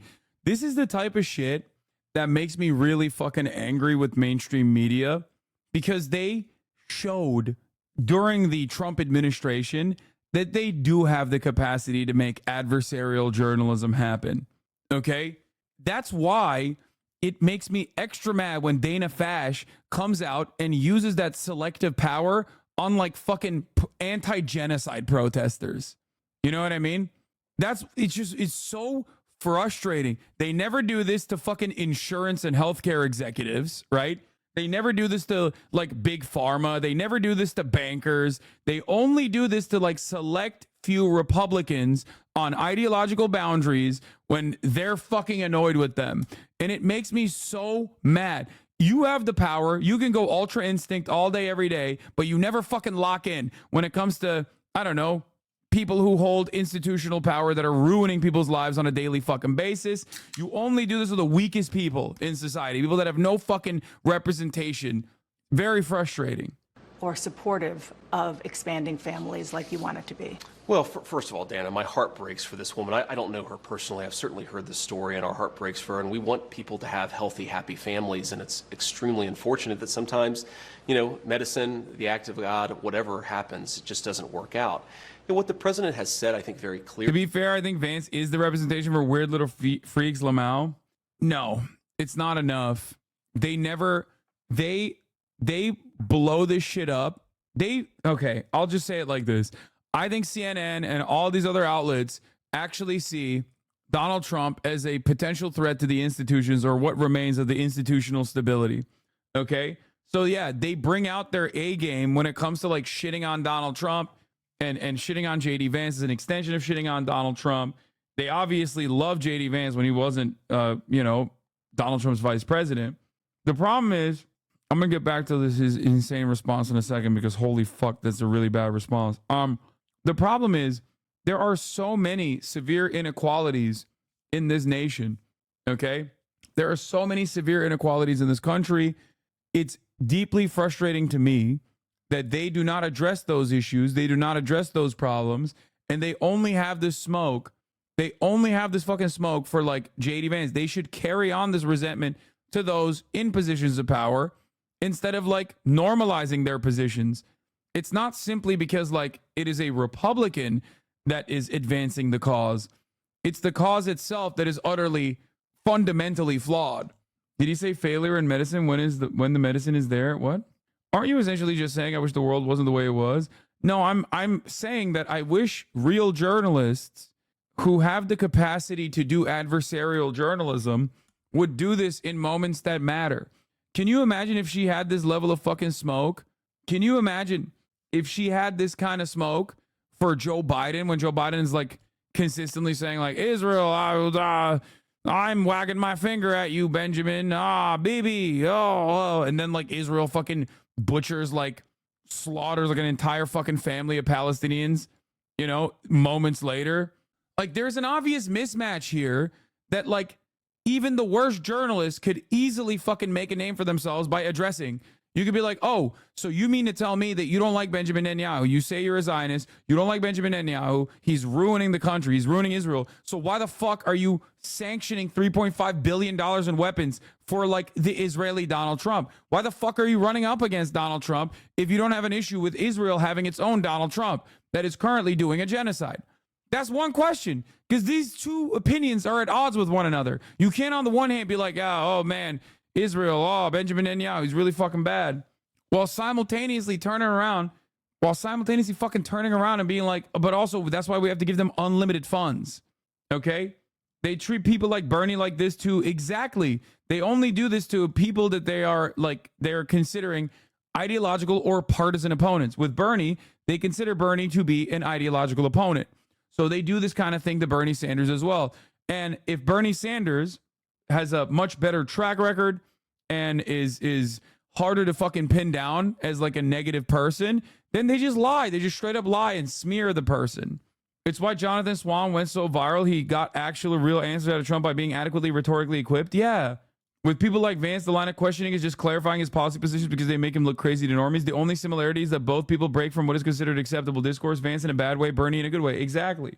It's like the question you got to ask if you're a journalist when you're fucking having a conversation, the question you got to ask if you're a journalist, you have the opportunity to sit down with Biden is like, you keep saying Israel has a right to defend itself. That's fine. You said that a million times over.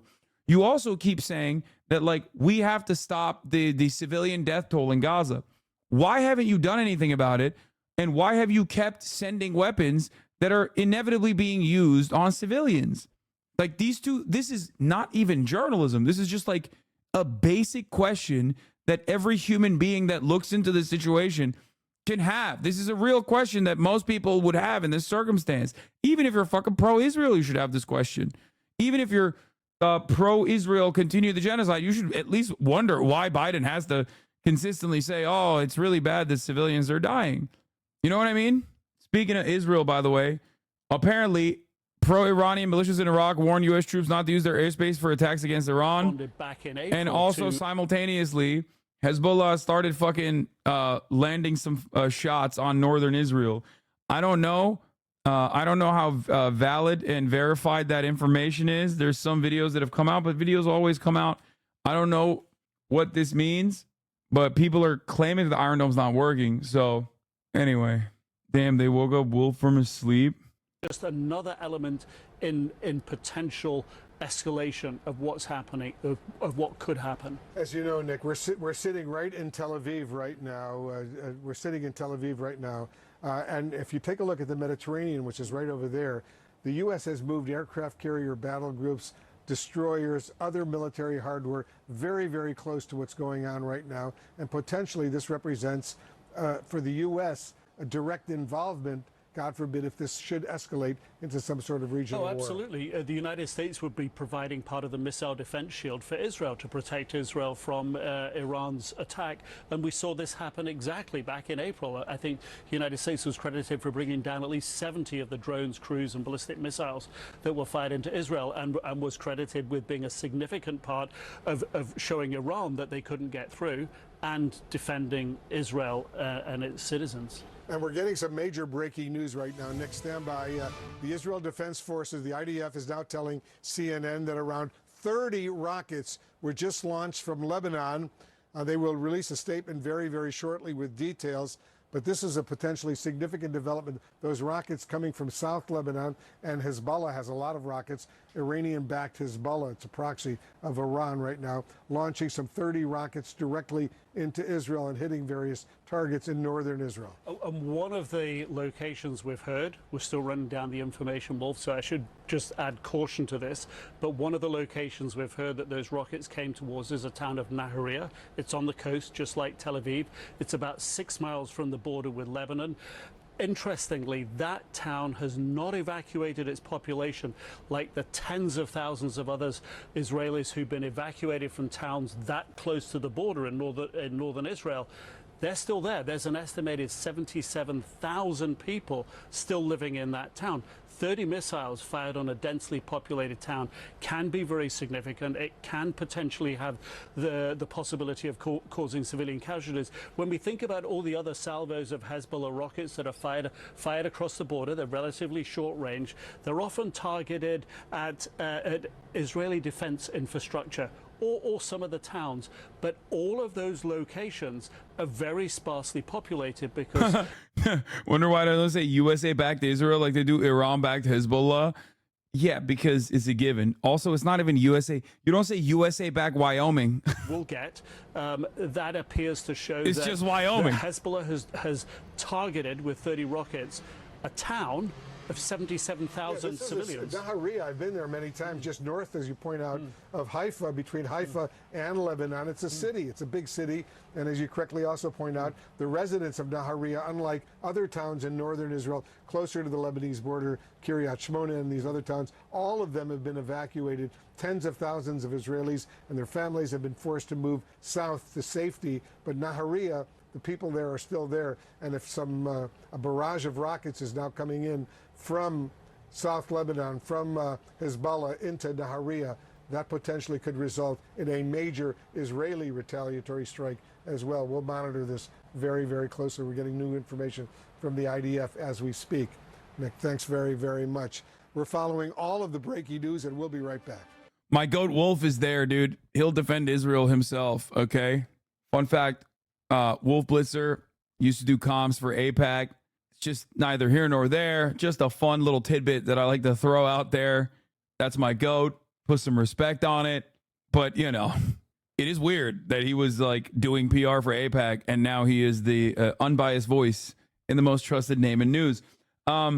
Israel's Iron Dome risks being overwhelmed in an all-out war with Hezbollah, says the United States in an article that was over a month ago. I mean, they didn't fucking overwhelm the Iron Dome this time, though. They didn't. I don't think they launched like that many missiles. What? Yo, Big Hoss, hope you're moisturizing around your shoulders to help avoid deep stretch marks from fast, intense gains. Good job on the progress. Is an Iron Dome something endgame like boss tier loot? Who else has one? Yeah, it's boss tier loot. That's a good one. Is Wolf Blitzer a Holocaust survivor? Says someone. Wait, really? I don't think so. Bro, is he that old? No shot. The fuck? My man is in a vat of fucking Vaseline if he is. Holy shit, how old is he? No, he was born to Polish Jewish Holocaust survivors. Man, y'all are... Bro. I was like, something's not adding up. Like, he's not like... Fuck, dude. I mean, I guess he missed it by 3 years. Bro, why are you saying it like that? I guess he is older than I thought he was. My man said he missed it by 3 years. Like, Jesus Christ. JD Vance, one of the best Republicans in the country, if not possibly the very best at handling adversarial media. He proved that today beyond any doubt. He is not. I did not think he was like 76. Hezbollah statement regarding the missile launch. What? Bro, can we not look at like, is there actually... something other than like suppressed news and shit? Like, come on. Not even there. And you see that light? That planet's not even there. That's just a light. That's just your neighbor shining a flashlight right into your yard. Oh my God. JD Vance does kind of sound like him. That's weird. Looking for coons. And he says, "What are you doing in my backyard with that flashlight?" And I told him, I'm shining in your window so I can teach your son about the universe. He said, "Get out of my yard, and why are you communicating to my son? Why are you in all black behind my bushes shining a light into my house?" And I said, "I'm teaching your son about the universe. I'm shining a light right in there and exploring his room as he's looking out and exploring the universe. I turn the light off, and I see your son go to bed, and I turn the light back on, and I do swirls on his wall like a comet's tail. I do this every night with your son." And you see that? He does. I mean, he is doing that. He is doing like the fucking like weirdo tech guy voice. Bunch of angles of the rockets hitting. I am waiting on CNN.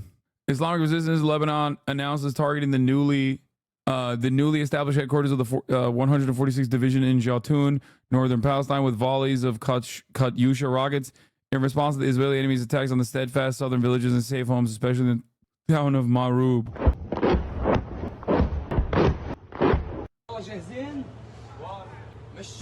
Iran respected the Olympic break. Now is game on. No, I don't think they didn't do this because of the Olympics, bro. Come on.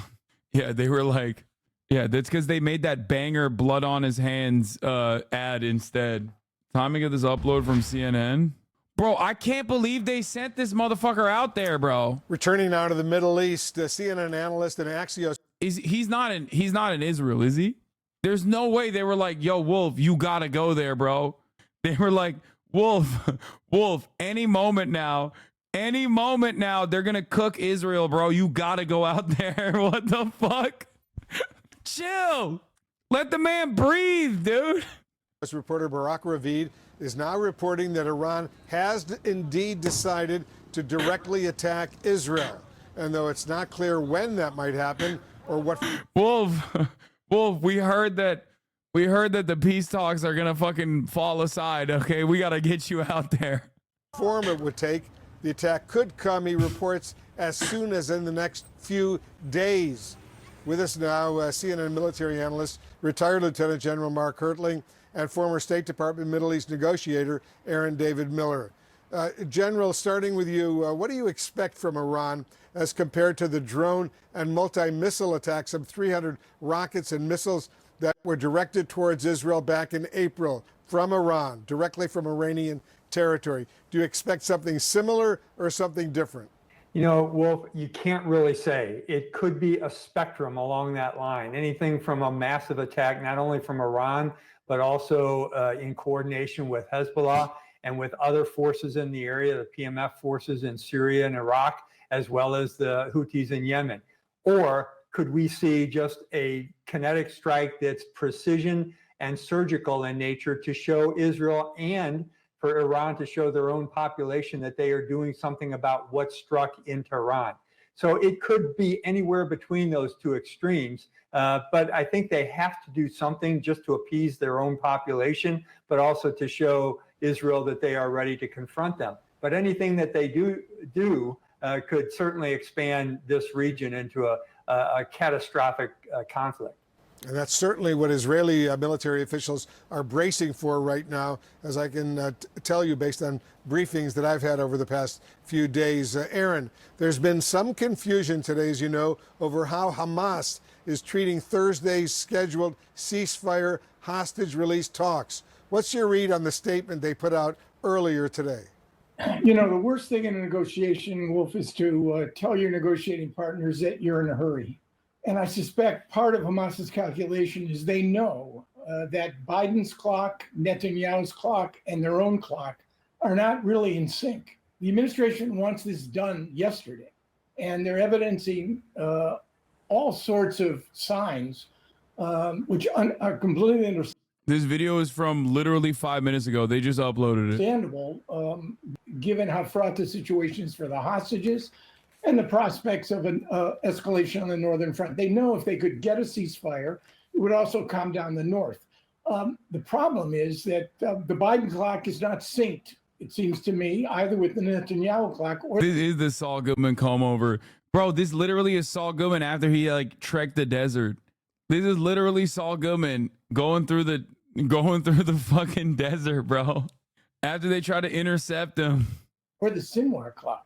And Yahya Sinwar, ensconced in some tunnel somewhere, is making decisions based on what he considers to be Hamas's needs and requirements.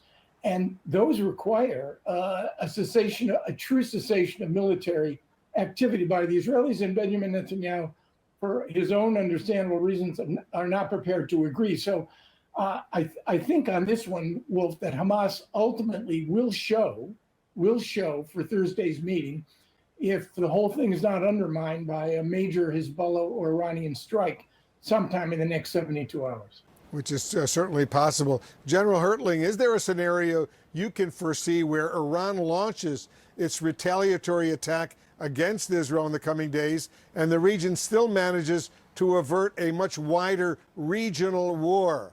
What needs to happen for that to be how this goes? Yeah, certainly, Wolf, there is that potential, and it would be dependent on Iran holding their fire, literally not conducting the kind of large-scale attack they held last time, where a lot of Israeli citizens could be hurt or killed. If that happens, what I'd say is Katie, bar the door. If Israel is struck to the point where there are multiple casualties or a lot of deaths. Yeah, is always Iran's. We always have to expect Iran, who also on the same word, also in the same conversation we refer to as barbaric savages and monstrous pieces of shit. But it's up to them to demonstrate restraint. It's never up to Israel to demonstrate restraint. You know what I mean? Like, Israel does not have to be restrained. No one can contain them. Okay? But Iran, those monsters, those barbarians, they have to be restrained. They better fucking not. They better not be over the top. I think we're going to see that conflict spin out of control. That's the part where I'm very concerned, because it has to do with not only what Iran's action will be, but as Aaron David just said, also what Hezbollah and Hamas will do to contribute to this. But it could certainly rise into a regional conflict or beyond, in my view. And I don't think Iran is ready for that or has the military or the diplomatic capability to do something of that scale. So they should be very careful in what they do next. Yeah, I think you make a very important point, General, because based on the briefings I've been having here, if Iran were to do a direct assault on Israel and wind up killing a lot of Israeli civilians, especially destroying a lot of buildings in Tel Aviv, where I am right now, attacking military bases, Ben Gurion Airport, the International. Let the man live, bro. That shit is fucked up. They shipped his ass out there. I mean, I bet he loves it. He lives for this shit. That's crazy, man. Where I am right now. You know, we know that this tension on the northern border of Israel is really ultimately coming from its southern border in the ongoing conflict in Gaza. And there, Prime Minister Netanyahu is going to need to architect not just the combat operations that marginalize Hamas and prevent it from ever being part of a post-war governance solution, but also architecting the security, the economic development, the education vision that will allow Hamas to be drained of its political capital. Because Sinwar is clearly not afraid of destruction, but he is terrified of reconstruction. Yeah. Sinwar, the leader of Hamas in Gaza right now. Yeah, definitely. Some will see. Well, you guys will show him if you do a ceasefire. You know what I mean? Imagine if they did a ceasefire. Ooh, he'd hate that. You should do that then. Hostage release program as offering a green light. He's so scared. He's so scared of, like, no longer permanent genocide to the Palestinian population. In terms of the group wanting to reach a deal as quickly as possible. How do you see all of this unfolding? I'm not sure I see that many chess moves behind it. I think Hamas is a terrorist organization that's broken 5 previous ceasefires and has as part of its charter the destruction of Jews in Israel. It doesn't have a positive vision. So organizations that have a positive vision for the people they serve try to negotiate to realize that vision. Hamas only has a negative vision, the destruction of another people. And so negotiation just isn't in their charter. So this is really the baseline from Hamas. I think it's true that there is Dude, I fucking hate mainstream media. I fucking hate mainstream media, bro. We need to stand with Israel again, like we did in April, where the United States, Arab states, and European states worked with Israel to shoot down those Iranian. Bro, instead of Wolf, they should ship his bitch ass. They should ship his bitch ass from Newton to fucking Tel Aviv. Go stand under the goddamn rockets if you want to fucking defend Israel that bad, okay? Iron Dome system, that anti-missile system. Has now but been don't they say that? No, they don't. That doesn't make any sense. They've literally had ceasefire deals that they've put together with Israel time and time again. What the fuck are you talking about? They're literally in the process of executing one, and Israel keeps killing everybody. It doesn't even make any goddamn sense to say, like, oh, Hamas doesn't want to do fucking negotiations. It's like, Israel killed the principal negotiator last week. With Israel as it defends from rocket or precision-guided munition attacks from Iran, from Hezbollah, from Hamas. 2, don't allow Israel to miss the opportunity that it missed in April. Because, Wolf, as you know, as you saw firsthand, after that successful April consortium of Arab, European, and American states shooting down those Iranian drones, Israel did not then take that diplomatic momentum and channel it towards reconstruction in Gaza. It did not channel it towards an alternative to Hamas in the Strip. If Iran is going to attack again, if we are successful again in shooting down those missiles, and those are 2 big ifs, I grant that, the United States needs to put significant pressure on Netanyahu to then channel that momentum towards a positive vision for Gaza that can contest Hamas's negative vision. How? What's the pressure? And what's your reaction to this latest report, Congressman, that pro-Iranian proxies forces inside Iraq are now threatening U.S. troops in Iraq, and there are still U.S. troops remaining in Iraq right now, if the U.S. uses Iraqi airspace to launch any counterstrike against Iran? It underscores the volatility of the region and, of course, Iran's tentacles within Iraq. This was one of the core strategic miscalculations of Bush's invasion of Iraq, is that it actually kicked down an important regional counterweight to Iran's influence and turned a counterweight into a proxy force for Iran's influence, which has reverberated over the last 15 years. I don't think the United States, though, can flinch because of those threats from proxy terror forces in Iraq. If Iraq attacks Israel, the United States is going. By the way, no difference between the Democrats and the Republicans on this. No difference in the language. We must not cave or capitulate to the terrifying forces of barbaric rapist Muslims. That's it. That's the one line. Bipartisan consensus on this. Permanent third world genocide. Nothing short of that. And there's always bipartisan consensus. Always bipartisan consensus on this matter. What a I just found out this motherfucker's my congressperson. Yeah. Dude, if you want to fucking, I honestly think if you want to defend Israel so bad, like, you should be able to do so. Go fucking defend Israel. Don't send the military unless they're like, yeah, no, I want to defend Israel. It's fine. If they want to defend Israel, they can go do so. Okay? Let's put it to a goddamn vote. Put your bitch ass out there. Ship his ass out there. He's like, oh yeah, we got to do everything we can to make sure we don't back away from the Iranian threat in the region. It's like, bro, there's one threat in the region. It's fucking Israel, okay? These are people. These are human beings. They're not like operating. Even Israel itself is not operating on like pure bloodlust, okay? Even though it does seem like it at times because of the amount of death and destruction that they're engaging in. There are obviously genuine interests that play a role beyond just permanent fucking death and destruction. In terms of like in a conversation between Iran and Israel, or a conversation between Hezbollah and Israel, or a conversation between Hamas and Israel, though, one side's motivation is significantly less about permanent death and destruction and bloodlust than the other. And I'm not talking about Israel in this situation. Okay? One is a defensive posture. The other is outwardly hostile to every group in their fucking neighborhood. What are we doing? Oh my God.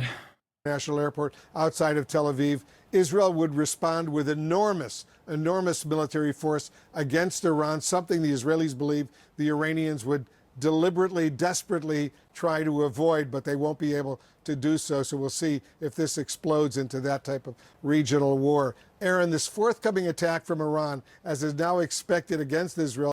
It kind of has to be in America's case, don't it? How would dialectics or whatever make foreign policy more coherent or sensible? Not just curious. I want to learn. Easy answer. It's called wealth extraction, whether in the form of natural resources that you like occupy and control, or the extraction of labor power in a country or a region, specifically the third world, the entirety of the global south, that you keep in a dire set of economic circumstances, so they are desperate for any kind of opportunities they can get. Okay? It's just theft. It's land theft. It's natural resource theft. It's controlling key it's controlling key trade routes. Like, these are all very significant material reasons as to why countries move in the way that they do. Okay? It's like the fascism or the story that you tell for the actions that your state engages in is just that, a story.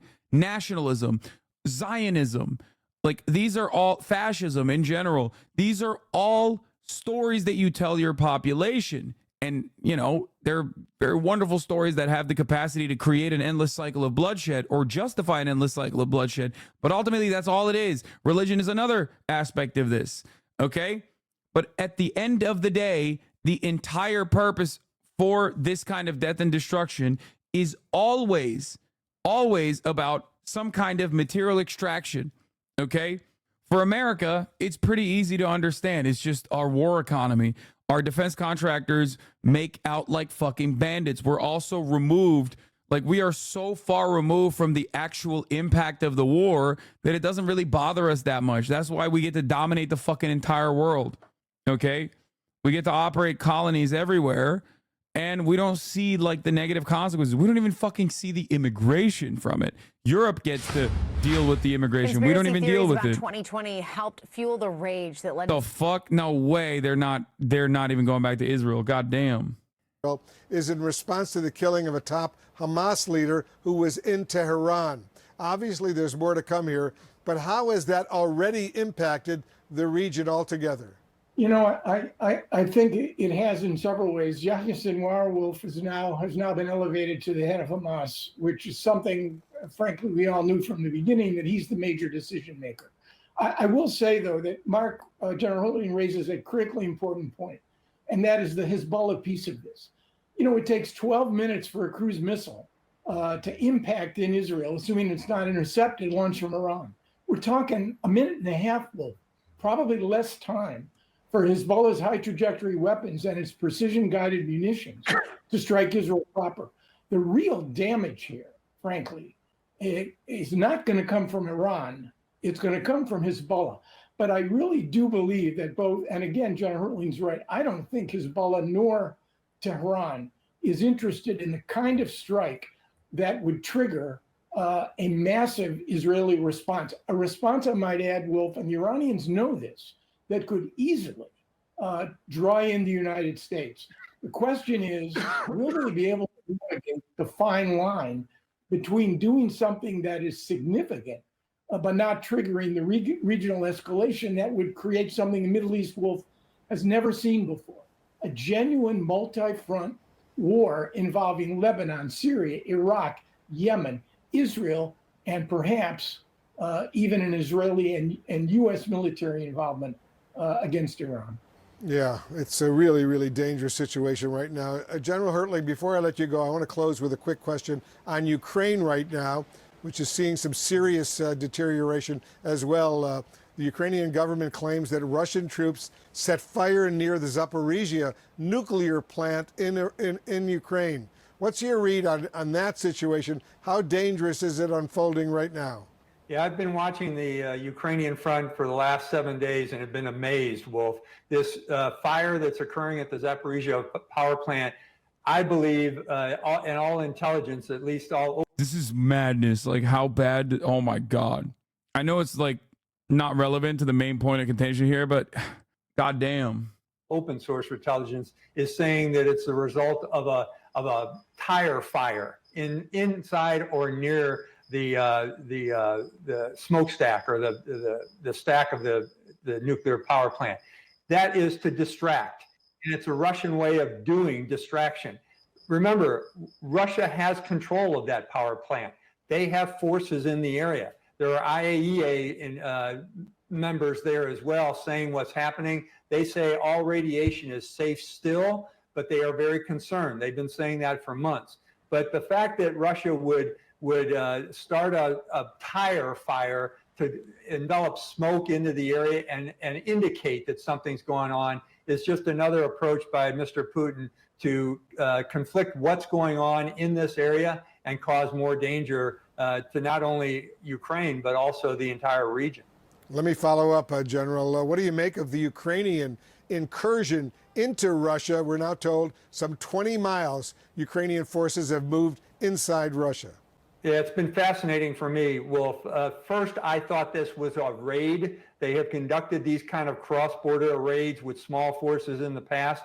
It now appears to be more of a demonstration. I certainly wouldn't call it an offensive yet. The key is going to be, can they sustain this fight?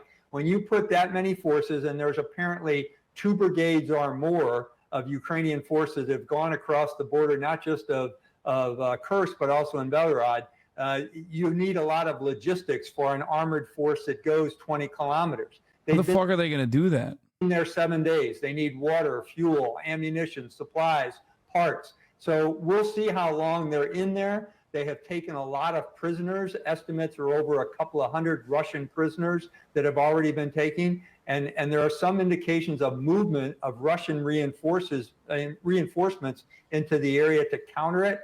There's no proof of that just yet. The fighting has not been intense other than beyond the border guards and the forces that were in the area. So this is Ukraine saying we can do the same thing. The other thing that I'd point out, Wolf, is indications are that it's Western-style vehicles, the ones that have been given to Ukraine, that are conducting most of this attack. And one of the things that I find most fascinating is, having been a Stryker brigade commander, it appears that Strykers are in the areas. They move fast, they're very mobile, they're very quiet, and they're exactly fitted for this kind of operation that would be a quick strike inside of a country and then a pullback very.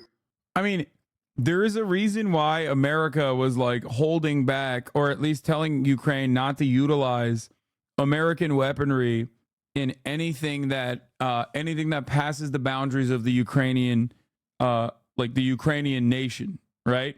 The Ukrainian national boundaries. Once America was like, okay, maybe we'll let you strike certain targets inside of Russian airspace in an effort to help prevent like any kind of, like logistic help that Russia gets from inside of Russia on the border towns. All of a sudden, they're using American machines to strike inside of Russia. I feel like that's an escalation, ultimately, of it's an escalation that brings America closer to what Putin might consider a violation. I don't know. I don't know if this will be successful in terms of like, maybe they should annex it. Maybe they should do a fucking a democratic vote on the Russian population there to see if they're interested in being permanently annexed by Ukraine, and then they can do a fucking little swap-a-roo, you know what I mean? Like, I don't know what the fuck they're thinking. Ukraine said it won't. Yeah, Ukraine Mia. Doesn't that just make it easier for Putin and Russia to set up false flag situation with headlines about U.S. weapons in Russia, etc.? I know the goal is to divert manpower from the southeastern front, but considering the nature of the assault, doesn't that also shut them off completely from this is a suicide mission? You know what I mean? Like, it's a suicide mission for the 300 troops that went in. Like, is it? Yes. Like, I feel like it is it's like a reverse Uno, a YOLO, a last ditch effort. Ukraine has a manpower problem. The war has dragged on for more than 2 years now. Ukraine has lost, by its count, tens of thousands of soldiers, though Western intelligence suspects that's an undercount. Ukraine has had to tighten its conscription. Like, the thing I don't understand is, like, you said no, they could ideally hit, then immediately pull out, because you are correct. They wouldn't be able to hold it. They won't be able to hold it logistically. It's impossible.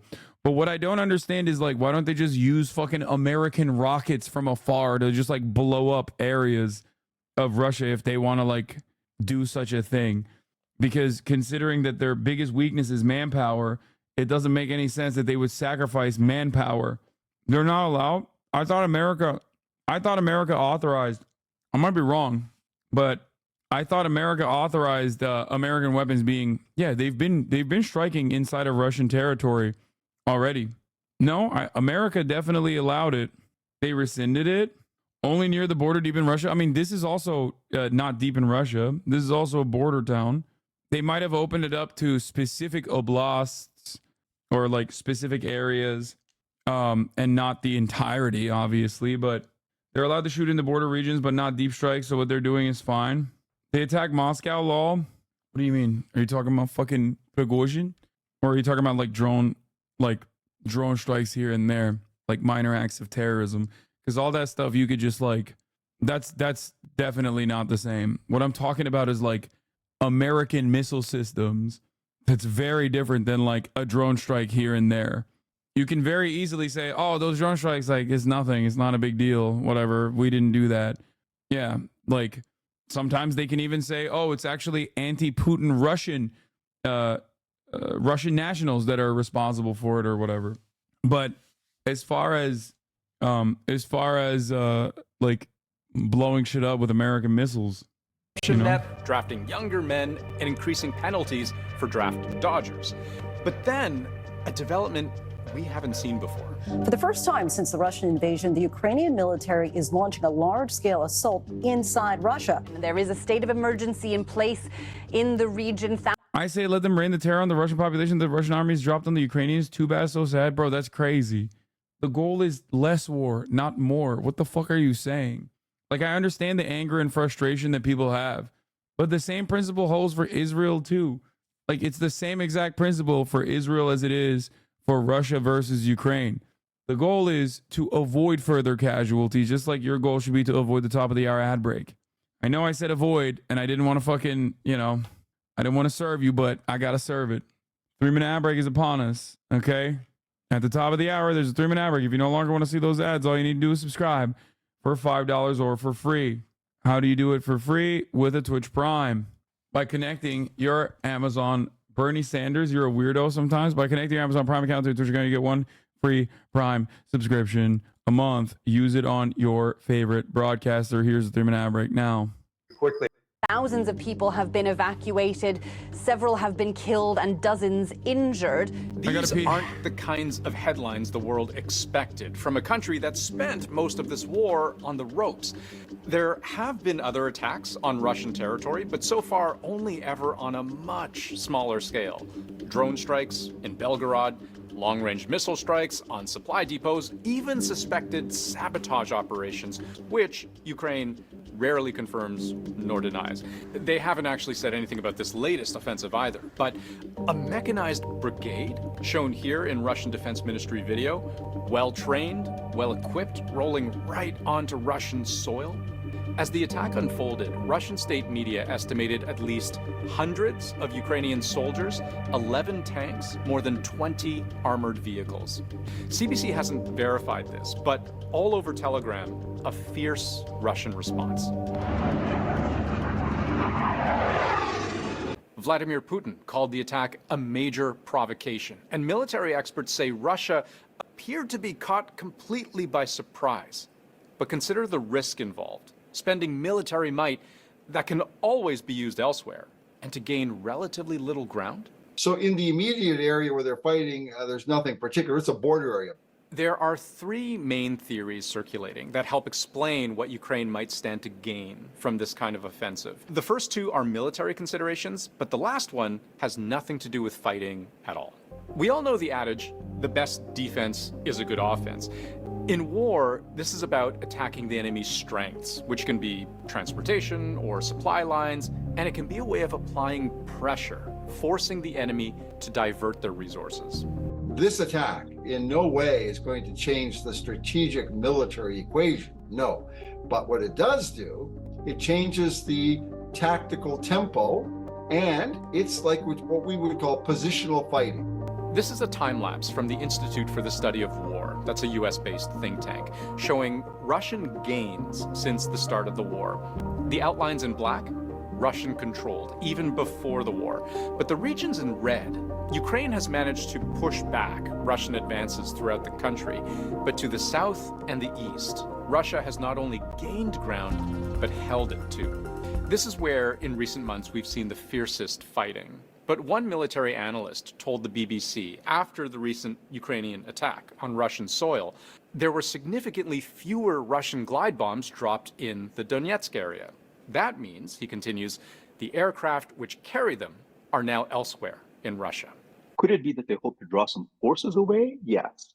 And for that, we have to see whether the Russians can snuff out this latest Ukrainian move into Kursk Oblast, or whether the Ukrainians can keep their forces in the field and move deeper in. If the goal of the Ukrainian offensive was to divert resources away from this eastern front, Donetsk is here, only about 400 kilometers from where Ukraine pushed into Russia's Kursk region. An easy trip for a fighter jet. And in this unverified video obtained by Reuters, we see two Russian fighter jets zooming overhead as black smoke from a burning vehicle wafts into the air from the Russian side of the border. But it's impossible to know where those jets came from. And ultimately, there is a problem with this theory. Russia's army is really big. So there's been you can say a minor disruption to Russian resources. Yes, they are committing resources, but the Russians have a lot of reserves. It seems unlikely that the Russians would divert large numbers of troops to deal with this Ukrainian offensive because they have troops that can be brought in from elsewhere. So that strikes me as not a very plausible explanation. So that's one theory, for what it's worth. Applying pressure in one place to relieve pressure in another. But the second theory is that this attack was actually a diversion for something bigger. I mentioned earlier how Russia seems to have been caught by surprise. The last 72 hours have been an all-out scramble. A state of emergency has been declared in an area of southwest Russia. Ukraine's surprise cross-border incursion into Russia's Kursk region has forced Moscow to redeploy troops from the front lines. Russian state TV showed footage of hollowed-out homes, and parts of the region were evacuated. More than 200 people were taken out of the war zone by buses and personal vehicles from their territories. During the day, with our help, thousands of people left the shelling zone by private transport. If Russia is forced to redeploy troops in a more intentional, defensive way, that could open Russia up to counterattack elsewhere. There's no shortage of territory Ukraine would very much like to recapture from Russian control. But most military experts we've spoken to seem to agree this idea that Ukraine could set up some massive attack elsewhere falls apart for one simple reason. I don't see that happening, actually, because I don't know where the Ukrainians will get the forces to do that. Yes, the same issue that made Ukraine's recent attack on Russia so surprising to begin with. Where do you get the manpower and the firepower to pull off such a bold attack? No, the leading theory explaining Ukraine's surprise attack is... Did Israel just get struck? Yeah, it did. But nothing else beyond northern Israel. The one that has nothing to do with fighting at all. It's about bargaining power. Even in a war that seems to go on forever, both sides are thinking about the day it ends. And that doesn't necessarily mean a military victory or defeat. They're trying to change the dynamics of the battlefield to improve their negotiating position at the peace talks. If there's going to be a negotiated end to the war, it's likely both sides would have to make concessions. So there's a school of thought that capturing land inside Russia, even if it's only a few hundred square kilometers, that's worth something. This opens the door potentially in a negotiation, particularly if Ukrainians manage to hold some of this territory. If they're holding parts of Russian territory, then they could offer to give it back as a trade for the Russians giving some of Ukrainian territory back. I am going to do the Catch a Kick Predator after. There's a couple other things I want to cover. And there's a clear deadline to make as many gains as possible. Ukraine recently made an offer to Russia. Last try, the U.S. is specifically not allowing Ukraine to use ATACMs and other long-range weapons to target anything inside Russia proper.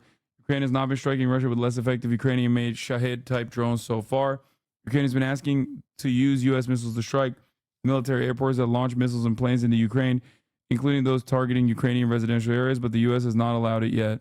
Heard, you know, I mean, I dude, this is an hour long. Russia, let's talk. Ukraine's president says he wants to present a plan for what he calls a just peace this November at an international summit. He's invited Putin to attend, and it would be the first time since near the start of the war Zelensky has shown any appetite for direct negotiations at all. But there's something else happening in November as well. We will win in November. We will win, win, win. The outcome of the U.S. presidential election could have a dramatic impact on Ukraine's future. The Biden administration has been very much in Ukraine's corner, making the case to Congress that Ukraine must win.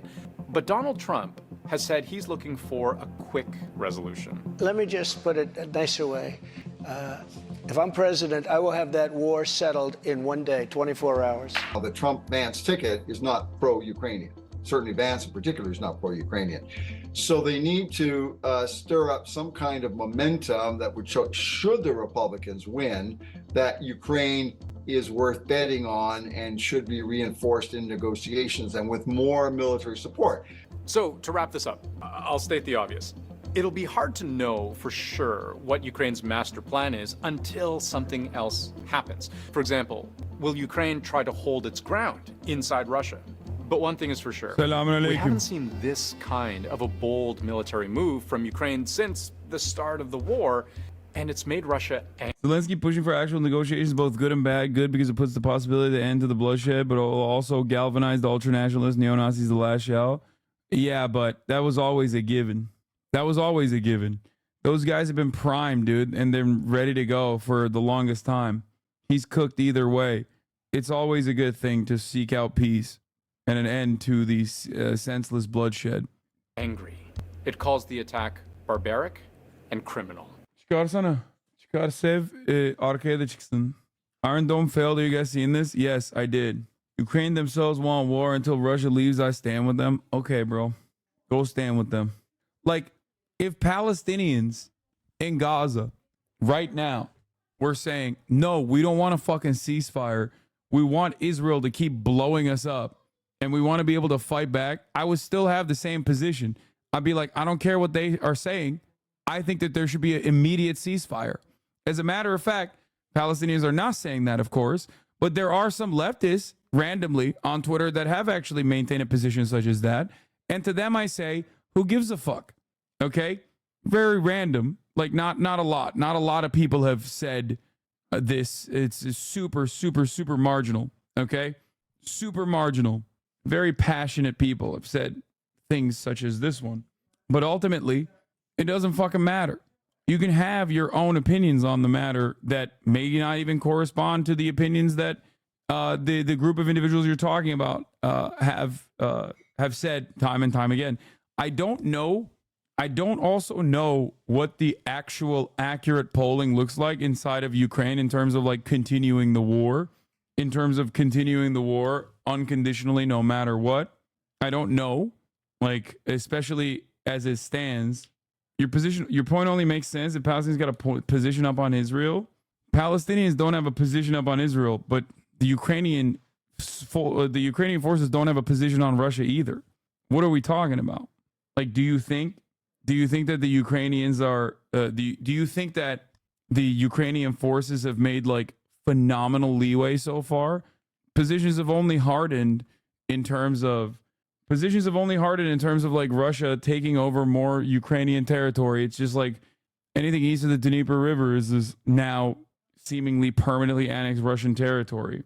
Russia currently holds 18% of Ukrainian land and will easily get that after negotiations. So stupid of the West to just throw the country into the grinder. This poll showing that 57% of Ukrainians support peace talks with Russia, like previous polls, actually significantly underestimates popular support for peace talks to end the war with Russia. This poll suggests that overwhelming majority of Ukrainians support peace talks. As I said before, poll results in Ukraine were skewed due to social desirability bias, fear to express views, contrary to undemocratic government, and exclusion of occupied and annexed regions of Ukraine. So at this point, it's getting to, I mean, this is an understandable poll, especially when you're talking about people being forcibly conscripted. More Russian propaganda. As war gets bleaker, more Ukrainians appear open to a peace deal. Most Ukrainians still oppose ceding any territory to Russia, but a poll and recent remarks by the country's leaders highlight a palpable shift in the conversation around peace talks. Yes, if I asked Twitter or Reddit what their opinion is, I'm certain that they would have a much more aggressive stance because they're not the ones fucking dying. They're not the ones who are at risk of being forcibly conscripted. Their family members are not the ones who are at risk of like Russian bombing campaigns. Because they're not in Ukraine. They're defending their homeland, something you know nothing of. I doubt they do under any circumstance. They're defending their homeland.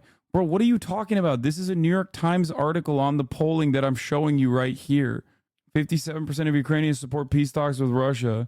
Like what? In mid-July, a survey by Ukrainian independent media outlet ZN-UA found about 44% of Ukrainian civilians favor starting official talks with Russia. On July 23rd, the Kyiv International Institute of Sociology released a poll showing that nearly a third of Ukrainians would agree to cede some territory to Russia to end the war. That's more than 3 times as many as the year before. He's right, and you know what? The Palestinians are, with good reason, defending their land, and the same goes for Ukraine. Why are you being hypocritical about it? Bro, I genuinely don't understand what you're saying. We saw images of Ukrainians being forcibly conscripted. When that happens, because they're running out of manpower, there's only so much war that you can continue fighting, even if your cause is just. And with Ukrainians, their cause is just. Ultimately, we're talking about a ceasefire, okay? You are aware that Russia could just go back to Russia? I am, and I wish they would, but I don't think Vladimir Putin gives a fuck about that. This was already done with Hitler before we got World War II because they conceded to Hitler. Okay. All right. I said this when Ukraine had significant leverage in the 15-point plan that was put to the table in Turkey. And I am going to reiterate my position once again. Okay. As this unimaginably cruel and brutal Russian offensive into Ukrainian territory continues, the more Ukrainians run out of manpower, the worse conditions will get. Because after a certain point, it's not about the best weapons that America can offer the Ukrainians, which they have already, due to political reasons, have never really been forthcoming with to begin with. There is, of course, a difference between Hitler appeasement versus what is going on currently, and that difference is obviously nuclear arms. Nuclear arms and mutually assured destruction is the reason why Russia doesn't go into NATO territory. 1/3, Lamar, that's 2/3 that don't want to cede territory at all. What? International Institute of Sociology released a poll showing that nearly 1/3 of Russians would agree to cede some territory to Russia to end the war. 44% of Ukrainian civilians, according to ZNUA, wanted starting official talks with Russia. This latest poll shows that the majority of Ukrainians, now 57%, support peace talks with Russia, as per National Democratic Institute poll. Predictably, once the government signaled that the idea is no longer a mortal taboo, people's private opinion began translating into the public one. This is a bad take, Hassan. Okay, we'll see. I think that this number will continue growing in Ukraine. Okay, 57% of support peace talks, not conceding land. That's good. I'm not saying that they should concede land. Okay, it's good. It wasn't 57% before. It's 57% of Ukrainians that want it, that now are open to peace talks with Russia. Okay, this is not I'm not giving you a take. I'm just showing you what they're saying. And those numbers are only going to continue increasing. Doesn't matter. Putin are going to relaunch the war after a few years. Okay, then you're back to square one. In the 15-point peace ceasefire negotiations that Zelensky had put together alongside Russia in Antalya, I believe, one thing that he did that I thought was very smart was pushing the Crimea question back 15 years to hold a referendum later down the line on what to do with Crimea. That is a very effective way of neutralizing the Crimea argument and still getting a ceasefire conversation going. It was a very effective way of getting the Ukrainian population on board as well. But the reasoning for why the majority opinion is shifting, and more importantly, more significantly, with Zelensky saying he's open to peace talks or open to some kind of amicable solution. I heard these same arguments from Chavez 2 years ago. I know, which was crazy because I was right then when I said that the ceasefire negotiations put on the table was a good idea. These positions have hardened at this point. Positions like Russian positions inside of Ukraine have hardened. They've mined a shit ton of territory. Battle lines have not changed all too significantly, moving an inch here and there, while simultaneously Ukraine and Russian soldiers too, but Ukraine especially, are running out of manpower. Okay? Why is chat so annoying when Russia-Ukraine is brought up? Can you explain? I wasn't in here. Because I don't know. I don't want to get into it. I don't want to relitigate old shit because his take is bad. Putin's political hold on Russia is deteriorating. Put pressure on him and Russia can change. Yeah, you're right. Why not let Israel get everything they want to get a ceasefire? Great question. The three-phase ceasefire negotiation is literally just to get a ceasefire. What Israel wants to do is continue bombing. If Israel was like, hey, you're right, we will do the three-phase ceasefire, then that's great. Israel, on the other hand, because they have unlimited support from the United States of America, don't even want a ceasefire. They just want to say that they want a ceasefire, but they actually don't want a ceasefire. They openly communicate their desire to not have a ceasefire at all. I don't know why people just go, Putin's political hold on Russia is deteriorating, putting pressure. Great. I have been a firm, committed believer in this reality, in this narrative for a very long time. It's just seemingly not true. And I also know this from my own personal experience in Turkey. We've had this same exact fucking, then let Ukraine counterattack. I don't have an issue with the Ukrainian counterattack. I never said it was a fucking then let Ukraine counterattack. Did you see me say, hey, wow, that's really fucked up. I can't believe they're, how unconscionable, how fucked up. I can't believe they're counterattacking. No, I just don't know how. You don't want them in Russian territory? No. Are you listening to the words that are coming out of my mouth, or are you hallucinating my positions?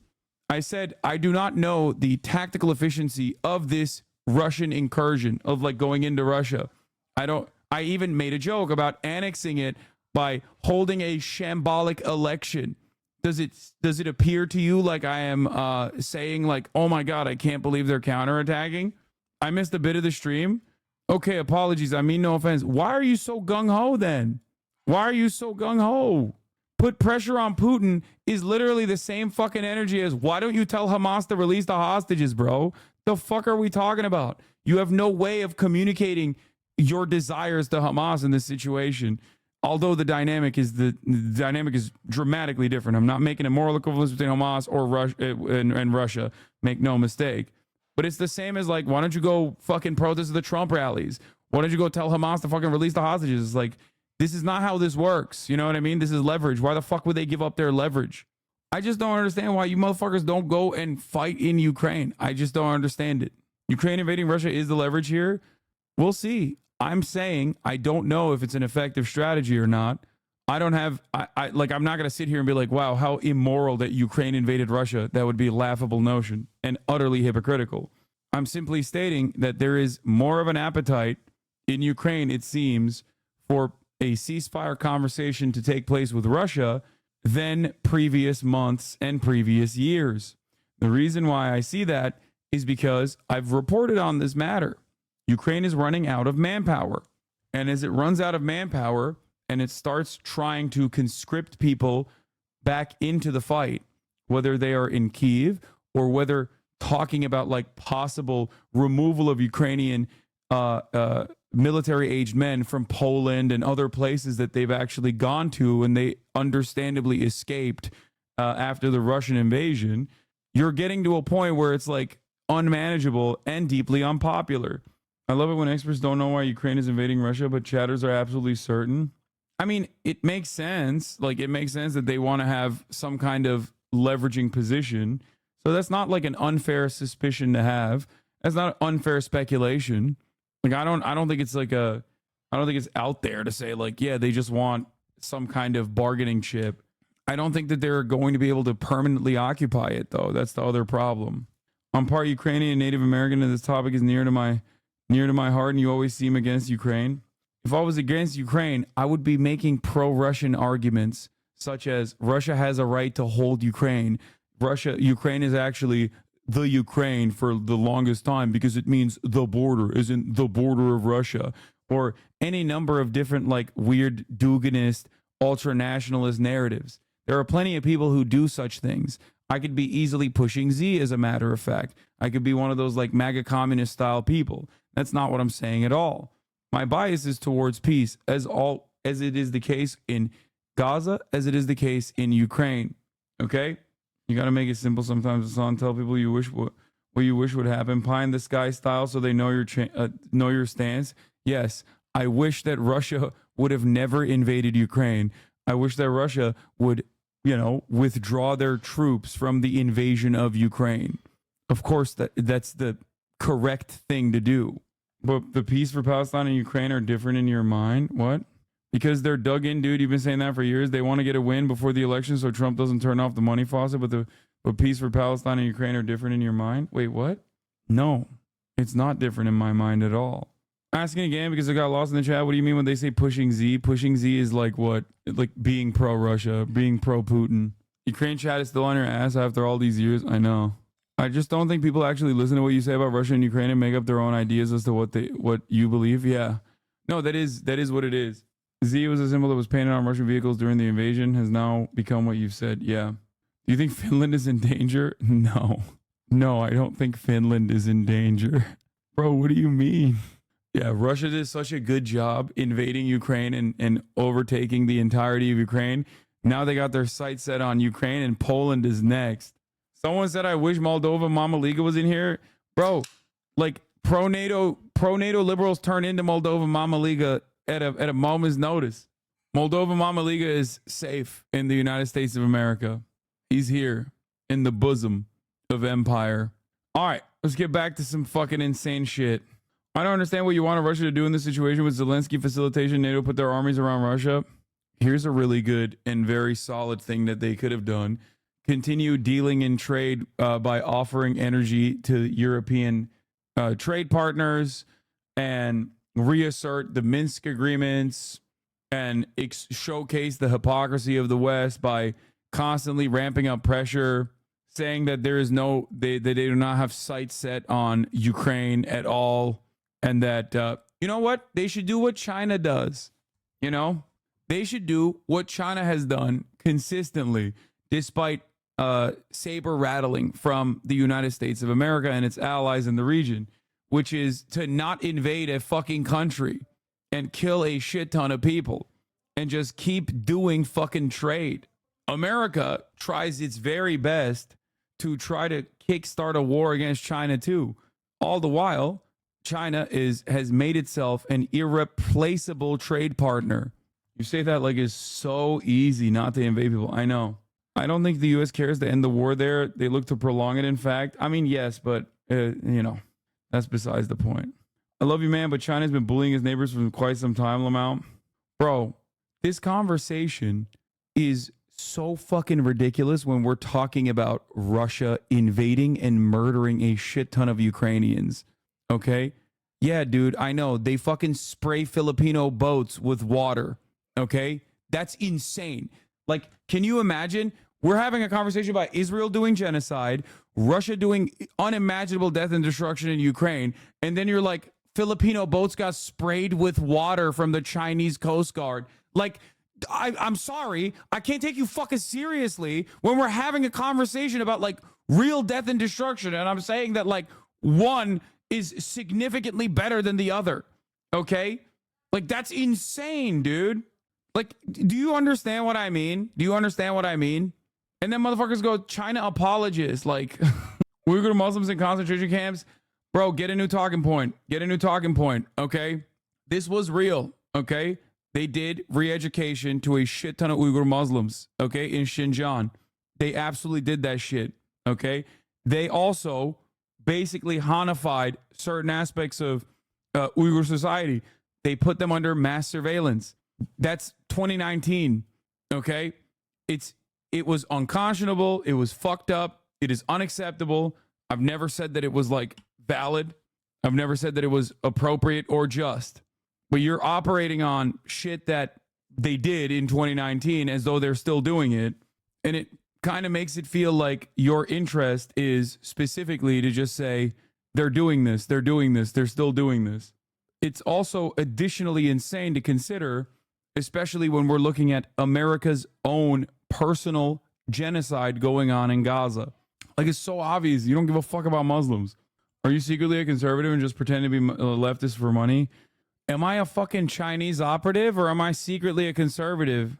Which one is it? It's crazy. I love the election cycle. I know. Foreign policy brings out the nuttiest people. Yeah, I'm a conservative, but for China. I'm a Chinese conservative. I'm everything. Like, it feels insane to have this conversation. I don't know. As a Ukrainian, I wanted to thank you for your sober position on this issue. I've seen some other leftists be disrespectful to my people, but your position made me listen to other things that you have had to say and learn about Israel's genocide in Gaza. Holy shit. Thank you for saying that. I'm confused. Does George Soros pay your checks, or is it China or Putin? It's all of them. It's George Soros, it's China, it's Putin, it's Zelensky, it's Taiwan. I'm getting paid by all parties, okay? Because guess what, dude? Advocate for both sides and you always come out on top. That's how it works. I'm also getting paid by Dr. Antonio Fauci.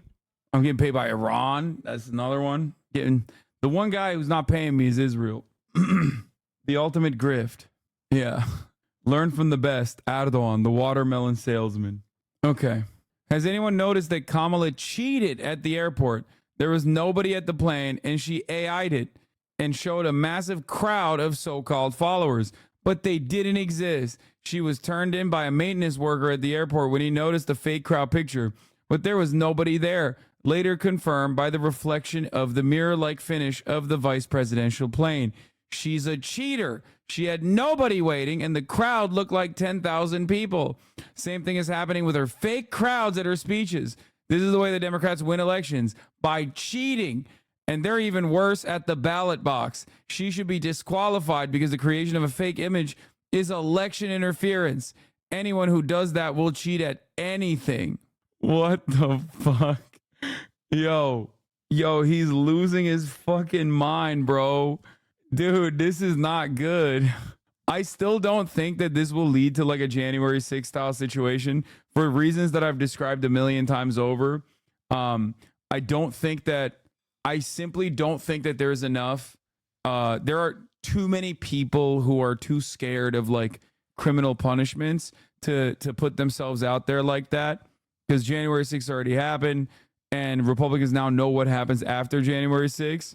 But there's nothing funnier than one of the most like media focused televised events, like a fucking Michigan campaign rally.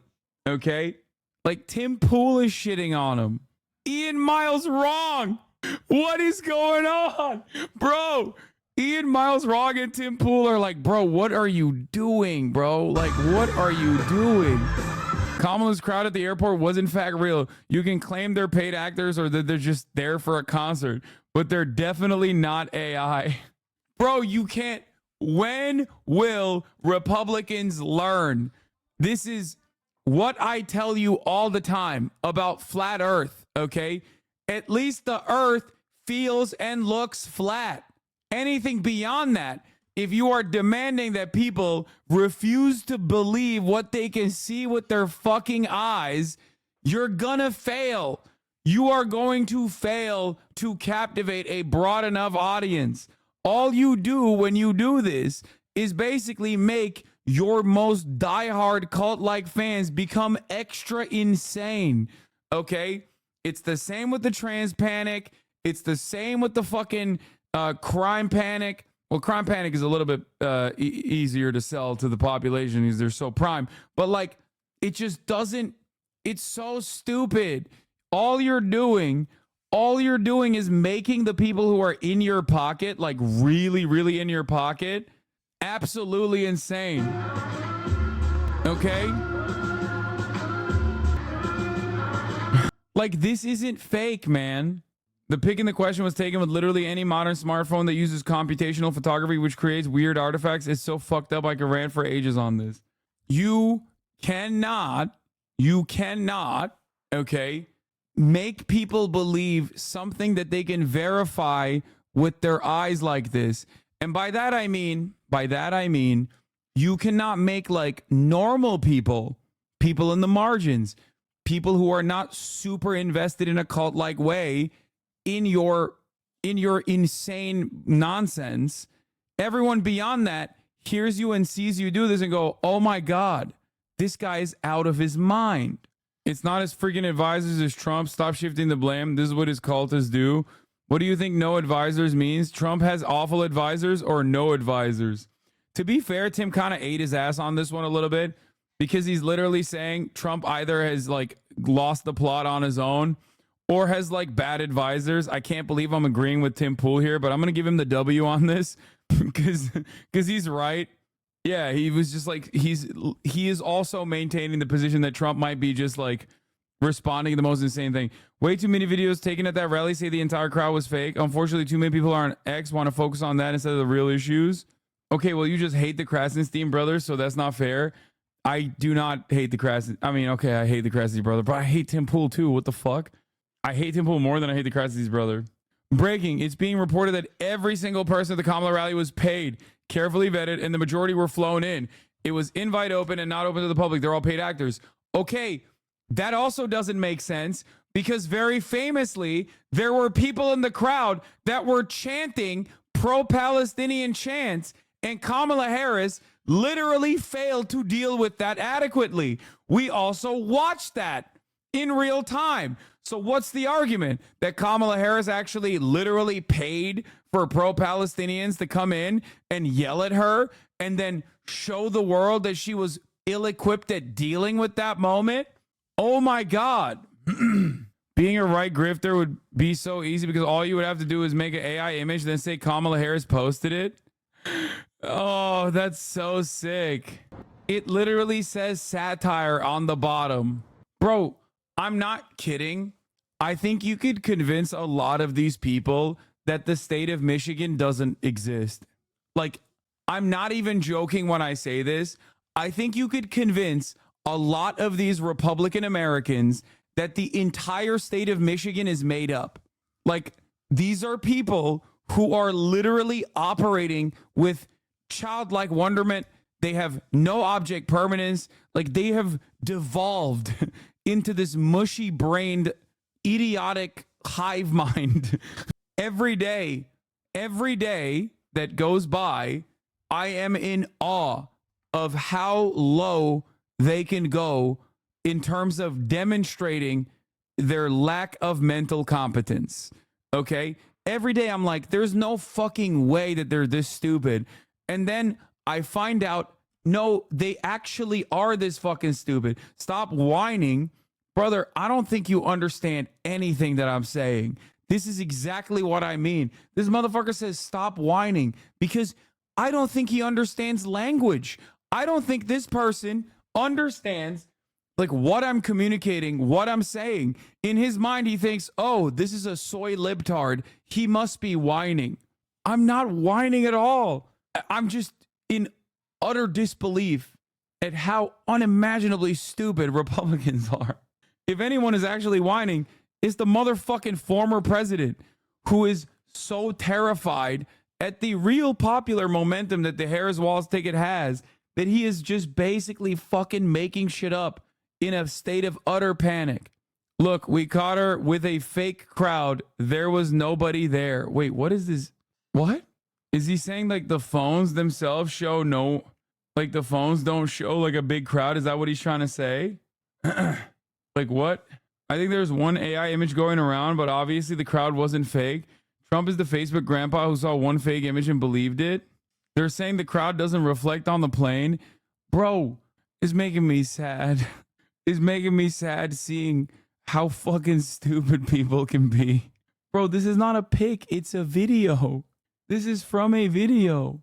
This one is AI. The original wasn't AI. I don't even know if this one is AI. I don't think this might not even be AI. I think this is just a screen grab. I think all of the weird like artifacting that you're seeing in the photo, it might be, but I don't think the artifacting that you're seeing in the photo is a consequence of it being AI because it looks pretty close to the actual video. Where is it? I can't believe we're doing this. I cannot believe that we're watching this fucking thing. Oh my God, I can't believe it. Like, this is the original video, okay? It's gonna zoom out and then you'll see the original. Oh, maybe that is AI actually. This is what the OG one looks like. See? It's showing no crowds. Folks, look. There's nobody there. It's not a screen grab from the video. It's a separate photo, but it's not AI. It only looks like that because it was taken on a phone that uses computational photography that produces weird artifacts. Megaphonics is going to fucking die, okay? If you guys keep talking about how this is AI. So do it. Keep talking about how that photo is AI as well. These posts will only get more people to attend our rallies to piss them off. Yeah. Bro, dude, this is a little scary because it shows like genuine mental illness in a way that I would say Trump had not. Like, Trump has always been insane, but I'm not kidding when I say like this is a new level of insanity even for Donald Trump. Like, he's actually kind of losing it, I think. Who knows what happens? 6K likes on TikTok for this one AI thing. This is like, you know what this feels like? It feels like when someone fucking says like, Hassan, be honest, you're doing steroids. It's like, no, but thank you for saying that because it makes me feel good, right? Like, I think most people who actually do steroids would recognize that, of course, I am not, because I don't have that kind of body composition. I don't have that kind of body fat percentage, for example. But it makes me feel good that you literally think that I'm doing steroids. Like, that means I'm that fucking brolic, right? And this is the same shit where they're like, there's no way Kamala Harris and and Tim Walz could draw crowds like this, obviously this popularity must be fake. And it's like, nah, it's real, man. It's like pretty easy to confirm too. Oh yeah, we have the live conversation tomorrow. Content locked in, baby. 5 p.m. Be there. What? Here's my view from inside the corner of the hangar where you can just see the throngs of people outside.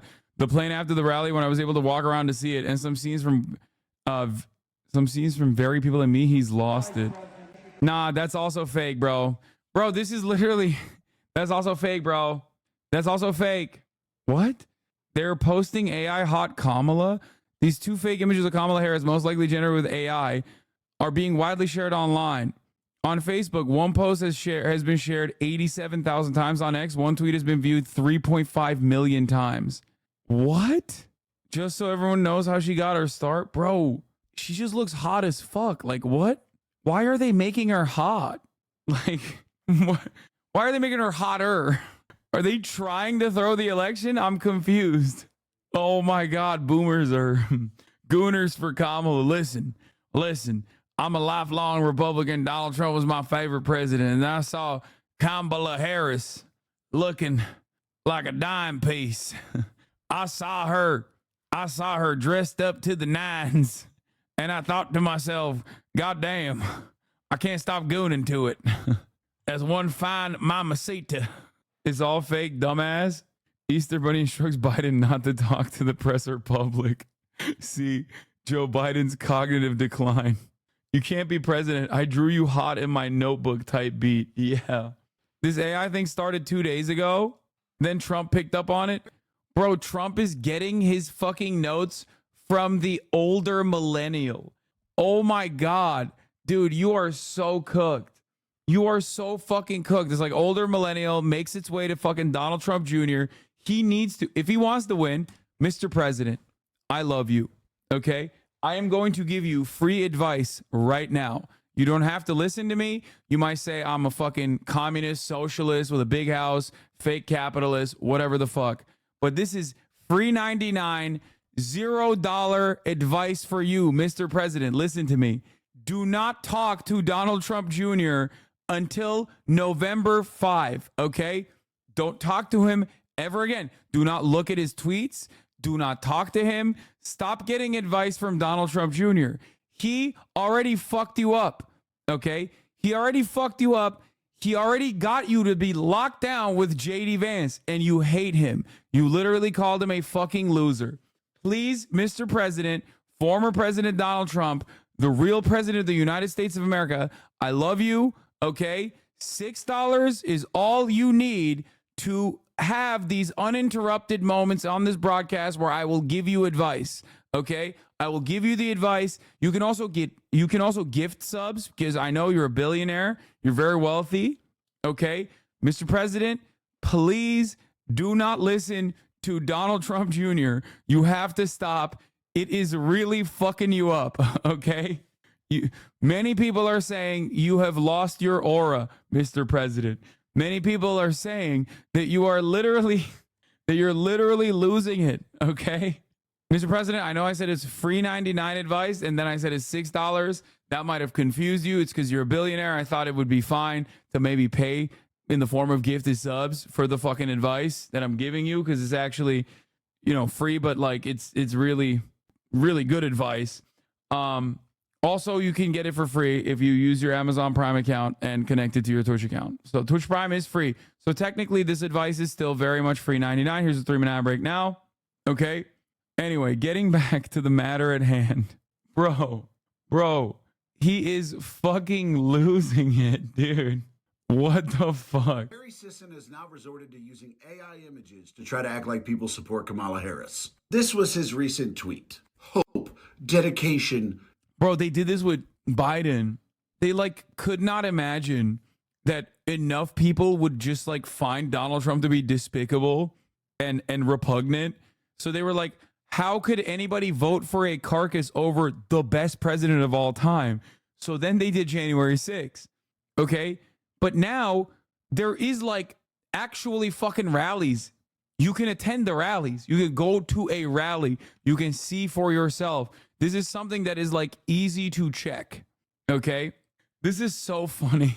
Bro, he's sad he debate. Oh yeah, I saw the I should have never debated Biden moment that he had. Patriotism. That's the Kamala Harris campaign. Kamala Harris campaign also seems to be AI generated. This is not a real picture. Like, let's take a closer look. First of all, none of their phones are recording the same shit. Bro doesn't know angles, dog.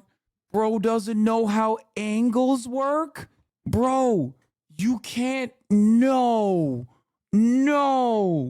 Bro, you literally don't understand how anything works. Bro, you are literally a baby, dog. You got baby brain. Oh my God. Oh my God, what we have done to this country by destroying what remains of public education. Oh my God. Bro, this is like basic brain computation. Like, this is something that you can experience in the real world. You can pull your phone out, okay, and literally take the fucking camera out, all right, and you can point it above you and then look at the phone and then look in front of you and be like, oh, that's different. It's showing something different, especially if you zoom in. Oh my God. Oh my God, bro. Oh my God. Oh my God. Oh my God. Just a reminder, this guy won't hear your ableism, but baby brain chatters will. Like, it's so obvious. First of all, even if it's fucking AI, okay, which it looks weird, but I suspect it's because it's just like a camera. It's like artifacting, right? Having said that, however, why wouldn't they Photoshop each individual phone if they want to make this grand narrative? The only reason why it looks like that is because it's most likely a real photo with some weird artifacting in it, okay? And also, people are looking at different things in the crowd. When you got like 100 people in an area, they all whip their fucking phones out and they're moving the phone in different directions. And then they also zoom in, okay? I had this exact same conversation last year, yeah. Object there. Your brain, it's light. Your brain is, the mirror is not a thing. Your brain is what is perceiving images. The mirror is not a magical object. This is literally a science project. There are parts of this that the mirror can't see. If you notice, it's like very odd that like see, the mirror doesn't see everything because there are parts that the light cannot reflect. Do you get that? That's the reason. That should give you a clue. You know what I mean? Like, it's light reflecting, and on places that it can't reflect, the mirror, quote unquote, can't see. Okay, this is literally like, listen. This is literally fucking, I don't know how to describe it. Like, this is like having a medieval peasant brain. You know what I mean? Like, why fucking mirror on the wall? Tell me you know how the fucking egg is behind a piece of paper, magic mirror. Magic mirror! I feel like if we devolve further as a society, we're just gonna fucking become like actual cavemen. We're gonna start grunting to communicate. And the reason why I showed you this is because the reason why I showed you, did you read a physics textbook over the weekend? No, I just like, there's certain aspects of what I have learned, I guess, in school that just stuck with me. This is one of those things. I just, like, I don't know what to say. Bro, you were funnier when you were younger. Bro, that was like a year ago, man. Calm down. Like, it's just, how can we have such bountiful technological achievements that we take for granted on a regular basis in every moment of our lives and simultaneously operate like cavemen? Okay? It doesn't make sense. It doesn't make any sense whatsoever. It's like we have TikTok, we have the internet, we have telephones, we have fucking phone cameras, we have internet at any given moment. At a moment's notice, you could just like be tapped into the rest of the fucking planet. And there are motherfuckers who are literally dumber than the medieval peasant. I don't get it. It doesn't make sense. It pisses me off. We are getting stupider every day. What the fuck? This is like, This dude looks like he's watching a video on the hub. I have no clue what this person's watching. This dude is apparently zoomed in on. That's like the person's hand in front of them. He's trying to zoom in to the plane. That's why you see a lot of blue, because everyone is trying to zoom into the plane to the best of their ability. On two people having a conversation. Not to mention, AI still has trouble doing hands. Because if this is a real hand, something is broken. Not to mention, this person is filming that person's phone, apparently. This person is watching a video. What? No. That's that person filming that you can barely make out the other person's phone behind it. I don't think this is an AI photo, bro. I genuinely don't think this is an AI photo. Regardless, even if it was an AI photo, even if it was a fucking AI photo, there are videos from literally every person in the crowd. There are videos from every person in the crowd. There are so many fucking videos. There are so many fucking videos from the event. We watched it live. I'm losing my mind. Oh my God. Oh my God. The reason why I don't think this is an AI photo, despite like the weird, like filter on it, is because that many fucking hands is like impossible for the AI to put together. And also AI is really bad at text too. AI is notoriously bad at text. AI is notoriously bad at fingers still. It has, however, gotten better, but it doesn't really matter because, like I said, mainstream media was there. Okay. Fox News was there. Video with captions. This person thinks the sky is really important, but this is very obviously not real. Do you understand how shitty your candidate has to be to resort to using AI? The worst part is this isn't. I don't think this is AI. I think this is just like a fucking weird filter on a photo. I promise this addresses the computational photography thing. What? No, I want specifically about this photo, whether it's AI or not. Okay? If you're looking for any more evidence that the size of these Harris campaign rallies are capturing Trump's attention and getting under his skin, look no further than these posts that he's putting out today, essentially lending voice to a conspiracy about the size of her rally in Detroit earlier this week. He wrote, "Has anyone noticed that Kamala cheated at the airport? There was nobody at the plane and she AI'd it and showed a massive crowd of so-called followers, but they didn't exist." He goes on to say she's a cheater, she had nobody waiting, and the crowd looked like 10,000 people. Now, to back up his claim, he seems to be using a photo that a Harris campaign staffer posted from the event and trying to claim that there's no reflection of the crowd on the exterior of the plane, that it was somehow manipulated. But we can say with certainty that his claims that a crowd didn't exist are just false. For starters, CNN was at the event, and I've spoken to Jeff Zeleny, the esteemed chief correspondent who was there, and he told me that his team witnessed a crowd of many thousands that filled the large hangar where she was. There were two risers. The crowd spilled out onto a sprawling tarmac where Air Force Two, and you see it there, came to a stop. Two large risers were outside, Jeff said, along with rows and rows of chairs, several giant screens for the outdoor crowd to see what was on the rally stage. And of course, we shot our own video from the event, which you're looking at now. Shows very clearly this major crowd that was at the event. We also have photographs from independent. You killed Mega. I'm not, like, I don't care about a random article about computational photography. Okay? I don't care. Like, I get it. I believe that there's artifacting that occurs when your smartphone takes a photo. I know that. Like, I know that already. But it doesn't address whether or not that image is AI. And I don't even think that image is AI. I know the iPhones lie sometimes. I know. I believe you. I also know that. News photographers who were at the event showing the major crowd that was there to see her.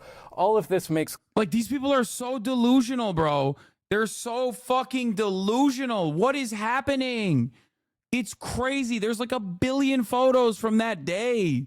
Fuck. Even the first time we've caught them doing this. But in Harry's defense, this is the first time he's done it. This is the first time he's used AI to try to lie to people. I mean, he has no problem lying to people, but this is the first time he used AI to do it. Harry, look, I know it's not your fault, man. I know Midas Touch or Act Blue just sent you this and said you had to post it. And if you didn't, you weren't getting paid. But bro, look at the fucking...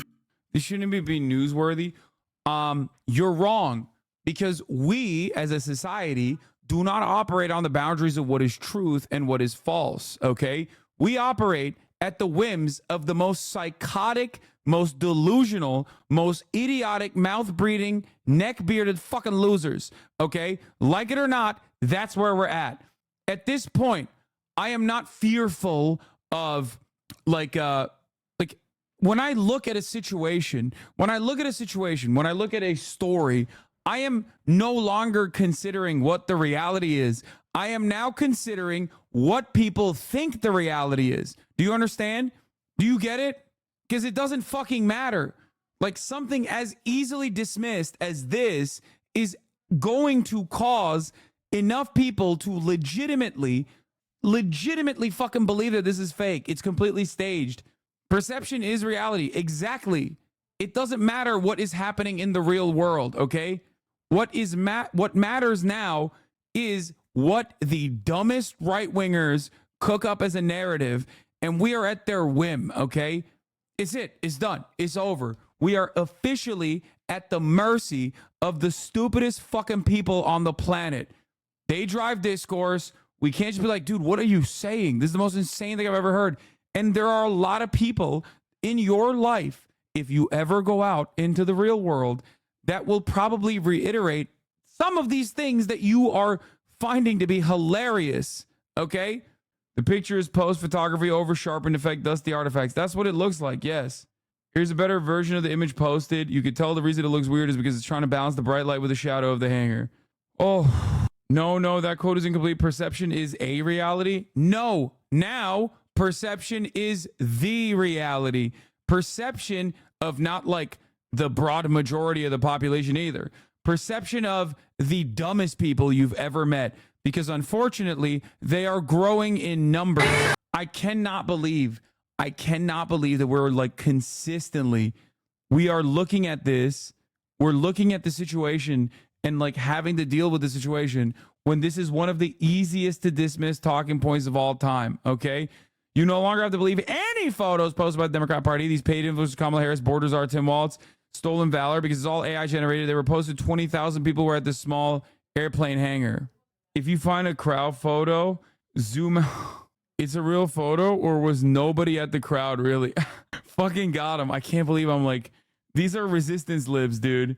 These are literally resistance libs, and I'm fucking laughing at resistance libs. Oh my God. That's how stupid the Republicans are, that they negatively polarize me towards like their insanity to a degree where I'm looking at a guy with a blue check mark responding to George fucking Conway, okay? And laughing. I think at the point Republicans have to try to prove capture AI generated that they're already losing. Yes, they are losing their fucking minds. But that is also a major issue, okay? It's a major issue because we're cooked. It's a major fucking problem because these guys are like half the goddamn country almost, and they never shut the fuck up. And we just have to sit there and watch like larger and larger numbers of people become insane. Okay? Well, oh wait, hold on. Look, what is this? Obviously AI. Look at the effect. Obviously this is fake. More evidence we're cooked. Guy with 200 million openly asked, is this real, about a random fucking internet article? Cool that Elon implying Tim Walz was a pedophile defender got seen by millions of people before a community note went up, and the post is still up.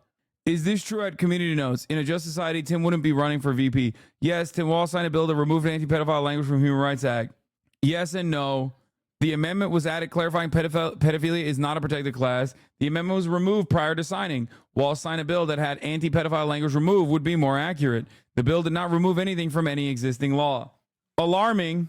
Bro, you think men can be women and you're talking about operating on truth? That's why you're a tiny little shrimp boy. You make no sense. I recommend you stop wasting time on this elections. It's over, pal. Been over. No more fairy tale goofies like you living in dreamland. Go get your nails done and change your tampon. Bro, you are literally representative of exactly what I'm talking about. Literally look at me. You are typing in a fucking Twitch chat. Look at me. Look. Okay? That's all I need to do. I don't even need to make an argument. Just look at me. Okay? Look at me. Leave the computer. Go and look in a mirror. Okay? Take a fucking mental snapshot of what you are seeing in front of you, and then go back to the mirror and look at yourself. Okay? You are calling me a fucking soy boy, a shrimp boy. I don't know how to reason with a person that literally looks at a person like myself and goes, that's a shrimp boy with a tampon. What the fuck? Oh, I'm doing that. You're still soft. I'm telling the truth. Exactly. That's the point. Okay. That's the point. You are not responsive to what makes human beings like a living, breathing organism. Do you understand? You are not responsive to things that like an animal understands. Like an animal would see someone of my size in the wild and go, oh, that's a big thing. I will avoid it. You, on the other hand, are dumber than a feral animal. Okay? Call me right now. I'll embarrass the shit out of you. I'm twice your size. Okay. Okay, bud. Okay, bud. Maybe I'm AI. On my life. I don't think you understand something. Okay? Even if you were 600 pounds and like 12'8", okay, as in twice my size, that still would not change the reality that I am 6'4" and 230 pounds. Do you get what I'm saying? As in, still, you will not be able to convince human beings in the real world that I am a tiny person. Do you get what I mean? Bro said he is 12'8". Okay? That's the point. You're like 2 inches tall on my screen, dude. What's really real? I hate this shit. I saw this. You're soft as hell. I'm not lying. You're crazy, dude. Brother, you are typing anonymously in a fucking Twitch chat. Okay? Like, you are not going to be able to convince anybody, myself included, that you're a fucking hard body dude. Okay? You are typing in a Twitch chat anonymously. None of us are hard. Drop that. Okay? None of us are hard. You are typing anonymously in a Twitch chat. You are not a Spartan. Okay? Well, you might have some Spartan tendencies, i.e. pedophilia, but beyond that, you know, you're picking a fight with one of the Monstars from Space Jam, dude. Be careful. Yes. Yeah, it's Wemby. Not just Twitch chat, but he's hate watching someone he thinks is a soft boy. That's another thing. You are participating in hate watching, which is legitimately the most intellectually soft thing you can do. Nah, I want to see Haas switch gears when this dude is yacked. I don't think he knows how to fucking operate guest star. And there is no fucking way I'm calling him on Discord. Brock Lesnar sock account. Yeah, this is the chatter. I found dude's Instagram. He's not twice your size, twice body fat percentage, yes. No, you didn't. You did not find the dude's Instagram already. Bro, come to Ohio, I dare you. All talk, I'll drop my addy wherever. I joined this shit to talk shit to a pussy. I don't have Discord. I'm an adult. I have a phone. Oh no, dude. Ain't no fucking way. Ain't no fucking way. No. Ain't no way. I take back what I said, big dog. Real recognize real. Okay? Real recognize real. You're brolic. I apologize. Okay? I apologize. We figured it out. My bad, bro. Hey. My bad, bro. Hard body. My bad, bro. I'm stopping. You are a fucking stud. Okay? Read his chat. What'd he say? That was 3 years ago. Either way, I still look more straight than you, dog. Hell yeah. When I'm in high school. Bro, you cannot. Bro, I want to thank you. Okay? I want to thank you for quite literally proving my fucking point. Okay? I want to thank you for proving the exact point I was making when I said Republicans deny reality in front of them, and because they're so fucking lost in the sauce that they literally cannot comprehend how normal people would look at a situation like this and not be on your side. Okay? Like you don't, dude, I'm just talking shit to a pussy. That was 3 years ago. Either way, I still look more straight than you. Like, this is a tragic situation that is unfolding for you in front of 34,000 people. It's like you're inside of a fucking arena. You're inside of Madison Square Garden with a Madison Square Garden full of people laughing at the argument that you have presented that is dispellable by just looking. Okay? Like things that we can see with our eyes. You will not be able to talk your way out of this situation. This is the point I always make in terms of deniable reality versus undeniable reality, right? This is what I mean when I say some Republicans go past the point of like believing in flat earth conspiracies and reach a certain point of no return. Okay? This is awesome. Everyone I know that isn't gay thinks this is hilarious. Dude, you think masks do shit? What? Who are you arguing? What are you arguing against? What is going on? Dog, pick a struggle, okay? Listen. I'm going to write you a script, okay? You said, grow up, pal. I think I'm going to give you a year. You are going to blossom into a wonderful flower, okay? Number 1, hit the gym. Number 2, get a better haircut. Number 3, try to grow facial hair, okay? It might not work. If it doesn't work, I recommend minoxidil. I've seen that on TikTok. People put minoxidil on their beard to try to grow their beard, okay? You are going to inevitably figure out what works for your face and what works for your dome. I went through this period, okay? I went through this period. Full beard? Okay, great. Get new glasses. These do not help your face, okay?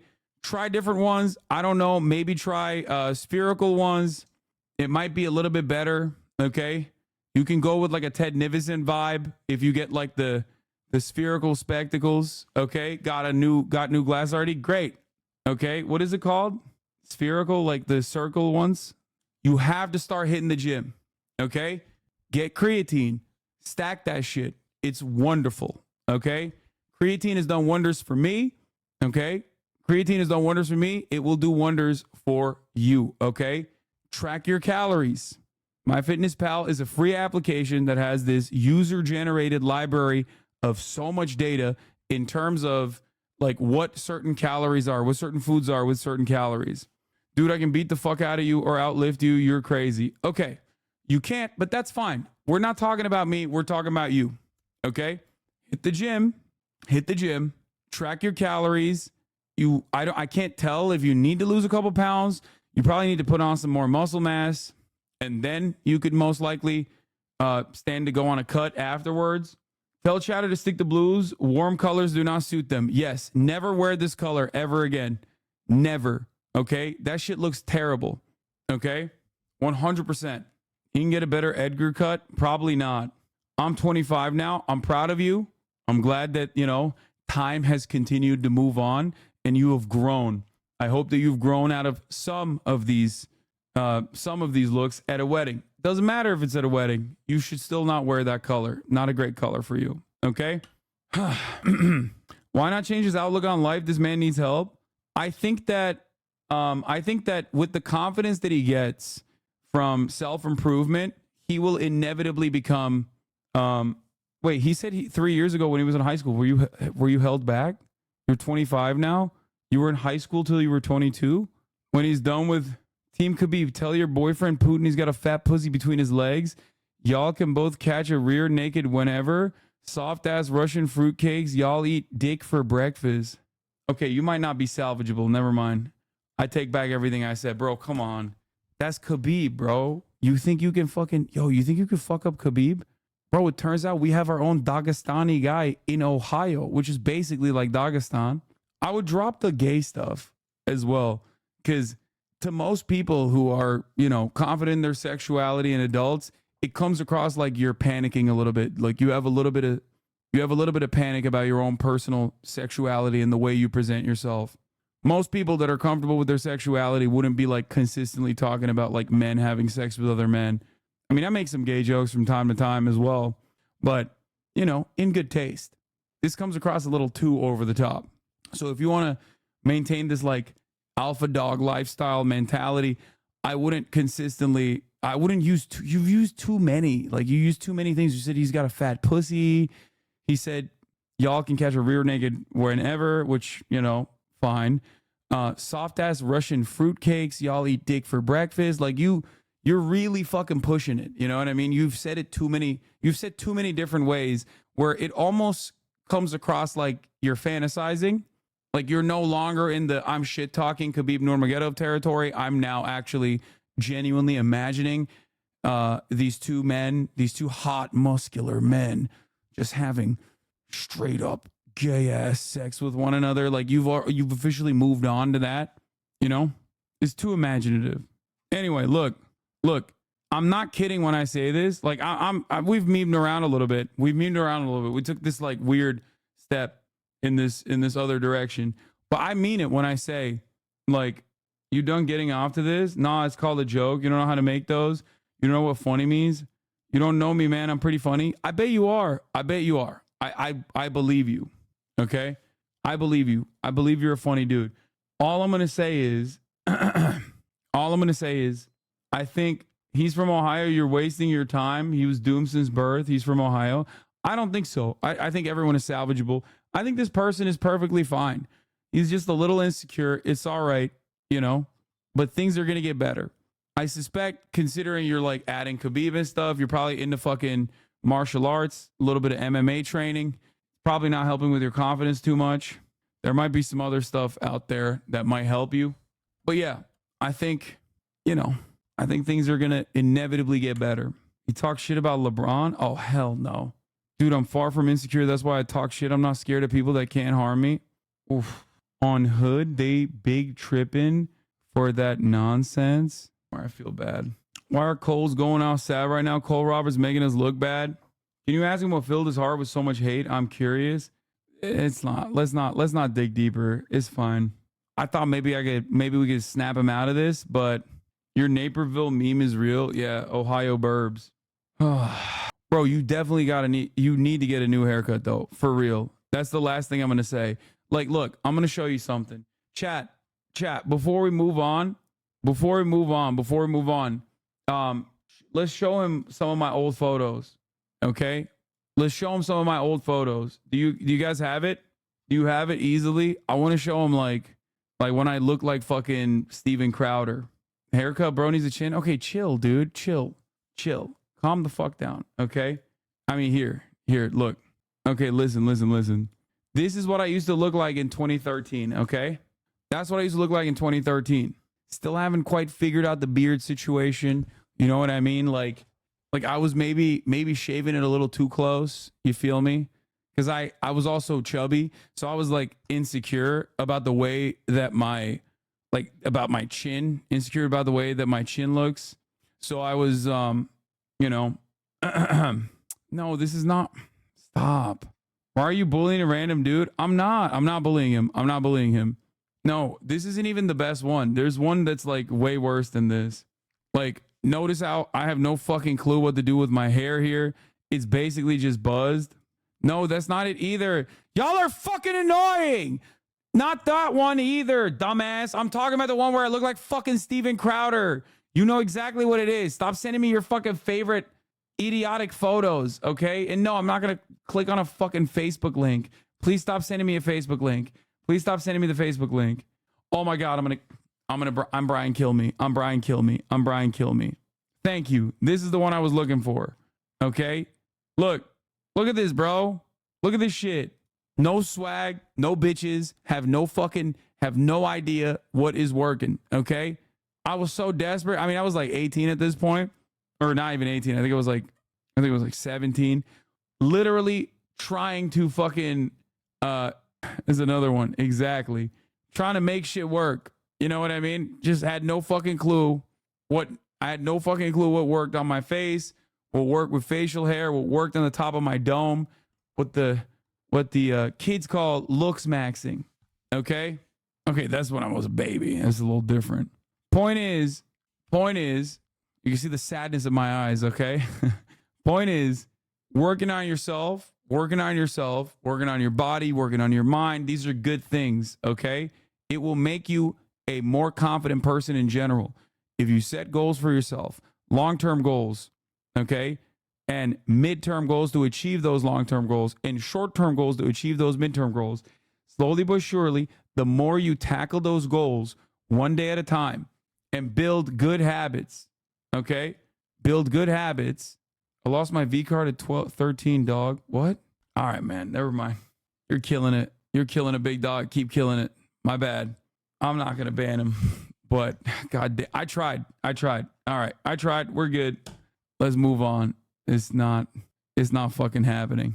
Totally saying it not weird. Trump says that he saved Christmas when he was president, but now Kamala Harris is going to ban it, and only he can stop Christmas from being canceled.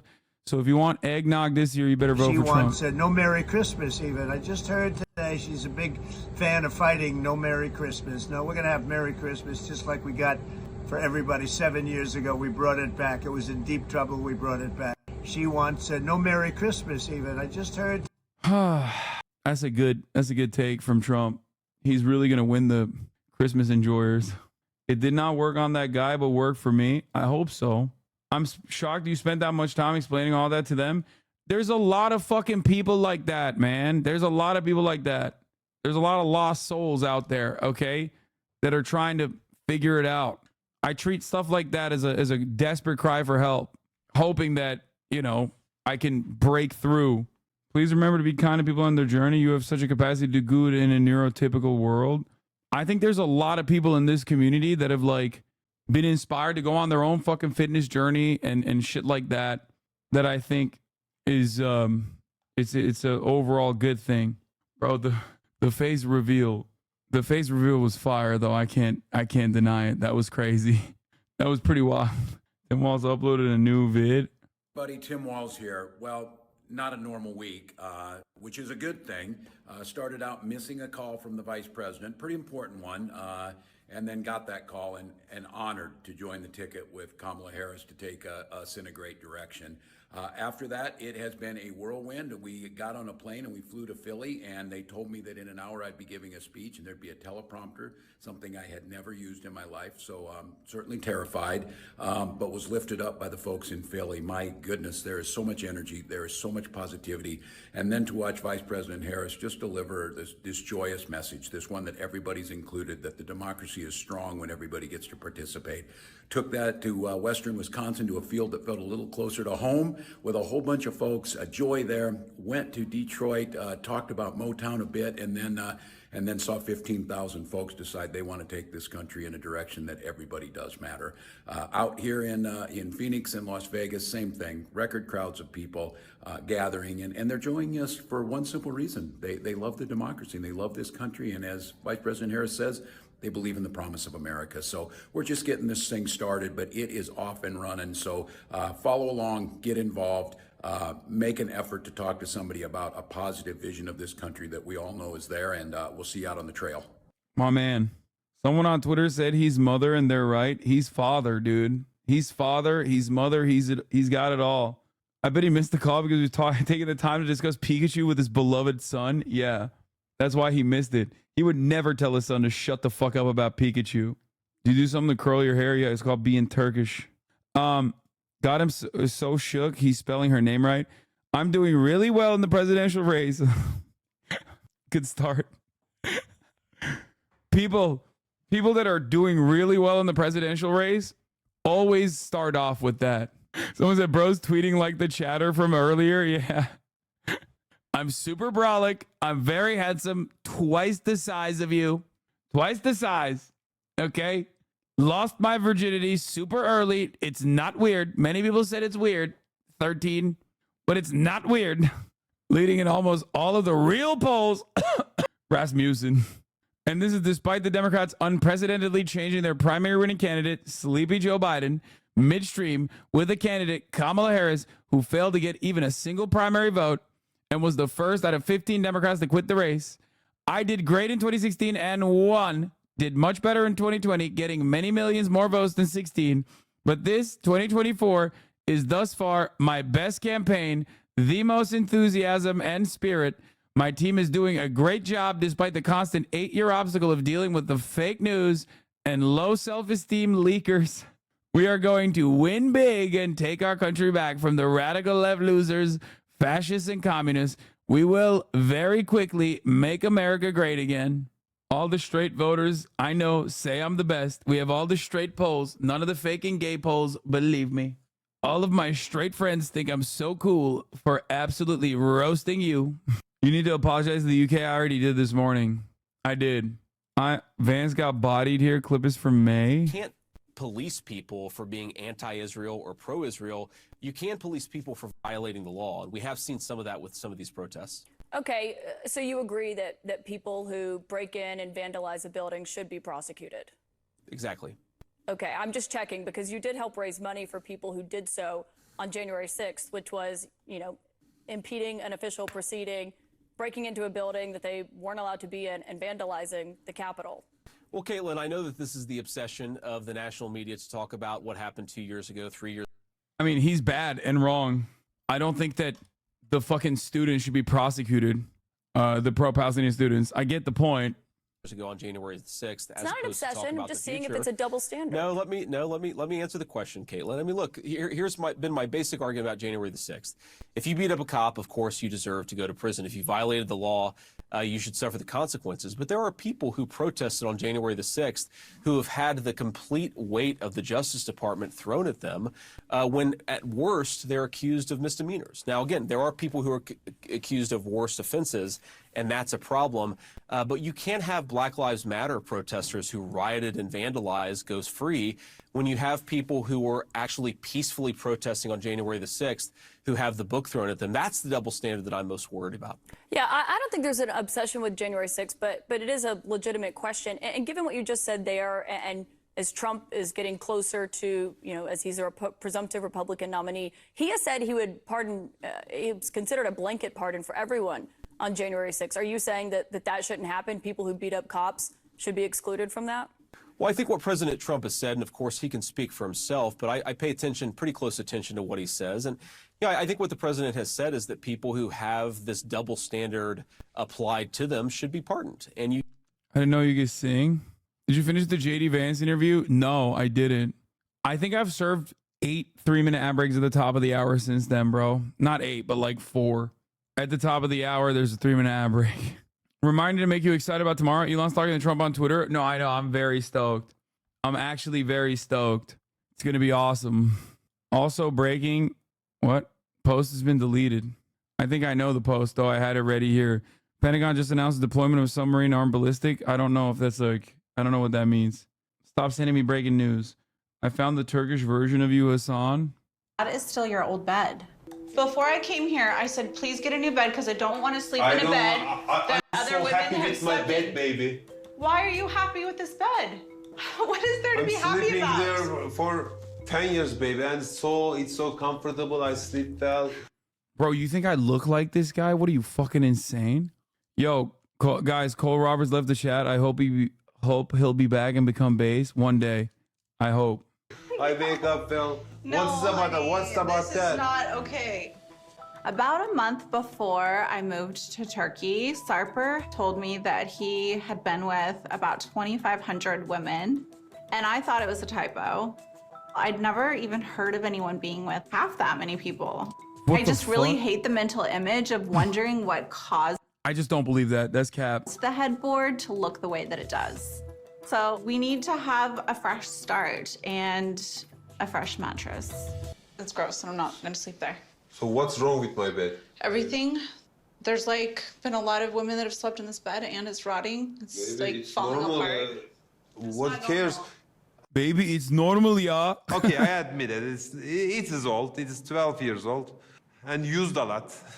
But we have a lot of other things. We are planning to share our life together. I mean, what is bad? I came all Without this way me. to sleep on the couch, I guess.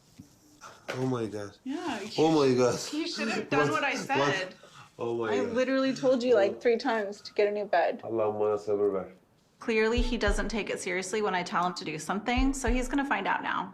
Okay, your bed is ready. And if he wants to sleep in his gross bed, he can do that. Or he can join me on the couch, I don't care. But all I know is I'm not sleeping in that bed, and we have to get a new one as soon as possible. Dude, we got to do 90 Day Riaxe again. There's something very off about that dude. Oh, also, here is fake husky boy Keizo. Let's see what he had to say. Baja Blast is amazing. No, it's not. No, it's not. But dude, literally everybody kept talking about, oh man, when you go to Taco Bell, get the Baja Blast and it'll change your life. I literally got the Baja Blast from Taco Bell. It was the most mid thing I've ever gotten in my life. Okay, he's rage baiting. There ain't no way. He's rage baiting, bro. He's clip farming. There's no shot No one in good conscience could believe that. This is a take that transcends beyond fucking big boy status. Dude, L after L today. You can say what you want to. You know what else is disgustingly overrated that you losers like? Sprite. Sprite is almost worse than Mountain Dew because Sprite literally tastes like carbonated water. Okay, I'm not gonna lie. I do drink Sprite. I do like Sprite, but like I get that Sprite is nasty take. I get that. Like I like Sprite, but it's far from my favorite. I like Sprite, is far from my favorite. I'll just say it like this. I think it's a little bit too bitter. As far as sodas goes, I feel like Sprite's consistency is like maybe a little too much. Like the carbonation, white take. What do you mean, bro? We're talking about sodas. Like this is peak white culture. What the fuck? I think Sprite is a little bit overly carbonated. That's it. Sprite bites back. Yeah, it does. It's solid. I like it. I drink it. I still think it's like a little bit, like sometimes I'm in the mood for something with a kick. Okay. But it is definitely, someone said in the chat, is between soda and tonic. And I agree.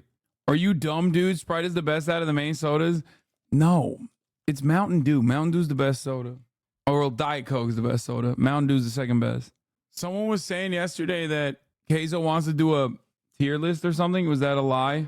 Mix it with strawberry lemonade. Hey buddy, we're not gonna judge a drink. Baja Blast. Or was that a lie? Mountain Dew's the most racist soda. Well, fucking, I'm a racist then. What are you gonna do? You know? It's news to me, but Mountain Dew Code Red is for commies. I don't really like Code Red that much. I've had it. It's fine, but it's not as far from my favorite. LeBron hates Mountain Dew. No, he would never. Before I forget, I was at a fancy restaurant the other night. I saw Bernie Moreno, the Republican nominee for Senate in Ohio. He's Trump endorsed, and he was absolutely shitting on Trump while he was there. Fucking hilarious. He's also gay. Isn't Bernie Moreno secretly gay and was like openly pro-gay? And then now he's openly anti-gay? Not a secret anymore, man. No, you know what I'm talking about? The one with the Grindr account, bro. That's Bernie Moreno, right? Anyway, I couldn't even finish this fucking JD Vance interview, bro. That's crazy. And we still got To Catch a Kick Predator again, part 2, which apparently has Drake in it.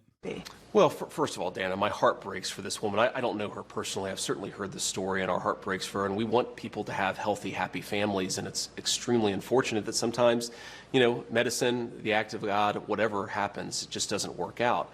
And what the president has said, I think, very clearly is that... Bro, did I forget to run the 3-minute hour ad break at the top of the hour after serving it to you?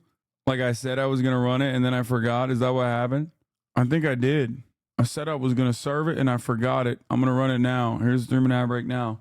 That he is not trying to prevent women who have non-viable pregnancies from getting access to the medical care that they need. But allowing the states to decide, a place like Texas, which has very strict laws now, doesn't allow a Kate Cox to end a pregnancy that is fatal and could potentially hurt her ability to have more kids. But what President Trump has said is that we are going to let voters make these decisions. And again, Texas might have a view that President Trump disagrees with. They might have a view that President Trump agrees with, but you've got to let the voters make these decisions. So you're comfortable with that law in Texas? I'm not comfortable with anything, Dana, because I'm not passing judgment on what these laws should be. You ask me my own personal view. I campaigned against an Ohio referendum, but I think that we have to let voters decide. And when they speak their mind, you have to be respectful. Agree or disagree with whatever voters decide, they're going to make these decisions. Welcome back to State of the Union. Here's more of my interview with GOP vice presidential nominee J.D. Vance. John King is doing a project talking to voters all over swing states. He talked to Republican voters in the critical swing state, must win, I would say, swing state of Pennsylvania. Of course. One of them, Carol Carty, said she was almost a childless dog lady because she didn't happen to meet the right person until she was 40 years old. Another, Joan London, was offended that you don't think she has a stake in the future of the country because she doesn't have children. What do you say to key voters like that, Republicans, swing voters, who are put off by your views? Well, what I would say, Dana, is if you look at what I said in context, the Harris campaign has frankly lied about what I actually said. I'm pro-family. I want us to have more families, and obviously sometimes it doesn't work out, sometimes for medical reasons, sometimes because you don't meet the right person.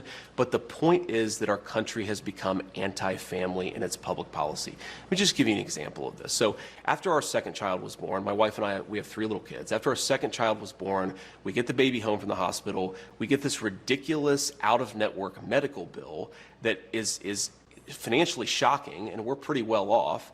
And that happened because we have ridiculous laws in this country that are anti-family. I've sponsored legislation to try to fix things like that so moms and dads don't get these surprise medical bills. I think it's important for us to be pro-family. That's all that I've ever said. If you want to be Please. pro-family, I want to, because you do criticize, as you just did, the Democratic Party for being anti-family. I do. You called out Kamala Harris and Pete Buttigieg in particular. Kamala Harris has 2 stepchildren. Pete Buttigieg and his husband have adopted twins.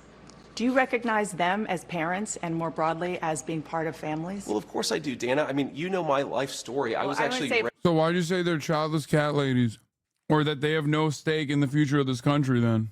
raised. course. I was called them out raised, by but Dana, people. I was raised. I By- mean, one by of the name. one of the first people that I gave a hug to after my RNC convention speech was my stepmom, who's been an incredibly important person in my So life. she's not my childless kids, my then? kids call her Mamaw. Of course, she's not childless. But you again, called her that. the criticism. I certainly did not call my own stepmother No, childless. Kamala Harris. I criticized Kamala Harris for being part of a set of ideas that exists in American leadership.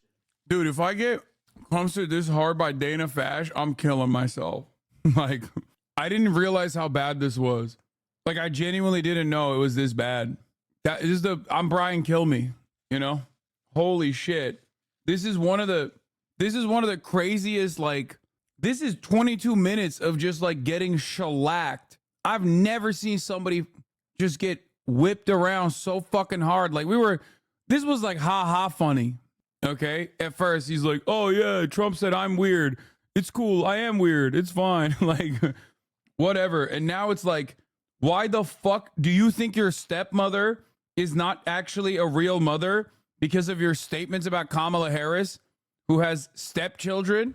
That is anti-family. I never, Dana, criticize people for not having kids. I criticize people for being anti-child. And I do think that Kamala Harris think she's has made some anti-child? bizarre statements. She has said things like, it's reasonable not to have children over climate change. I think it's the exact opposite message we should be sending to our young families. I want to expand the child tax credit. I want to stop those surprise medical bills. I want to make housing more affordable so that if you have a young family, you can actually afford to put them in a home. And I think that it is unfortunate that so much of our public leadership is Wait, I don't becoming... get it. So you're mad that Kamala Harris was saying, like, it's okay if you don't want to have children? Like, that's the problem? You have an issue with that?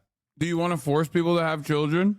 I know the answer to that question. It's yes. Okay. The answer is yes. He wants to force people to have children. Anti-family. One final point on this, Dana. If you go back to the COVID era, one thing that really frustrated me and motivated some of these comments is we were at a point where we were kicking kids out of school.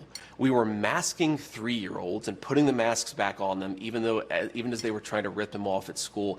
I think that if we had more people who took the right perspective and had a little bit more understanding of how little kids actually operate, we would not have made so many of those mistakes during COVID. That's a whole nother conversation because No, it's people didn't related know. to this because because people you- didn't know as much because it was literally a novel Sure, virus. but Danny, you asked me I about just- okay. You've now asked me 3 questions about comments that God, I mean, she's right. Like, I made 3 years ago. Uh-huh.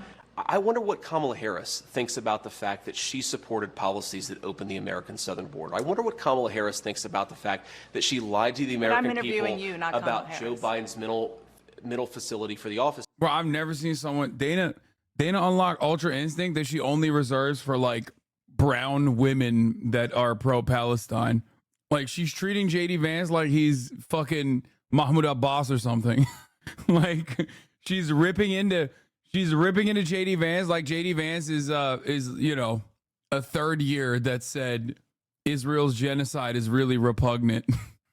You are interviewing me, Dana, because I respect the American people enough to sit down for an interview. I appreciate that. Kamala Harris has been the nominee for 3 weeks. She hasn't sat down for a real Believe interview. me, we are asking. And You're I not know going to that, get a but disagreement there. But the point is, Dana, you've got me for 15 minutes or however long you have me. We should be talking about public policies that matter. How are we going to lower inflation? How are we going to reduce the cost? Bro, she's bending him over so hard, you can she can see what he had for dinner yesterday.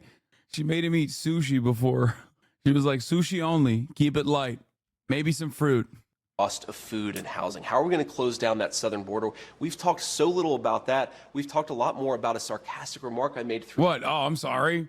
I didn't realize saying bottom-friendly foods was bad. I didn't realize it was illegal, okay? Why do you know this? Bitch, what do you mean? I've lived in West Hollywood for fucking 10 years, dude. Don't question my fucking gay street cred. 3 years ago, I think we should talk about the issues that most Americans care about. I only asked you one question about that. I asked you about policies, and I was asking about... And I'm a fucking staunch advocate of bottoms' rights. The military record that you brought up, nobody else did, of Tim. Damn, bro, if only Cole was still in here, he'd be like, I knew it. I knew he's definitely gay, bro. He's talking about bottoms. He's gay as fuck, bro. Still thinking about Cole, my man Cole. Walls. One last question. This is on policy. Please. The Federal Reserve. Yeah. Donald Trump said this week that he feels strongly that the president should have at least a say when it comes to the Federal Reserve and how to handle interest rates. Do you agree that a president should direct the Federal Reserve on how to handle interest rates? Well, not direct. That's not what he said. He said the president should have a say. But one, I absolutely agree with what he said. Right now, And the president two, doesn't have a say. Well, the president has a say in the sense that the president appoints the Federal Right. Reserve governors. But he's saying, to be clear, President Trump is saying, I think, something that's really important and actually profound, which is that the political leadership of this country should have more say over the monetary policy of this country. I agree with him. That should fundamentally be a political decision. Agree or disagree, we should have America's elected leaders having input about the most important decisions confronting our country. That would The be a question to huge go- change, just so people understand It would be a huge change, but whether the country goes to war, what our interest rates are, these are important questions that American democracy should have important answers for. And I think all President Trump is saying is that, look, it's kind of weird that you have so many bureaucrats making so many important decisions. If the American people don't like our interest rate policy, they should elect somebody different to change that policy. Nothing should be above democratic debate in this country when it comes to the big questions confronting the United States. Okay, one last question. Please. And I can't believe I have to ask you this, but I do, because Donald Trump has been attacking Kamala Harris's racial identity. He has not been, He- but ask your question. Well, he questioned her racial identity. He said a number of years ago she happened to turn black. Her father is Jamaican. Do you believe Kamala Harris is black? I believe that Kamala Harris...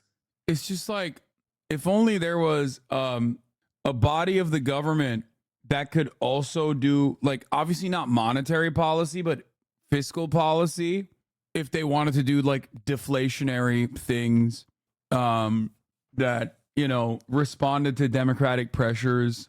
I just can't seem to put my finger on how that would work, though, because I like that. I like the idea of having like, you know, people having a say in what happens in the economy. But I just can't seem to think of a body of the government where maybe like people could get together and deliberate on such decisions, and then maybe they could like write rules. Like I guess I could think of like one deflationary mechanism, like a fiscal policy, like tax, not breaks, but tax hikes. Oh well, I can't really seem to put my finger on what that would be like. What's JD Vance's current job? Oh, that's right, he's a senator. That's cool, man. That's certainly, you have no power on this process.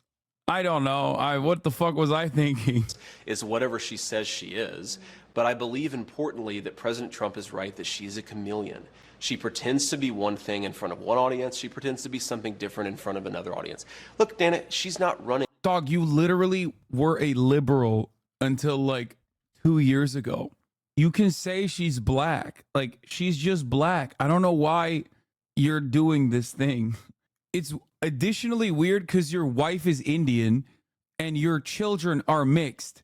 Your children are half Indian, half white.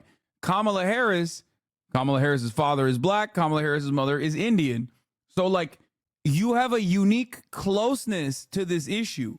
You feel me? Like, you are uniquely closer than the average American, as a matter of fact, to the situation that you are addressing currently. you're definitely closer than Donald Trump. He's literally calling her a code switcher. He's not even saying that, though. He's just making it seem like Kamala Harris ceases to be black at a certain point. Like, there's a way to be like, what would you say? I mean, I guess there's a way to be like, yeah, she code switches, but that's like normal politics anyway. But claiming that someone is pretending to be black when they are black is going to come across as very weird to everyone with a brain cell, especially black people. Running a political campaign, she's running a movie. She only speaks to voters behind a teleprompter. Everything is scripted. She doesn't have her policy positions out there. She hasn't answered why she wanted to ban fracking, but now she doesn't. She wanted to fund police, but now she doesn't. She wanted to open the border, but now she doesn't. She should have to answer. Like, she's not even like logic level. You know what I mean? Like, she's very obviously black. That's the other part. Like, it's not like she's like a quarter black or something and very light skin and whatever. Like, she's just like clearly black. She fucking went to Howard. Like, what the fuck? She's a part of the Divine Nine. Like, it doesn't get more black than that. That's just black. Like, what the fuck? These are things that most white people don't even know, okay? That's how black it is, okay? Like, it doesn't make any sense. And yes, non-black people can go to Howard and historic black colleges as well, but it's like, what are we talking about? Like, who are you talking to when you say this? I guess racists? I don't know. For why she presents a different set of policies to one audience and a different set of policies of another audience. Look, Dana, she's not running a political campaign. She's running a movie. She only speaks to voters behind a teleprompter. Everything is scripted. She doesn't have her policy positions out there. She hasn't answered why she wanted to ban fracking, but now she doesn't. She wanted to fund police, but now she doesn't. She wanted to open the border, but now she doesn't. She should have to answer for why she presents a different set of policies to one audience and a different set of policies to another audience. And I think that's what President Trump is getting at. This is a fundamentally fake person. She's different depending on who she's in front of. With respect, you changed your position on an important thing, which is Donald Trump. Of course I did. And so why are you not a chameleon? Because, Dana, I've explained to the American people what's different.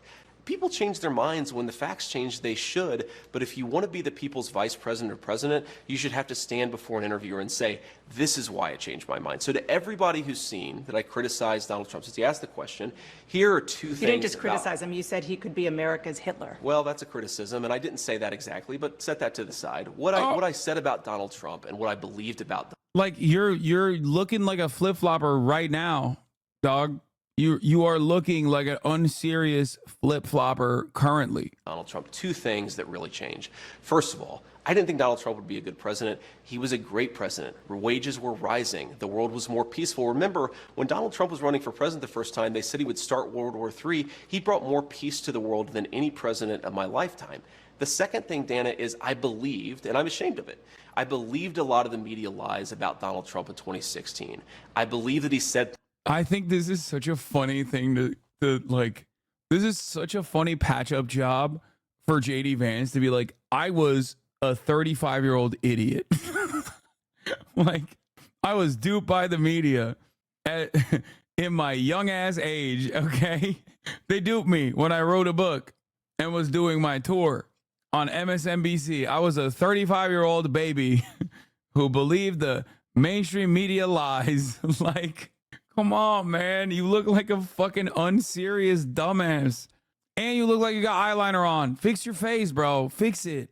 Things like, for example, the media said Donald Trump accused all Mexicans of being rapists and criminals. You actually look at what he said. He did not say that at all. Yeah, he said and some I suspect are fine people. He said Mexicans are rapists, drug dealers, and murderers. And some I suspect are fine people. That's the full quote. Come on, dude. What are you saying? How are we still arguing on this front? Donald Trump, this is here. I'll give you guys a rare one that many people have forgotten about. Donald Trump once had a court case, and the judge was obviously an American judge of Mexican descent. He argued to take the judge off of his case because he said he's Mexican and therefore probably has biases against me. Okay? Like, That's just racism. Like, what do you mean? You're like, oh, that's a Mexican judge. Substitute that for black. Okay? I understand what that is. Okay? It's kind of crazy that he's had so many fucking insanely racist moments that, like, we basically forgot about it. We forgot about half of them because it's impossible to keep up with it. But yeah, he just straight up was like, yeah, no, that judge is Mexican. Like, we have to. He tried to argue in court from a profoundly racist position that no Mexican judge can adequately try him without personal biases. Did he lie? Yes, brother. You can't say that. What are you talking about? Like, there's a conflict of interest argument that you can make if the judge knows you personally. Okay? Judges get recused all the time. Being Mexican is not a conflict of interest. What the fuck? He's not even Mexican. He's American of Mexican heritage. What the fuck? When Hillary Clinton says this is a racist attack and you reject that, if you are saying he can't do his job because of his race, is that not the definition of racism? No, I don't think so at all. No? No, he's proud of his heritage. I respect him for You're saying he can't do his job because of it. Look, he's proud of his heritage, okay? I'm building a wall. Now, I think I'm going to do very well He's a with legal Hispanics. citizen. You know why I'm going to do well with Hispanics? Because I'm going to bring back jobs, and they're going to get jobs right now. They're going to get jobs. I think I'm going to do very well with Hispanics, but we're building a wall. He's a Mexican. We're building a wall between here and... Damn, he was like way fucking faster, dude. God damn. Yo, he fucking aged, bro. That's crazy. He was like way more confident too. Shit, he is so auraless, bro. He's got no fucking riz. Mexico. The answer is he is giving us very unfair rulings. Rulings that people can't even believe. This case should have ended years ago on summary judgment. The best lawyers, I have spoken to so many lawyers, they said, this is not a case. This is a case that should have ended. This judge is giving us unfair rulings. Now I say why. Well, I'm building a wall, okay? And it's a wall between Mexico, not another country. But he's not from Mexico. In my opinion, he's from Indiana. He's Mexican heritage, and he's very proud. Oh my God, what a fucking insane. He's not from Mexico. He's from Indiana. Oh, holy shit. Oh my God. Banger after banger with this one. I swear, dude.